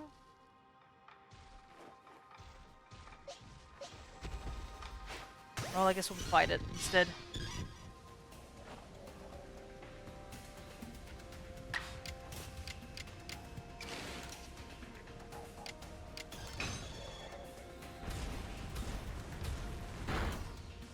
Blissey is not known for its defenses. Also, though, how does Blissey use Iron Tail? Like, what tail are we speaking of?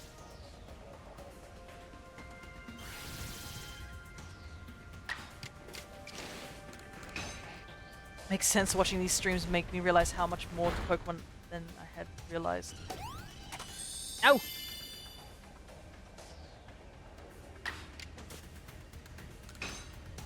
Yeah, there's a lot of, like, hidden mechanics. Like, obviously you can play Pokemon to a surface level, but, like, there's a lot more hidden in the games if you decide to dig a little bit deeper. But yeah, if there's anything you're unsure about, Awkward, just ask away. I'll try my best to answer. Obviously, I'm not an expert, but I have a fixation on these type of games, so it's a lot easier for me to talk about them. Yeah. I don't have any fighting type moves because I put away the Pokemon that would have had fighting type moves.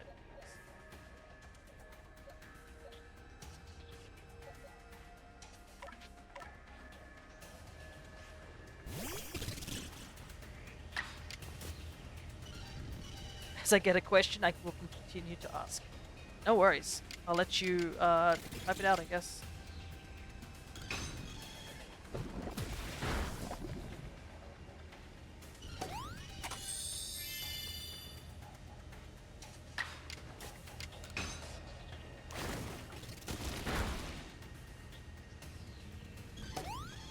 This is going to be a little annoying. The Blissey's just constantly healing. Well, at least its defensive stats down.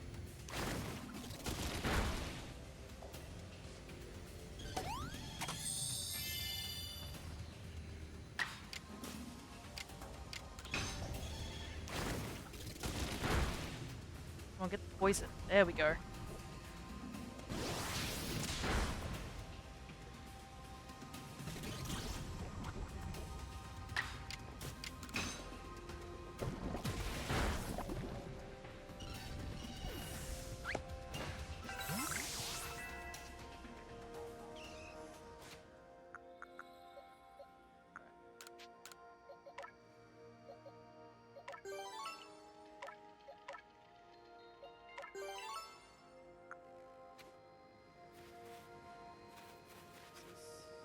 Thunderstone.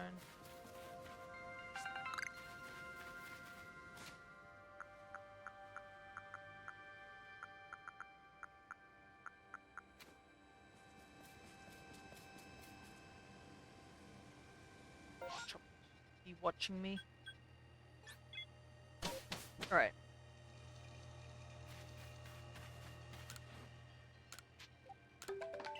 Made another couple of Ultra Balls, but that's pretty much all we can do, I think.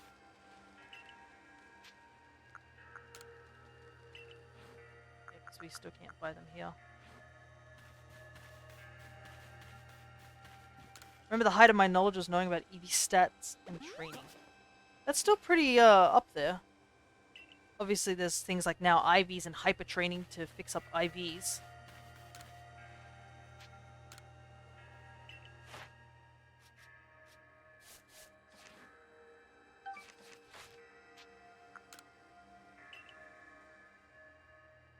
But thank God they made that sort of thing a lot easier in Scarlet and Violet. Alrighty. I think we're unfortunately as good as we're gonna get. Not really much more grinding we can do at the moment.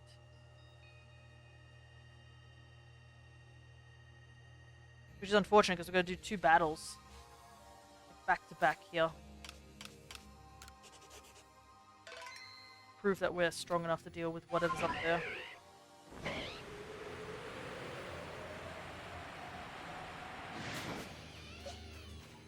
Actually, before I go up there real quick.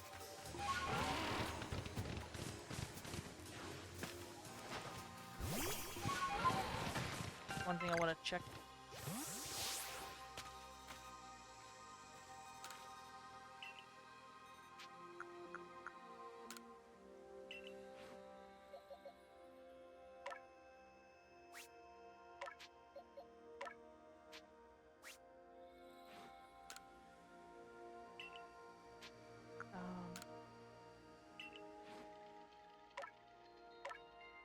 Can I still really not mass release at this point? Surely I can. Because if I could, then I could get all this grit. What do I have to do to get mass release on here? Because this is like one of the last games that have like the mass release, and it's kind of important to release Pokemon because you can get grit that helps with the EV training in this game.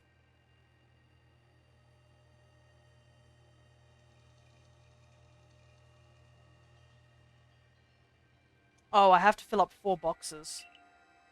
If I can get... Ugh, that's annoying. I've already released a handful of Mons. Well, if that's the case, I'd better just go catch some extra Pokemon to try and fill up 4 boxes.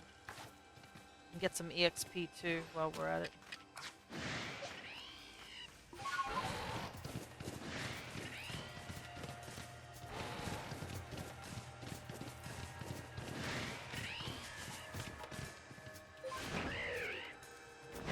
Find some Pokemon that aren't immediately aggroed onto us.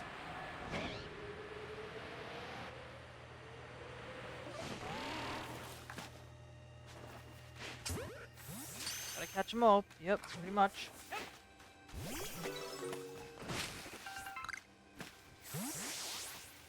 Oh, I should probably pick up some wood. Because I need it for the next part of the post-game.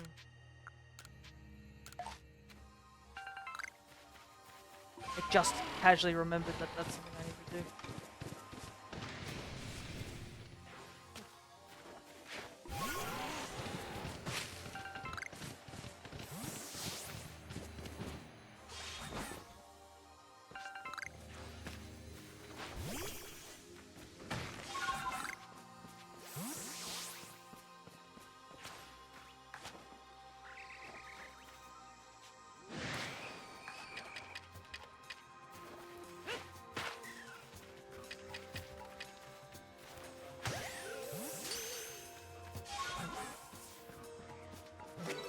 Oh yeah, there's that Magnezone flying around in the sky up here. Totally forgot about this dude. Apparently it's nighttime. Not that any of us can tell.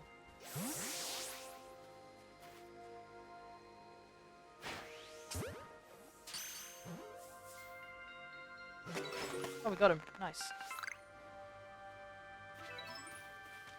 That Magnezone flying around up there is like one of the funniest things because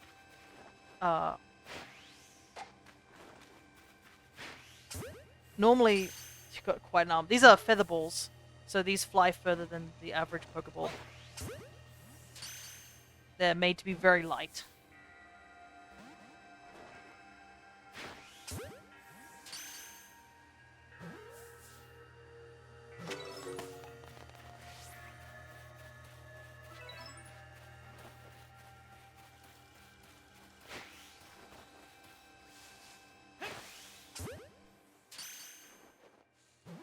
And then there's the other ball, which is the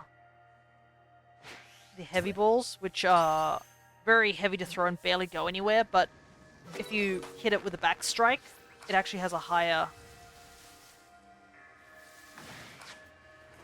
like catch rate.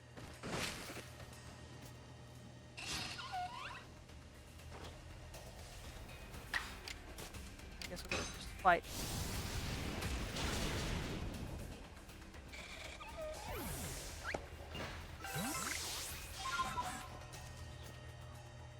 Probably head back to a camp and empty out my bag because apparently I'm going to keep getting this message of your bag is too full.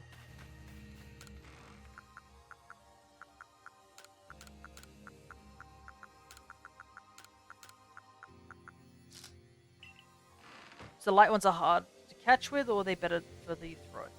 I don't think they have any like issues of like catch rate. I think they might have a slightly lower catch rate, but yeah, they have much better range. So sometimes it's like a lot better to use those balls because you can stand up at the top of the cliff where you don't get aggroed. You just lob them. But yeah, I think they do have a slightly worse catch rate. They don't have any benefit of like what the heavy ball has, where you can just get the back stride bonus on it.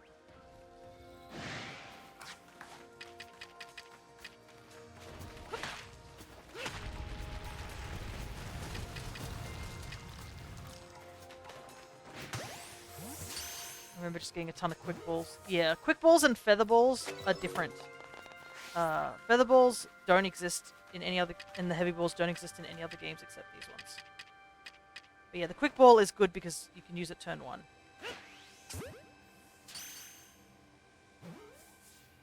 And I would say, as much as I dislike the design of the quick ball, I'm not gonna lie, I genuinely dislike the design of it. It is useful if you're trying to finish out the living decks when you're, like, mostly done through the game.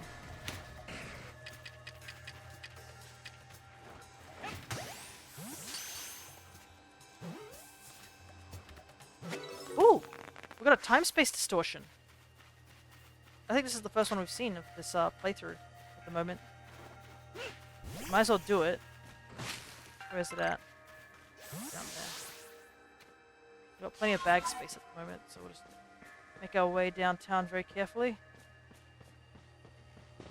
just the items falling from the sky.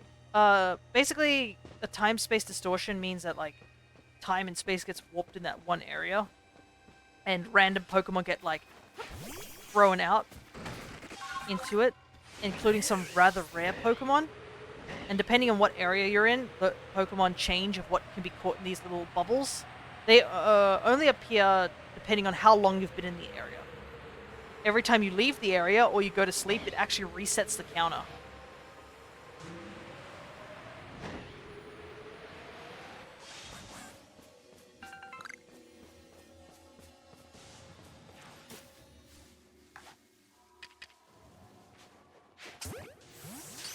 But yeah, very rare items start spawning in and rare Pokemon start spawning in. But you kind of have to wait for it to fully form. As you can see, all the Pokemon that were in here previously are still here. When the space-time thing starts, it's like starts for a time limit. And 3 Pokemon or 2 Pokemon will show up at a time. They'll stay for a brief moment and then get warped out. You can find shiny Pokemon in here, but you have to be quick with catching them, because if you just let them wander around for too long, the space-time distortion will disappear or like take them away. So there is a bit of a time limit. You can't just take your time in here. It's here for 5 minutes and then it leaves. No questions asked. All items or Pokemon that were in the time-space distortion disappear alongside it. But as you wander around the time-space distortion, there's 3 spawns that will always happen in various locations inside there. You gotta look for them. But they'll always give you like 1 Pokemon, and those Pokemons don't disappear. Depending which region you're in, depends on what Pokemon you'll find. I think in post-game, starter Pokemon start showing up. So Rowlet can show up here. In the Crimson Mirelands, Cyndaquil can show up there. And I think in the Alabaster Snowlands, I think Oshawott shows up there. But I can't remember exactly where Oshawott shows up, really. Other rare Pokemon that you'll find are Johtoian Sneasel. So you can get Weavile. The Porygons show up in the Crimson Mirelands. There's the Porygon line, the Magnemite line that shows up, and the 2 Sinnoh fossils show up here, because this is Mount Coronet. I'm trying to remember, there's some other Pokemon that shows up, but I'm sort of blanking on it at the moment. Yeah, those Pokemon only show up from time-space distortions, because it's implied that they were pulled from their time into this time. Like, the funny thing is that the professor freaks out over Porygon, and even, like, in his Pokedex entries, he keeps writing about how disturbing it is by the way it acts and the way it is and what it is. He's like, I have no idea what that thing is, but I really wish we could put that back where it came from, because it scares me. So yeah, right now we're just, like, chilling. Those count for the ones you have to catch for Arceus? Yes, they do. So you do have to wait for time-space distortions. Luckily, I just transferred all the Pokemon over just to get the ranks. If you go to the VODs for this series of Home, you do see me in that point in the game go out of my way to catch all the Pokemon without, like, transferring any of them. Like that. So the first couple of 30 seconds, Pokemon don't show up. But now, yeah, you can see rare evolutions showing up. Dusk Noir shows up. Like, pretty crazy stuff here.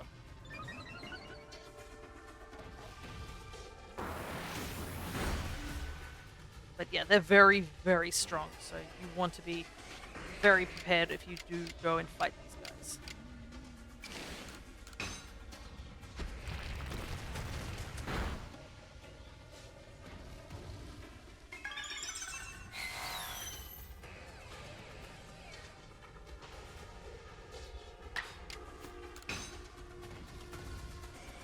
Luckily, you can hide in the grass, and every time a new group spawns in, they obviously don't have sight on you. But yeah, leaving it is also a bit of a difficult situation, because you can't really leave. Like, you can leave out of this thing, but obviously if you go and heal, you'll waste time and it'll disappear. Also, when you're in this, like, this battle zone, as you can see, time does not advance, thankfully.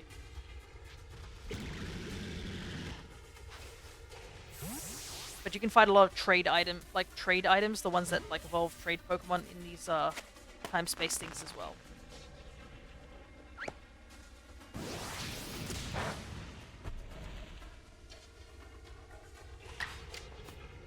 That's good. Or would you only get like 2 to 3 fights before it's gone? Well, the Pokemon only stay for a certain amount of time.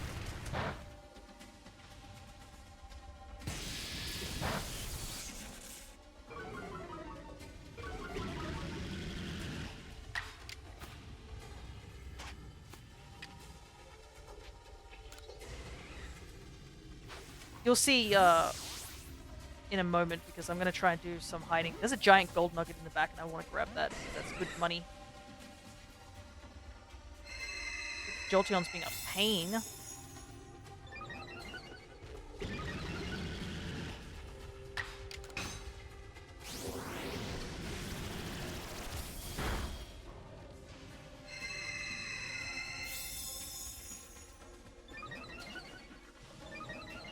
I think it's like 10 spawns can happen in at a time.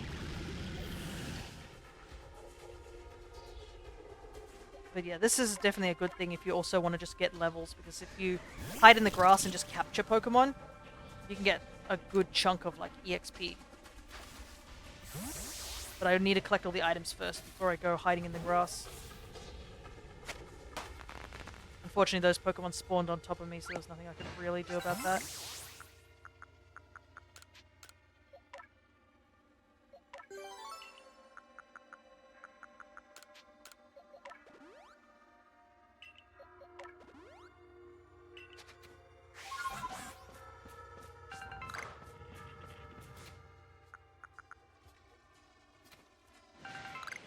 So you can see here a fossil Pokemon showed up.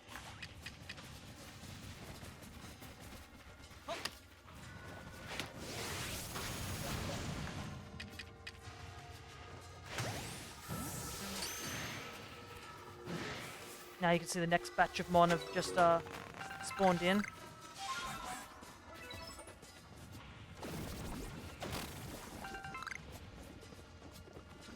See if we can avoid them.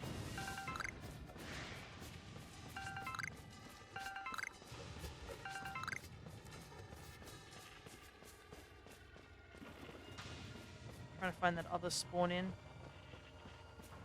We did see the shield on, but nothing else has spawned in just at the moment.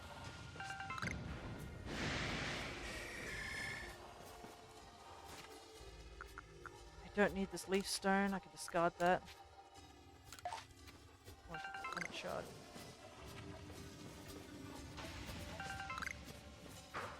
Okay, there's the other shield on.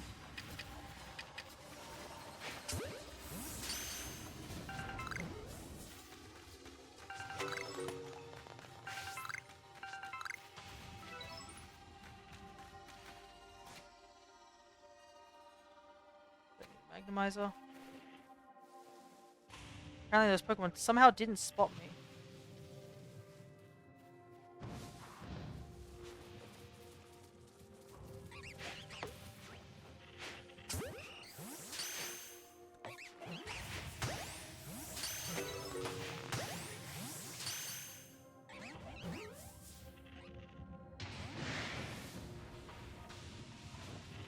Oh, that's an Alpha Octillery. It's a little scary.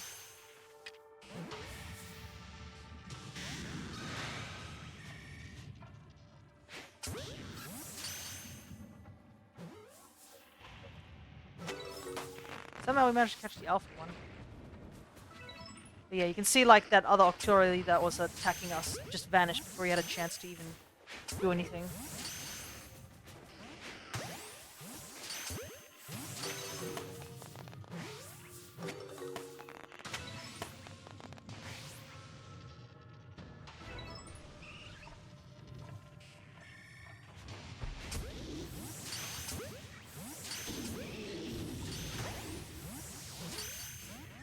Tells me I won't be able to catch him. Oh, that's bad.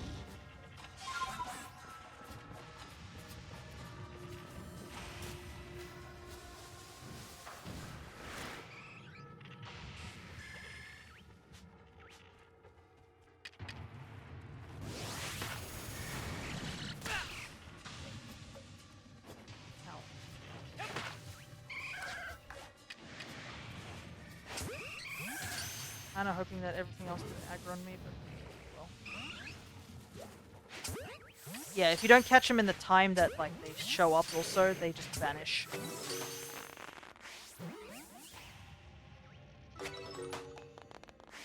Yeah, you can see how our levels are just quickly growing from us like capturing a bunch of these mons. Obviously, if we had more Ultra Balls instead of just like Great Balls, that definitely would help things out a lot.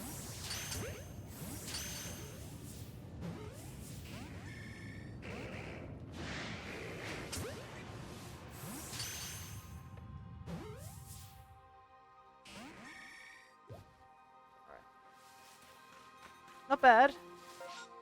Definitely got a good couple of captures in there. I don't know if we got enough to fill up 4 boxes.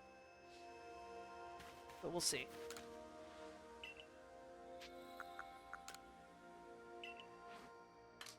No, we still need 3. Still need so many more mons.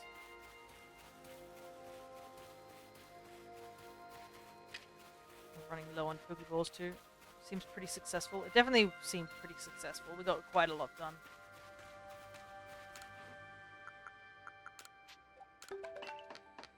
Make some more stuff. Obviously, if I was better prepared with more stuff, that definitely would be a lot better too.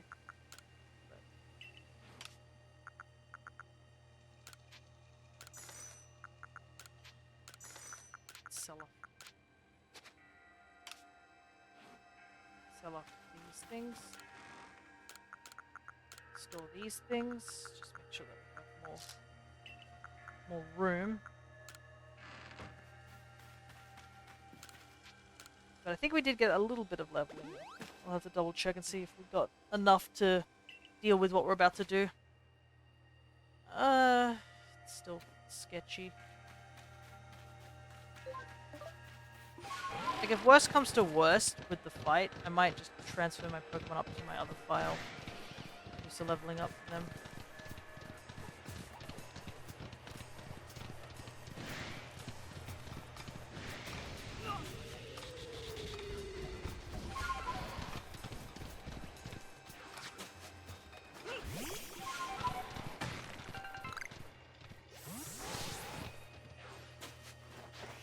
Stuff. We're at the 4-hour mark and we still got quite a ways to go. But the problem is like the post game has a really hard boss and I just might not be able to defeat him.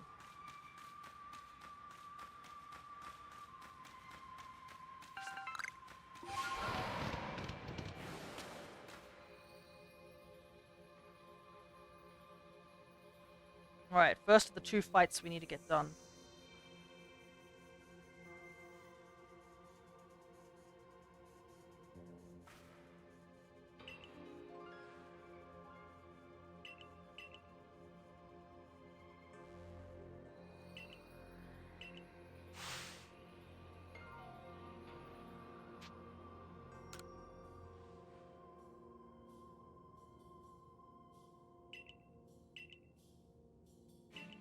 So yeah, by the way, besides just, you know, exiling us, there was a chance that Kamado was actually going to just kill us off if we did survive long enough.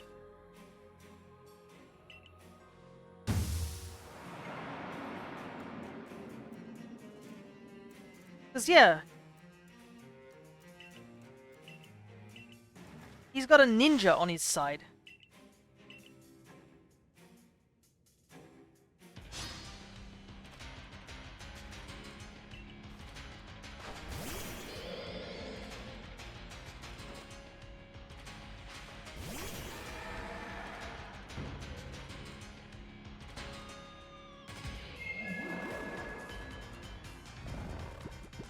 And even like Benny was like, "Oh, you're still alive?" Like, yeah, we are still alive. That Hypnosis first turn really rough. Didn't even give us a chance there. Dang it.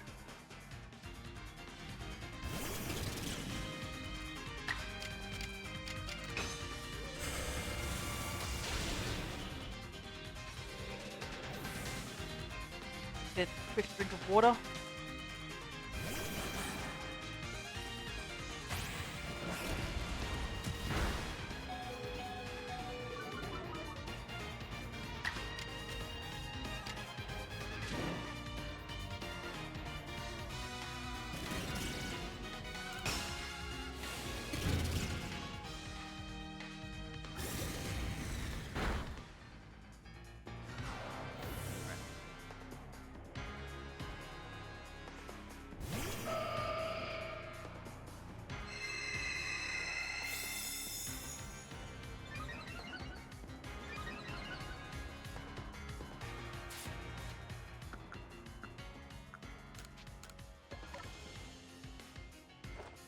heal, see if that will help us in this situation.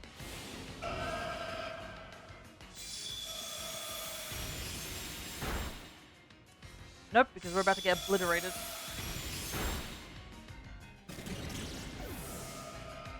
Maybe I should have just attacked instead of healed.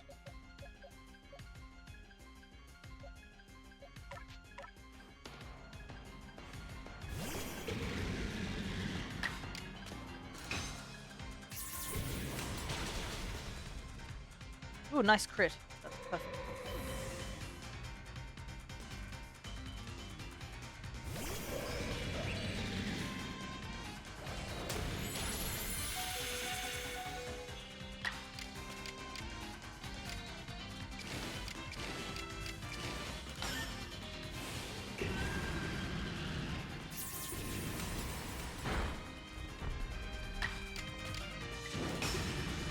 Go for it! Come on!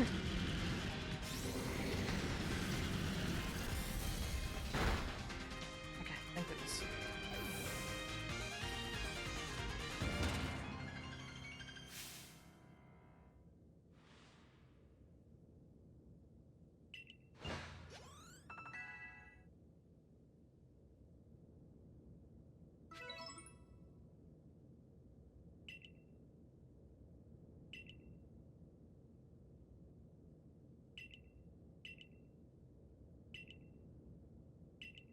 Yeah, it is kind of sad, this whole situation, because Kamado definitely is just very wary because he's watched his entire hometown like get obliterated by Pokemon. So you can see why he's so terrified of them deep down and can't like fully trust them because a bunch of Pokemon tore through his village and just wiped them all out, except for obviously Benny and Kamado. He had to like end up moving to Hisui. But yeah, his actions are still unfortunately too extreme.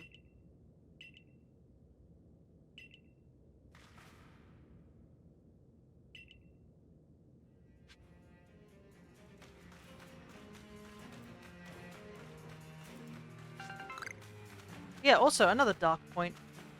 Just casual Pokemon genocide. Like...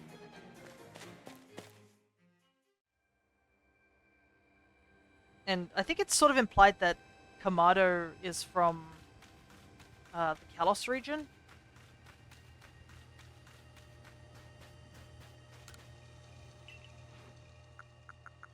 Thank you, Volo, for being able to supply Ultra Balls. Thank you.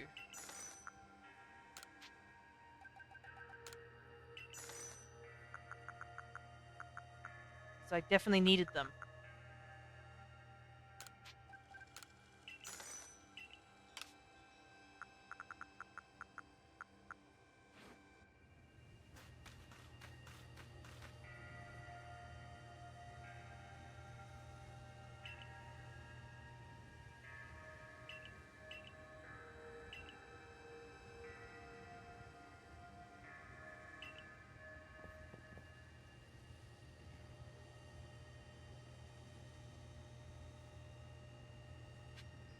At least my team was healed after the Benny fight. That's one good thing about the battles in this game, is that because there's not many trainer battles in this game, they usually heal your Pokemon after the fight.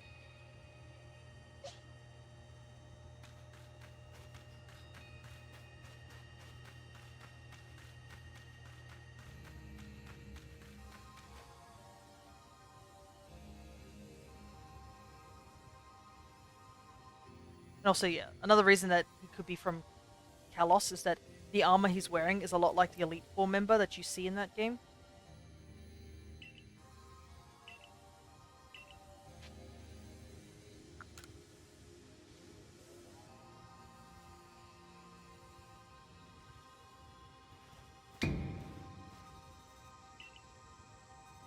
Oh, is that X and Y? Yes. The Kalos region is from X and Y.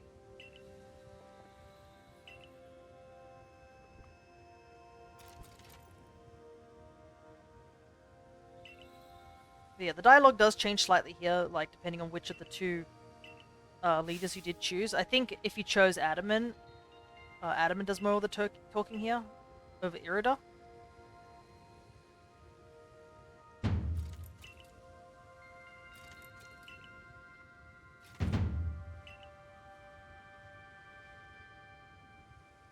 Yes, here's the second battle. Here we go.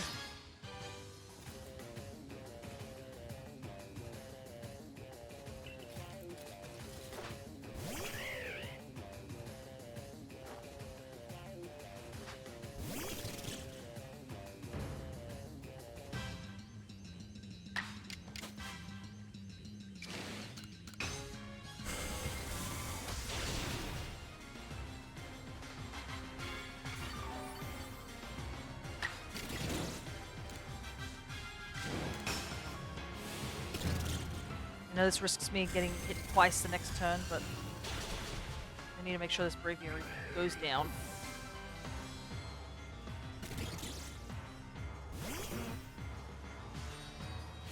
It's probably got something like high horsepower that's going to do a lot of damage. Yep.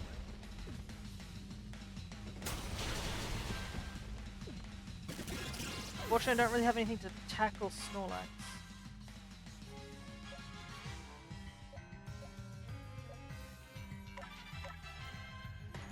Guess we'll just have to stall him out.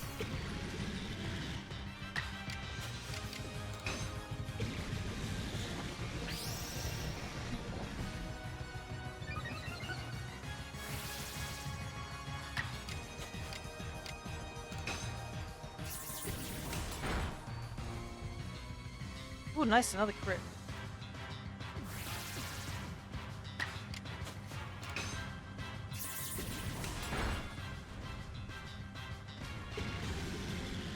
Good, good, good. Like this. Out of here, Snorlax. Such a pain you are.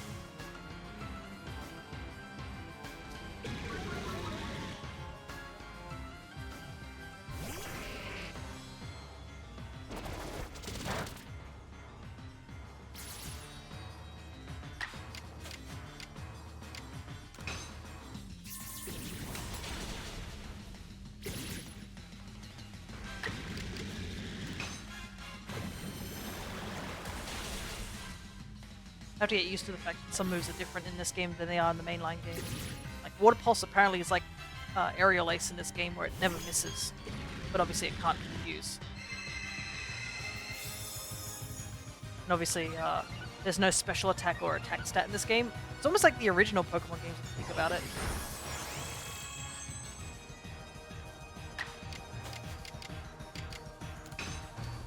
Apparently Goodra likes to use Iron Head twice in a row. I'm not going to complain about it though. My boy is doing the work. So we like Goodra.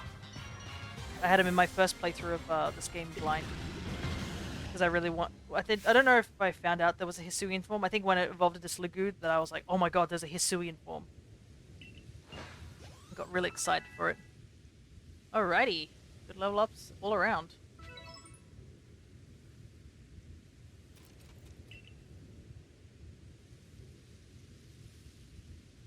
Wonder why they're going back to just attack and defense. I think it's just to keep this game simple. Like, this game has like the mechanic of like of strong and agile style as well. So that's probably why they wanted to keep it simple. Like, obscure is also another thing. There's no accuracy drop, it's obscuring. There's no speed increase. So yeah. It's just a very different format.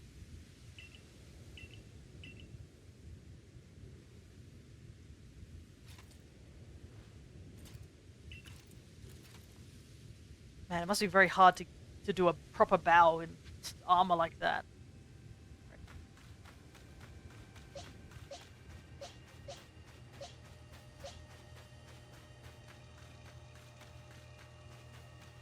So I do like this part. We get to see Spear Pillar before it became Spear Pillar. See all the Hisuian mons here.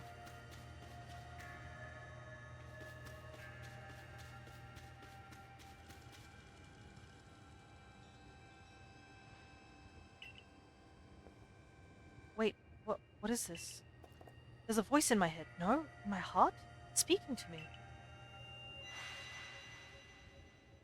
You hold the red chain. Try to catch me then. Whoa, Irida, do you hear what you're saying? Catch you? Almighty Sinnoh? I think Almighty Sinnoh may be speaking to me. It's telling me you hold the red chain. Try to catch me then, for the fight to come. Take these.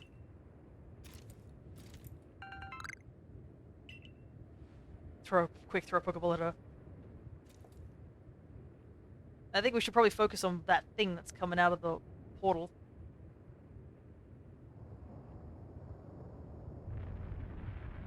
Yeah, all the... Oh, you can actually see a bit of, like, Arceus at the top of the temple as well.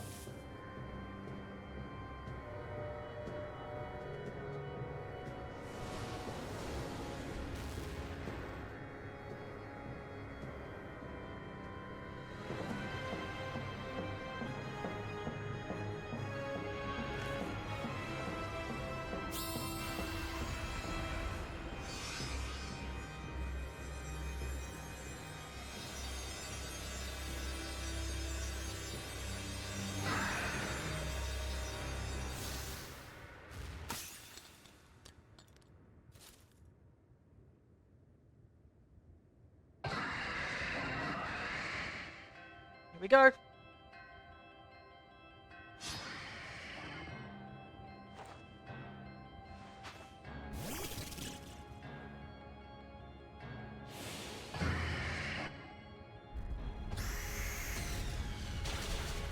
Bro, right out the gate. Oh my goodness.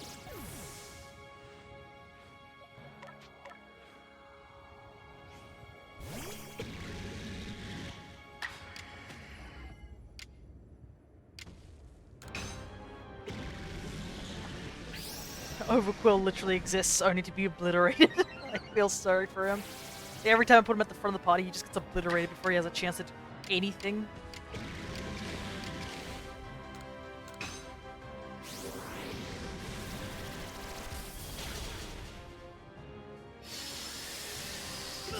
Ow!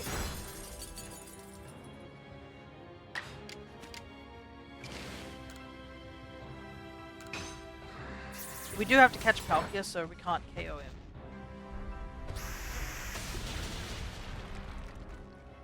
Thank goodness we have this, the defense of the shelter. I think that Earth Power would have totally wrecked us. Well, that was a crit too.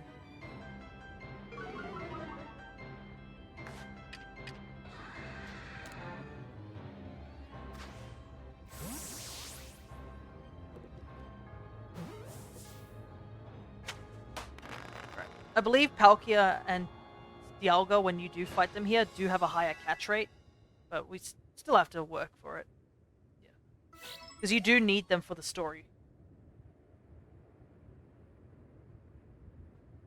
Well, we caught a god.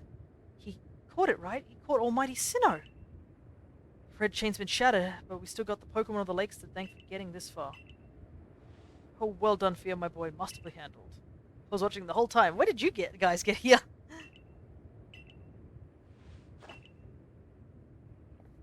Ah, I can hear Almighty Sinnoh. No, it's called Palkia. Mighty Palkia is speaking to me in my mind.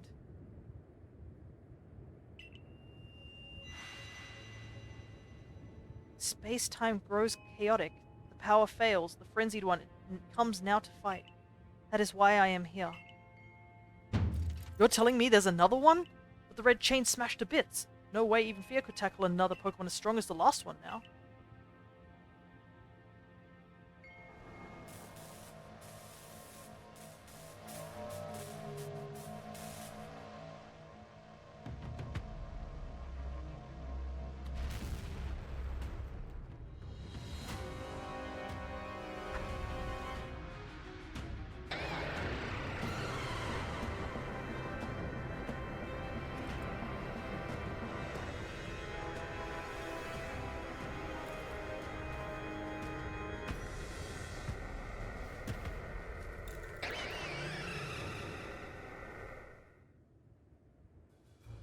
Guess they didn't account for there being two gods.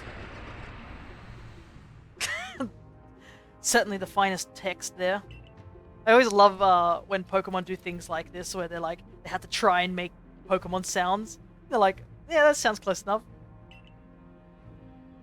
Yeah, forget the fancy talk, book it. Come on, we gotta make it back to the summit camp while we still can. We need to leave before this other Almighty Sinnoh decides it wants to fight us. Commander. We can't leave it here. Your Dancia won't be any use to anyone if you die here in the mountain. Well, what are you waiting for? I'm telling you, we gotta get going. Finally, someone who speaks my language, not this fancy, ye old talk.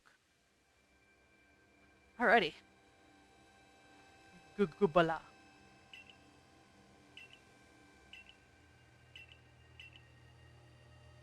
So our two clans truly were following different Almighty Sinnoh, but both were real. What a shocking turn of events.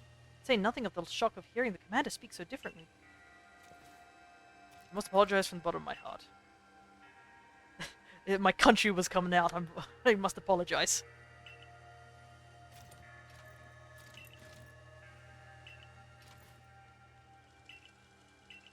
Yeah, you honestly should hella apologize for kicking me out.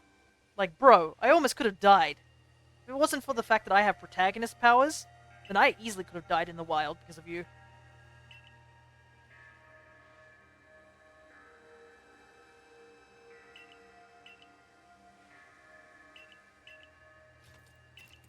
Unfortunately, we now have a little bit of a cooldown here.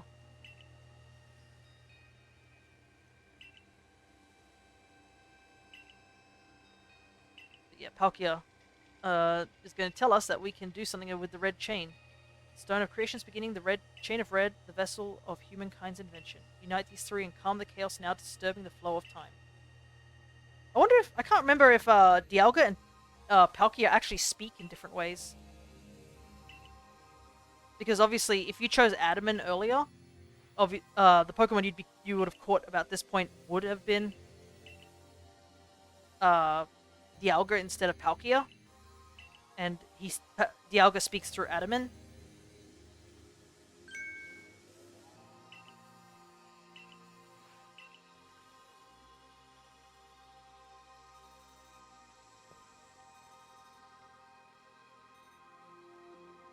Earthplate. When the universe was created, shards became this plate. What we need. Where do you see? We must search for stone, or rather ore.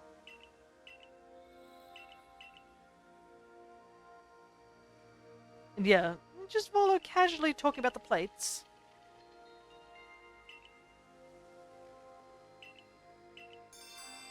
Alright, time to find that origin ore.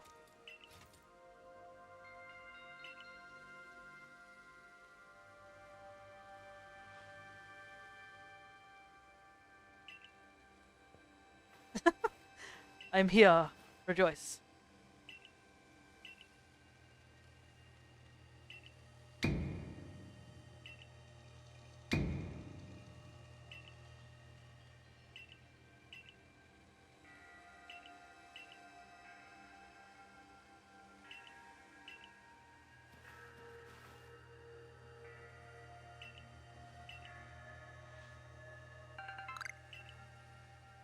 Thank you.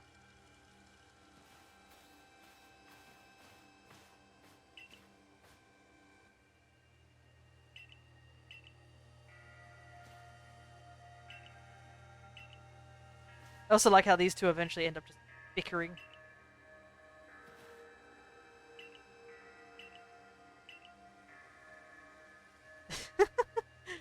just Adamant, I want to fight the small child. Why won't you let me fight the small child? It's not fair. The Pokemon got to speak to Almighty Sinnoh or Palkia or whatever. You want them to hog all the glory? But yeah, the dialogue is slightly different if it's Dialga that talks.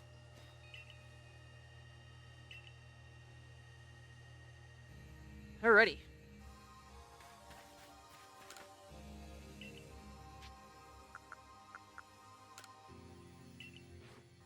I don't need to buy any rolls. Apparently Choi has already gotten... We're allowed to get something from him, but... Alright.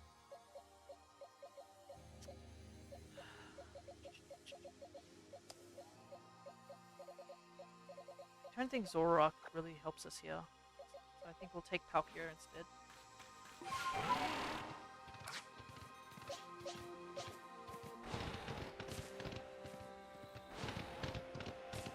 As much as I think Zoroark is cool looking, we can't deny how fragile it is. Palkia is also level 65, so... But it's kind of funny because if you attempt to do the fight with Palkia, that final fight I was talking about just a moment ago, Palkia and Dialga actually don't really do so well in the final big fight of the game. Also, you can see here a Bastiodon and a Rampardos skeleton, which is pretty cool.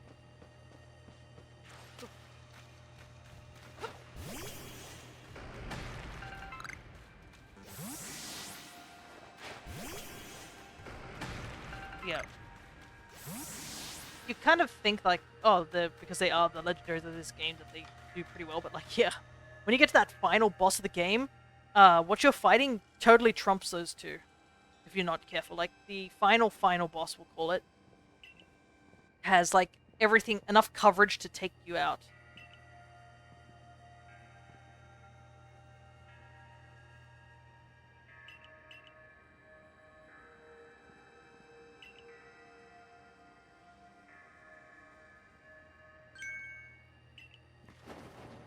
Ah, my god.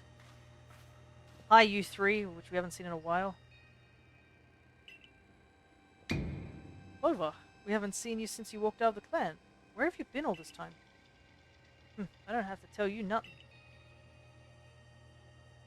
Look, you can carry on digging out that treasure you're after, and then you'll give it to us. I don't know why you even look surprised. It's not like you are hard to follow. What we seek may be as precious as treasures, but this isn't about how valuable it is. We need it to restore this awful sky to normal. That earnest goody two-shoes acts of yours is what made me leave Pearl Clan in the first place. Yeah, all three of these bandits like dislike each of the clans. So Coin comes from the Pearl, Clover comes from the Diamond, and Charm comes from the Team the Galaxy team.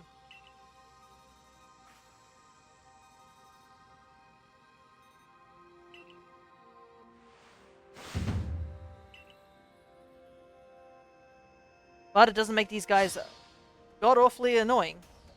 Like, girls, this is the end of the world. Can you just back off?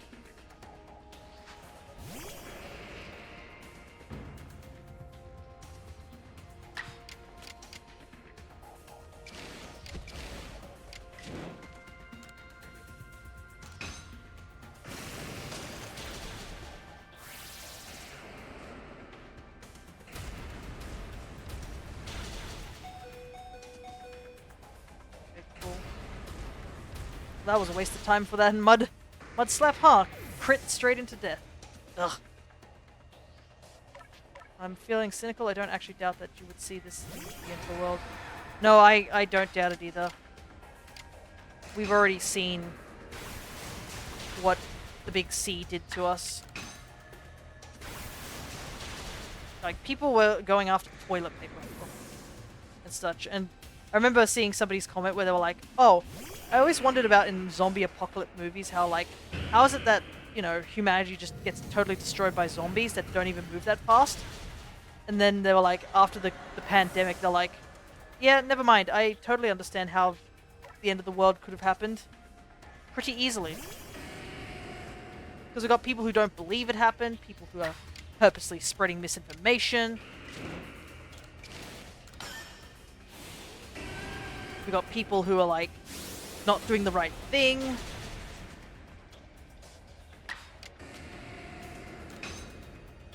Heck, like, even our pandemic, which wasn't a zombie apocalypse, wiped out so many people. And there are still people who would, like, try to ignore it or, like, pretend it's not happening. Even though there could be a chance of another one happening at some point. Maybe I should just use Palkia to Wally stomp these ladies. Let's say it's fake still. Yeah.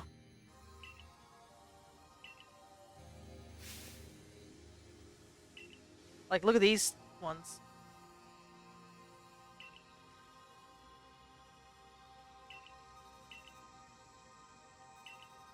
Like, even though they said, oh, we're gonna, like, you know, let you be, sort of thing, we will, like, give you a beating afterwards. And as Adamant says, honestly, those three, why did they even come here for? Agreed. Hard agree. Point that I remember, never hesitate to help someone in need, even if she groused as she did so. Suspect they may be worried about us, perhaps even wanting to help. Then they should have just said so. What a pain they are, hiding behind all that attitude. I like Irida's like trying to be nice about it, and Adamant's like, nah, screw those ladies. They clearly are just a bother. Alrighty.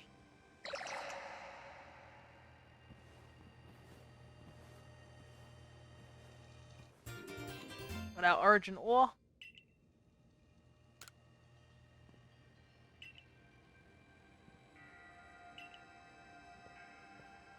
Would that kind of help? Yeah, I know.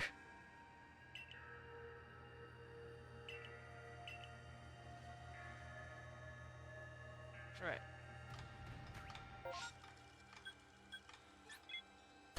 Just gonna go now because there's still an alpha Pokemon sitting outside the door. So we kind of don't want to run into him right now.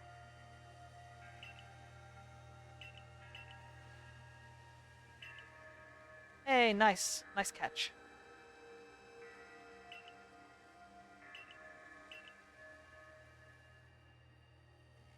I kind of wish these splash screens also had the red sky to them, but oh well.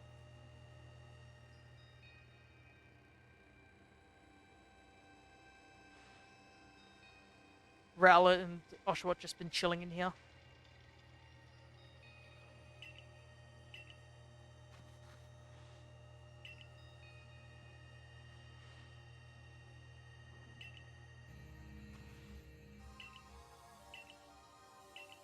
But yeah, if you think about it, it's like all three parts play into this one thing. Diamond Clan collects the red chain. Pearl Clan gets the ore. Finally, Galaxy Team will be the ones to do that. Did you know that the next Terra raid will be Hisui and Samurott? Yes, I do, because somebody actually mentioned that 3 hours ago in the stream.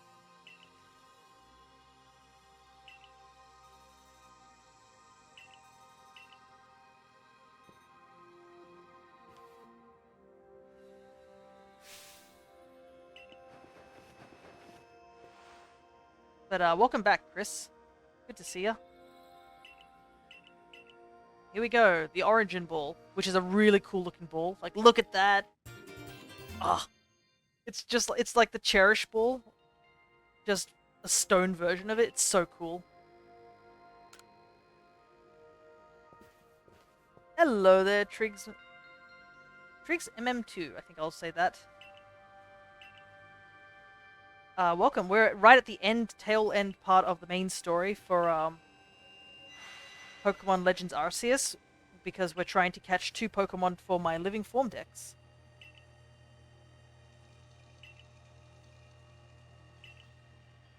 Now catch a level 2 Rattata with it. Nah, unfortunately not. This ball is like a key item, so we legitimately can't use it here, and Rattata aren't native in this area.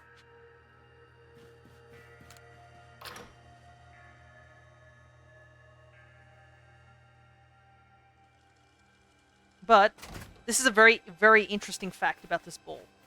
So, sorry I was gone. I was making eggs for Galarian Slowpoke. Nice.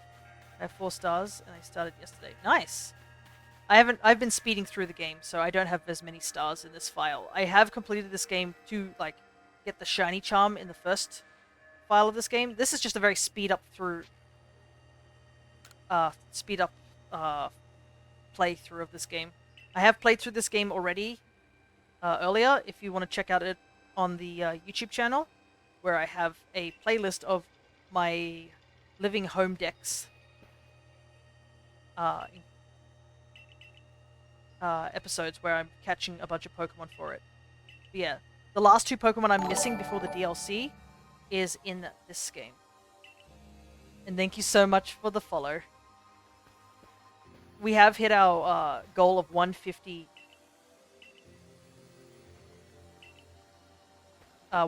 followers.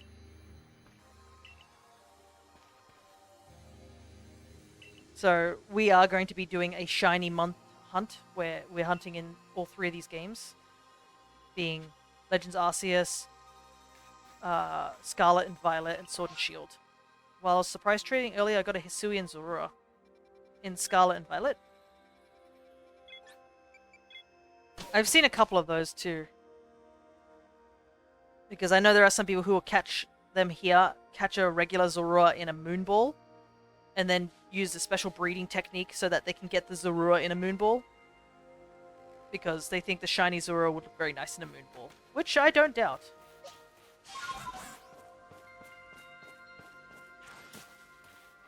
We're ready.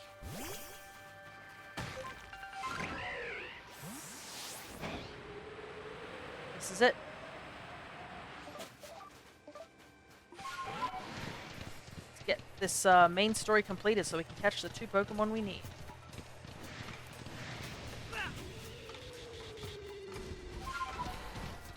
But yeah, I've also did some surprise trading recently too, because I needed to get rid of all the Quaxley eggs that we had. Wait, at what word do I get the shiny flying thing? Are you talking about the ride Pokemon that I'm using in this game, Trick?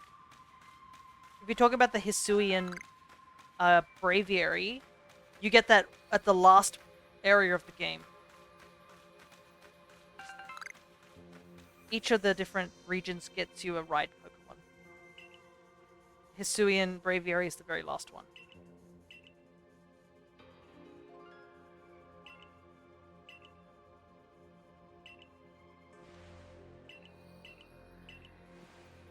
I also like how Volo's just like, I'm gonna watch this happen.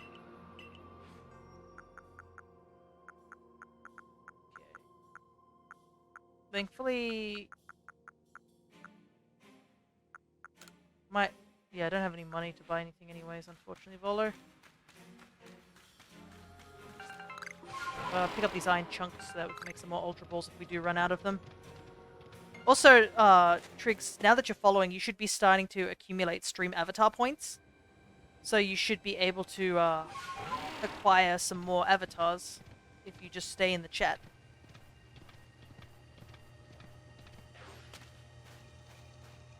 Alrighty. I guess this would be spoilers for you because you did say you've only just started the game. So, it's understandable if you do decide to just dip because it is spoilers.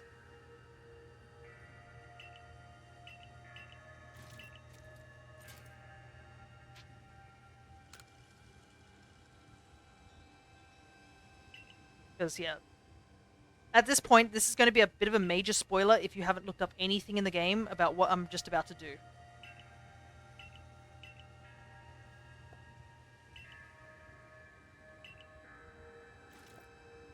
Yeah, it's fine. Alright, no worries.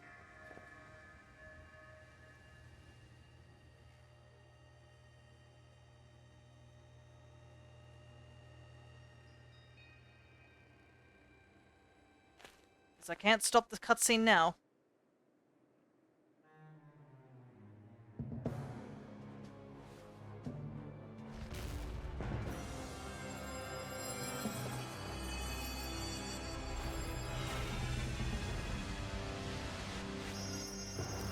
Yes, whatever ball you caught Palkia in will appear in your player's hand. Or whatever the Pokemon you caught, like either Palkia or Dialga. For that cutscene. And also, yeah, the entire temple gets obliterated at this point, and now Spear Pillar looks like it does in the modern day.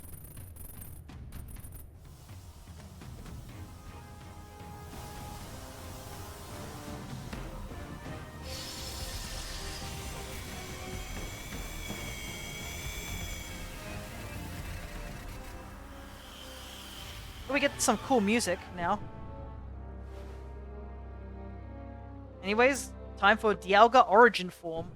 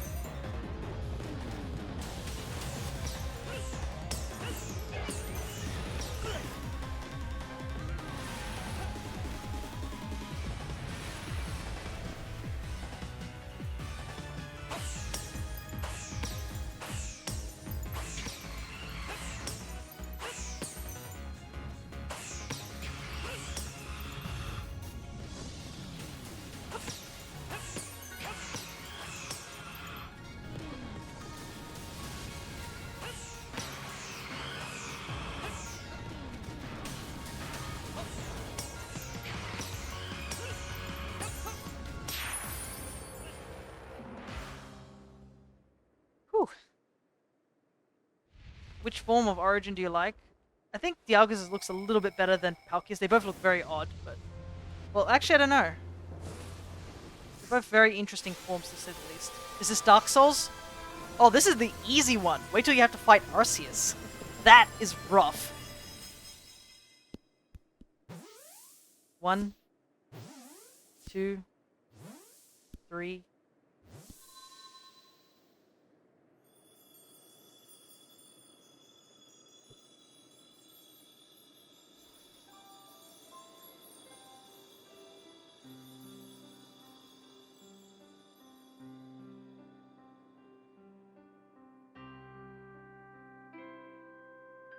Both gods of Sinnoh have been caught.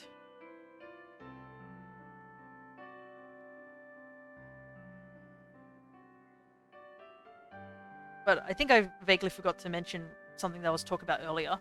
So this ball that you caught, the Origin Ball, which you catch either Dialga or Palkia in, is a one-of-a-kind ball, and only these two Pokemon obviously can be caught in this ball.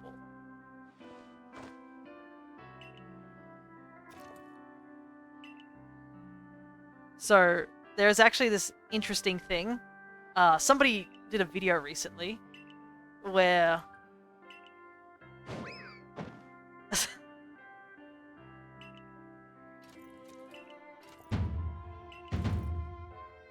they went and caught, I think, every version of Palkia, or Palkia in every single Pokeball that is possible.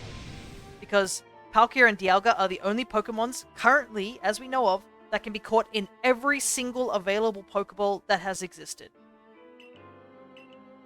Obviously, there are some exceptions, being like the Park Ball, but obviously the Park Ball is a temporary ball, and the Strange Ball are a temporary ball, so they don't really count.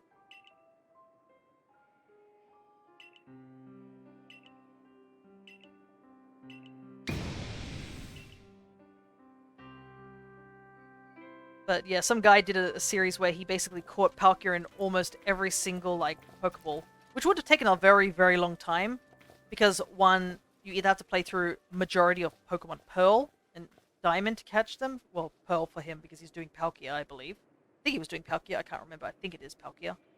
Yeah, you can catch it in a Premier Ball, you can catch it in all the balls.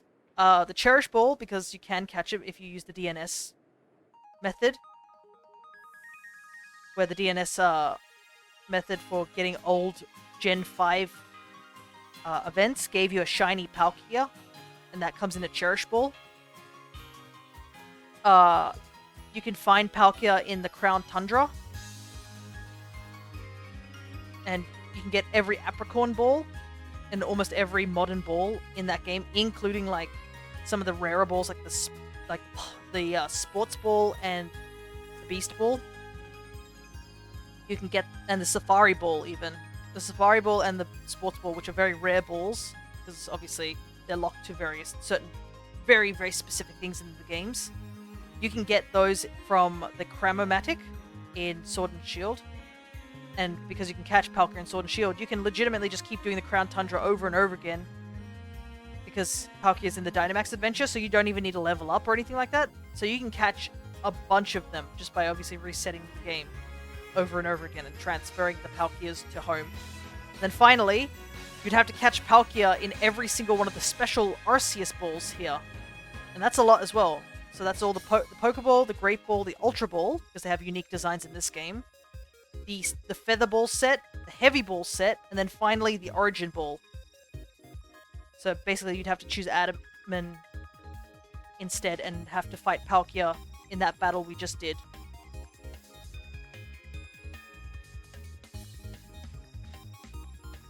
But yeah, funnily enough, I think the Dialga and Palkia fight is actually one of the easier fights in the game. Like, that whole thing. I didn't even need to battle him in hand-to-hand with my Pokemon. I was able to just easily just do it. But the fight with Arceus is a whole nother, like, can of worms. That is a much harder fight. I think when I did it blind the first time, I failed 3 times. Because when I first played this game, I don't know if I saved, I think I did save it as a highlight, my very first attempt of playing this game, but that took me like 3 times because I wanted to make sure that I did it like without the whole oh, keep the damage. I wanted to do a whole full clean run of Arceus, which I eventually did, and I was very proud of that. But yeah, he is a very tough fight, and also getting to him is quite tough. But obviously, if you do defeat him, he just gives you an Arceus. And also playing this game through, you do unlock the Azurill Flute in Brilliant Diamond and Shining Pearl, so you can actually shiny hunt Arceus for the first time.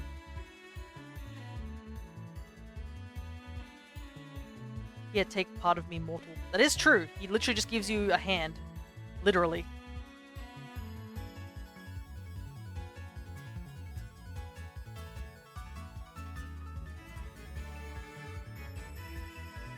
Anyways, we have hit the 5-hour mark. So this is going to be rough, to say the least, because there's not enough story for me to, like, I guess continue on. Or, like, pause and go back and stuff, but I'm not sure. I do want to get this done, so I'm just going to keep going. But yeah, this is going to be a long... We're in for the long haul, unfortunately, because it took us 5 hours just to get to this point. The post-game does have a lot of captures to do as well, which is a little unfortunate. But there is an alternative. There is a slight alternative. Also, this is a really nice artwork. I'm sad that we can't take a picture of it. It's like one of the few artworks you can't take a picture of. My question is, since you stay there, do you become your ancestor? That's a thing! Because Arceus doesn't bring you back, or as we know of.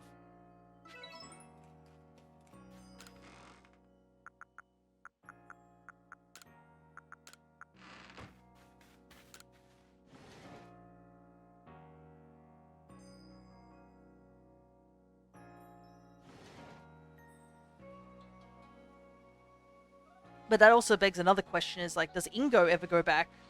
Because clearly, he's been here for a little while. To the point where he's aged quite a bit.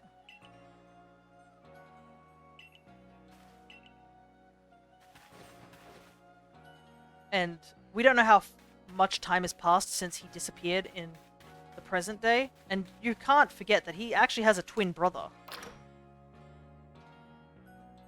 Unfortunately, there is no sip command. If you want to hydrate, it is just exclamation mark hydrate.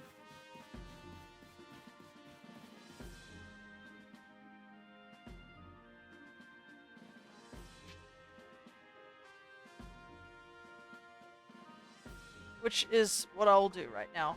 Use a little bit of a drink. Yeah, it's a big reason I want to get the Nightbot commands onto the Twitch page so that you guys can take a look.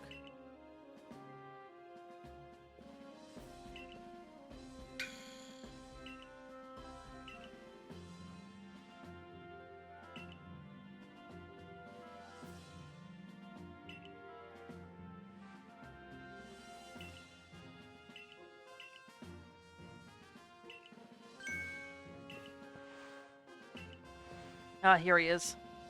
Since you caught Arceus and let him go before you perish, if they see your great-grandchild, do they want to be caught by them? Well, it's unknown if the Arceus we see in Shining Pearl and Brilliant Diamond is even the same Arceus, like, or piece of Arceus. That could be a totally different piece of Arceus.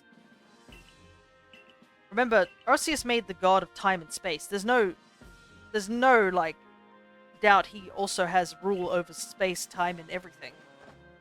For all we know, he could be seeing multiple different timelines and multiple different time periods all at the same time, which is like a crazy thought to think.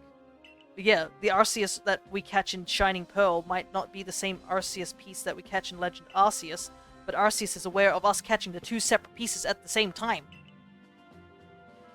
Which also means he's totally aware of what this particular dickwad is doing to the timelines, and that's probably why he sent us back here. But yeah, it is kind of strange that Arceus doesn't really ever send us back. Like, we don't get confirmation that we go back. We don't get confirmation that Ingo goes back. And while it's obviously an awful thing to think that our protagonist doesn't make it back, like, the fact Ingo is an actual, like, NPC in Black and White along with his brother is a lot worse.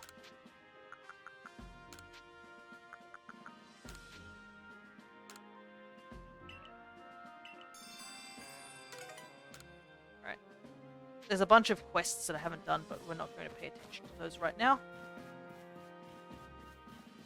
And also, it's not certain where Akari and Ray fit into the timeline of who they are.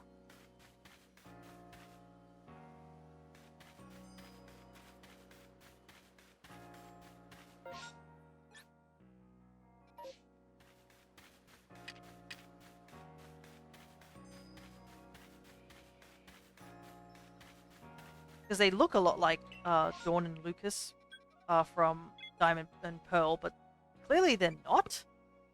Because when you do the if you've played Pokemon Master EX, I believe they have had Hisui and people travel through time because of Hooper's nonsense, as we'll say. And Ray and Akari do end up meeting up with Dawn and Lucas, and there are some very distinct differences between the two. They look similar, but not exactly the same.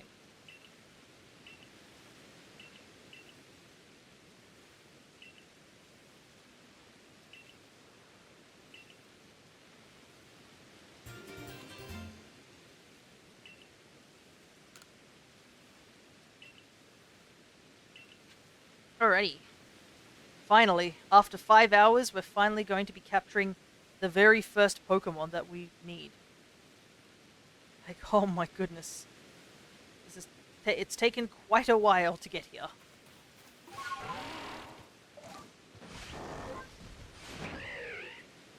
Yep, we're finally going to get Shaymin. Shaymin is only available if you've played, I think, Sword and Shield or something like that, or Brilliant Diamond Shining Pearl. I don't know which game. One of those games. So this is exclusive, technically, DLC mon, but it is this is the only sort of reliable way to catch Shaymin.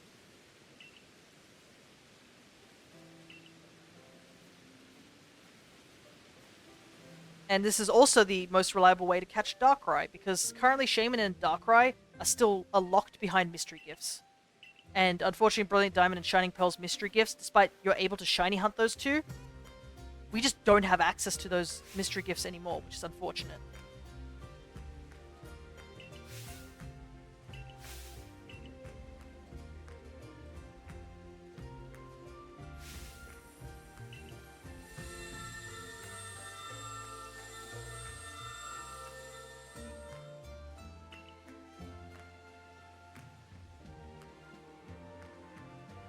Here he comes.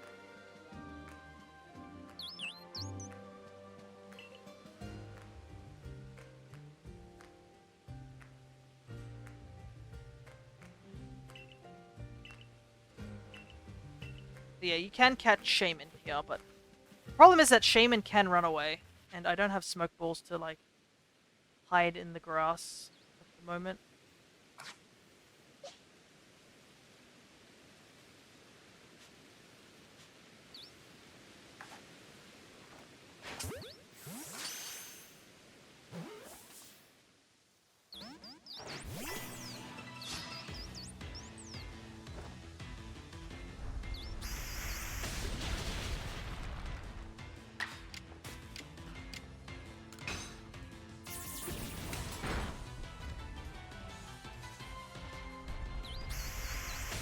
I like how Shaymin just casually just has Earth Power.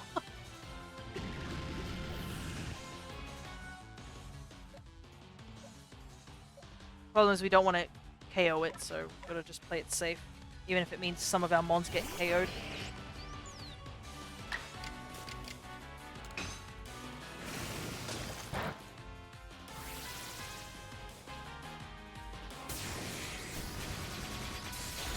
Man, this obscure thing doesn't really help.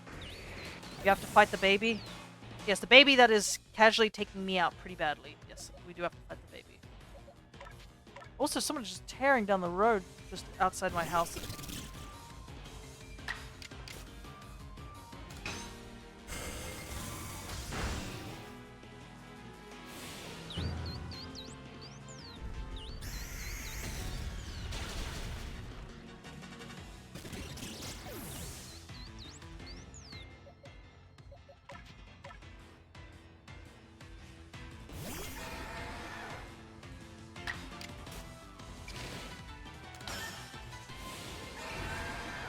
do a little bit of chip to get into red.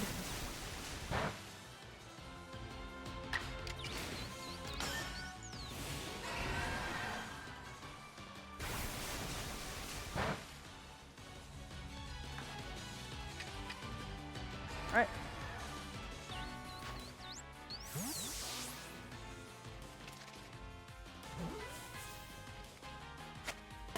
There we go.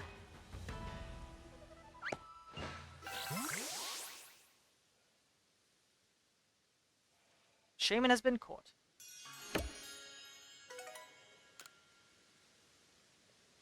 Another interesting fact is that Shaymin and Darkrai don't count towards the Pokedex, because obviously that involves you getting another Pokemon.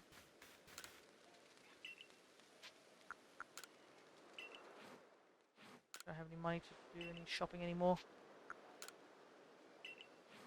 There we go. We have Shaymin and Dialga, which I think we'll put on the team somewhere.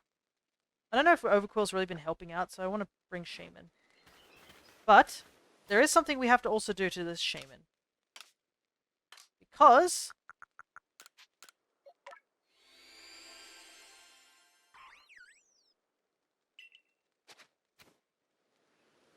we need Shaymin Sky, specifically.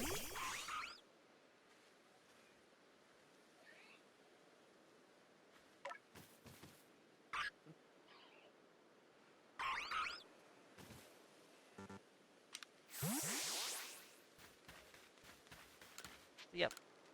Shaymin has been acquired. All that's left is to get over to Enamorus.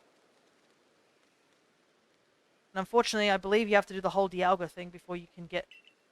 not Dialga thing. You have to do the whole thing that Volo wants you to help without... Oh, he's actually at the Heights camp, so let's just go over there now. Before I talk to him, no, we've got to heal.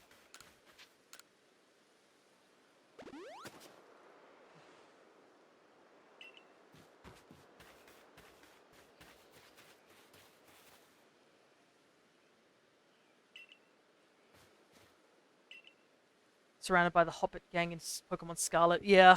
It is funny when the little Pokemon all stand around you and just like, what you doing? And you're like, guys, please. Tale of a brave soul who, together with Pokemon on his side, went on a journey to search for the fragments of an all-encompassing deity. Deity? Yes, an all-encompassing deity, the creator of this very universe, and its name is Arceus. Perhaps you've already heard this name. It does sound familiar. Of course, who else could I have expected from the hero who saved the Hisui region? But yeah. We have all these plates here, and on the first plate, the original one breathed alone before the universe came. This original one is none other than the Pokemon known as Arceus. So, what do you say, Theo? I think we should try and gather all the plates. Good. Also, I can see his foot's twitching a little. I think it's because the model's sort of clipping. Either that or he's very, very excited for us to join him on this adventure. One or the other.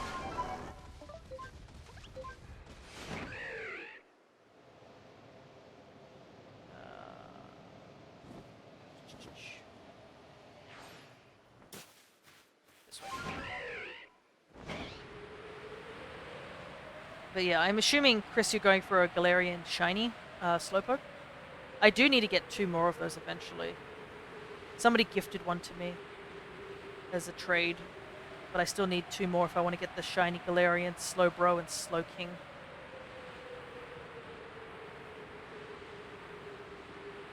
I just haven't considered doing that hunt at the moment because it's not very interested in doing those hunts at the moment. I'm trying to limit the amount of Masuda method hunts I'm doing at the moment.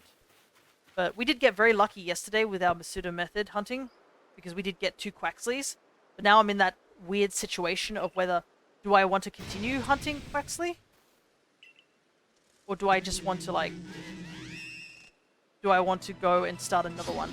Because if I do hunt 1 more Quaxley, I just finish the line. And hunting eggs for 3 hours and get nothing. It does happen.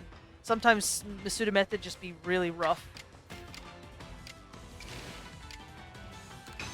because I've had that experience with the Wooper eggs where we hunt. I think we hatched over like 600 of them, of the Johtoin, the Johto version of the Wooper, and thank goodness we not only got that, but we also got a Quagsire.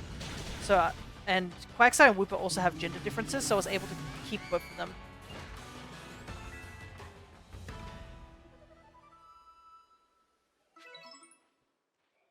But yeah, that and the Rowlet took a very, very long amount of time.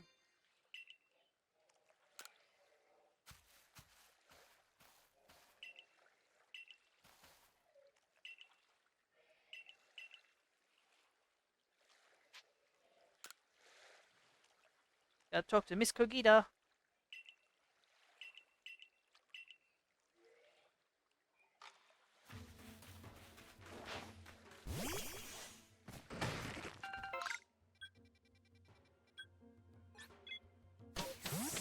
But on the flip side, I've had like I hatched a shiny Scyther in a sports ball in like I think less than 30 eggs because I was literally just hatching sports ball eggs because I needed them for the one of the missions that are in Pokemon Home where you need to submit at least 30 of the same Pokeballs or Pokemon in those Pokeballs into Pokemon Home. And I was like, well, I have this Scyther that's in a sports ball because somebody traded it to me, sort of thing.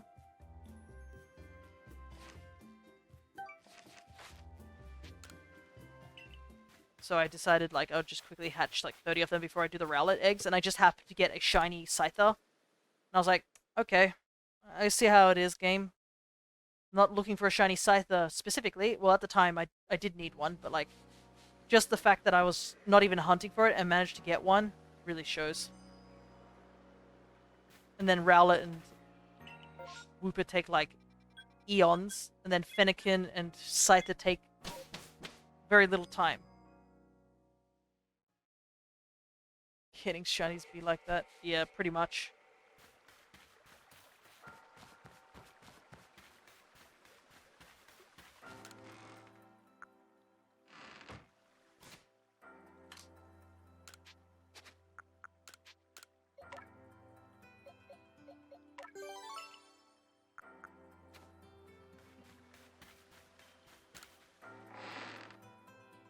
I remember when people saw Kogita's like teapot and thought that meant Poltegeist and Sinistea were going to get a new form. Well, technically they do.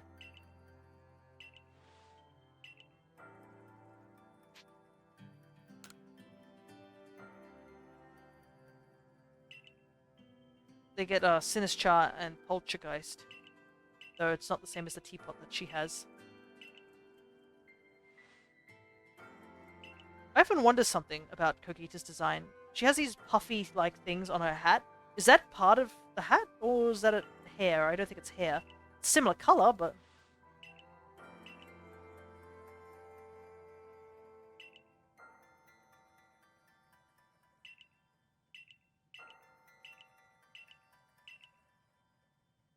ah, okay. I realized something too. We have to catch all these Pokemon. That might be kind of impossible at this point in time. Because we are at the 5-hour mark.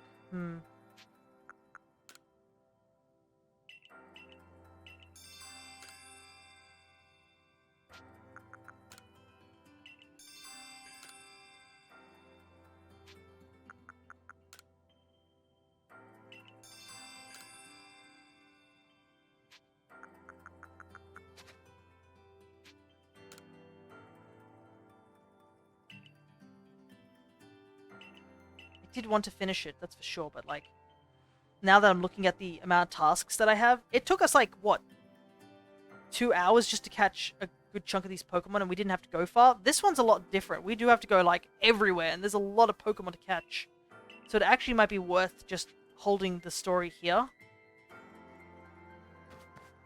And then continuing on a different day. Because I do, I think, let me double check. Because there is the event that's happening, which is this Hisuian Samurott. When is that? The 24th. That's this week. So I will be doing the Samurott hunt. Make it like half the stream. Yeah, I think I might make it half the stream. So we'll do the Samurott and stuff like that, and then we'll continue the story then as well. Because I think this will take quite a while. I would like to do some more egg hatching in Violet, but we can always pause that. It's not a priority, but yeah, I don't think we'll be able to do this stream, unfortunately. But we at least got Shaymin, so I will take that as a victory.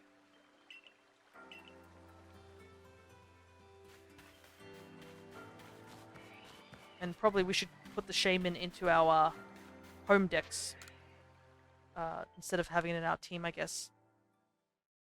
Plus, we can also... another big reason is we had to catch 2 Shaymin was literally just because it has separate forms.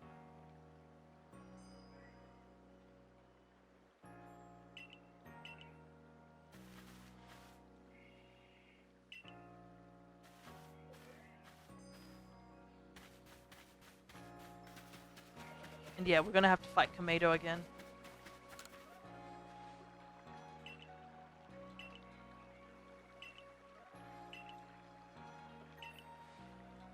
Alright. Let's take out... Yeah, we'll keep Shaymin in here. I think I want this to be the...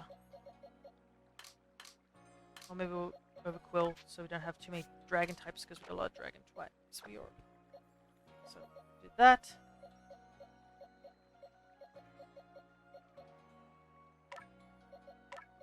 Let's quickly release a handful of these mons.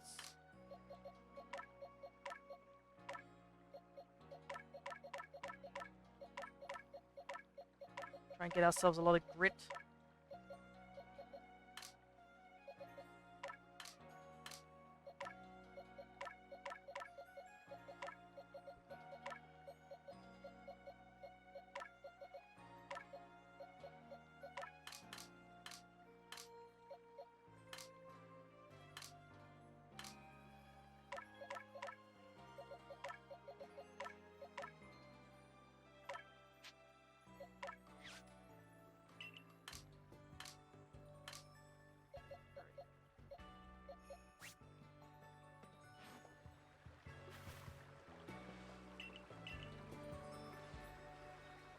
Much faster.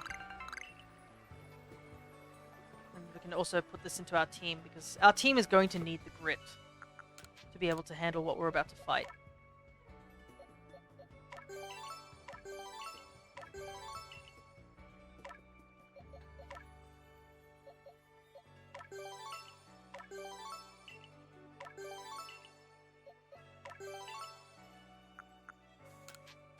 You should see them running away.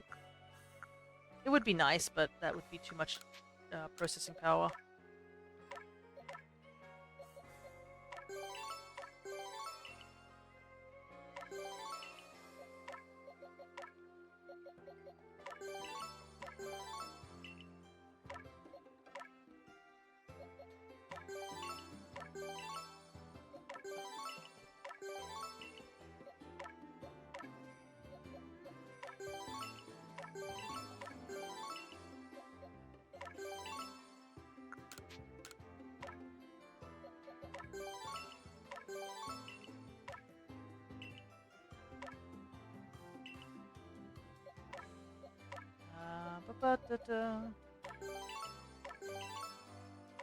Just gonna use up some of these that we've just got.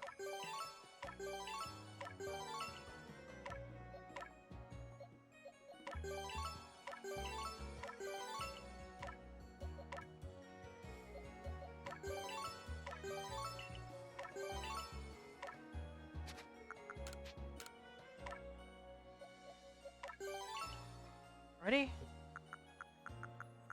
Okay, perfect. And we got a lot of Ultra Balls for now. We can make it maybe a handful more if we really needed to, but we're pretty much good to go, I think. Yeah, I think we'll do this as part of a half stream some other time. There's actually quite a lot of things I want to get done because the modded DS will be coming to this week, but probably shouldn't do too many streams all at once because I will just wear myself out.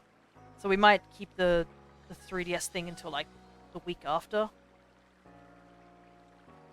and focus on getting this game done before next week because I do want to start a brand new game on Mondays and, you know, just give you guys a bit of a fresher like start with no Pokemon for a little while because we have been playing Pokemon pretty religiously for the last couple of months.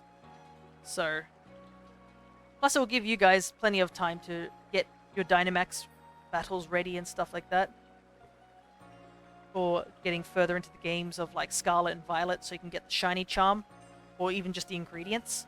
I'll try to do my best to supply most of the Herba Mystica for that, but yeah, I will have to rely on you guys to be able to get your hands on the rest of the items and ingredients that you'll need. But I think this is a good place to wrap up. We will continue on, catch the rest of the mons that we need to catch of all the legendaries, and be able to get ourselves Enamorus finally, which we do need to get Enamorus in her Therian form, because we'll need to have her transform, just like we did with Shaymin. But I think that is it. I don't think there's anyone streaming at the moment, so that's all good.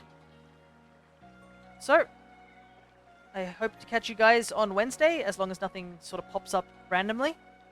So, until next time, guys, take care, everybody.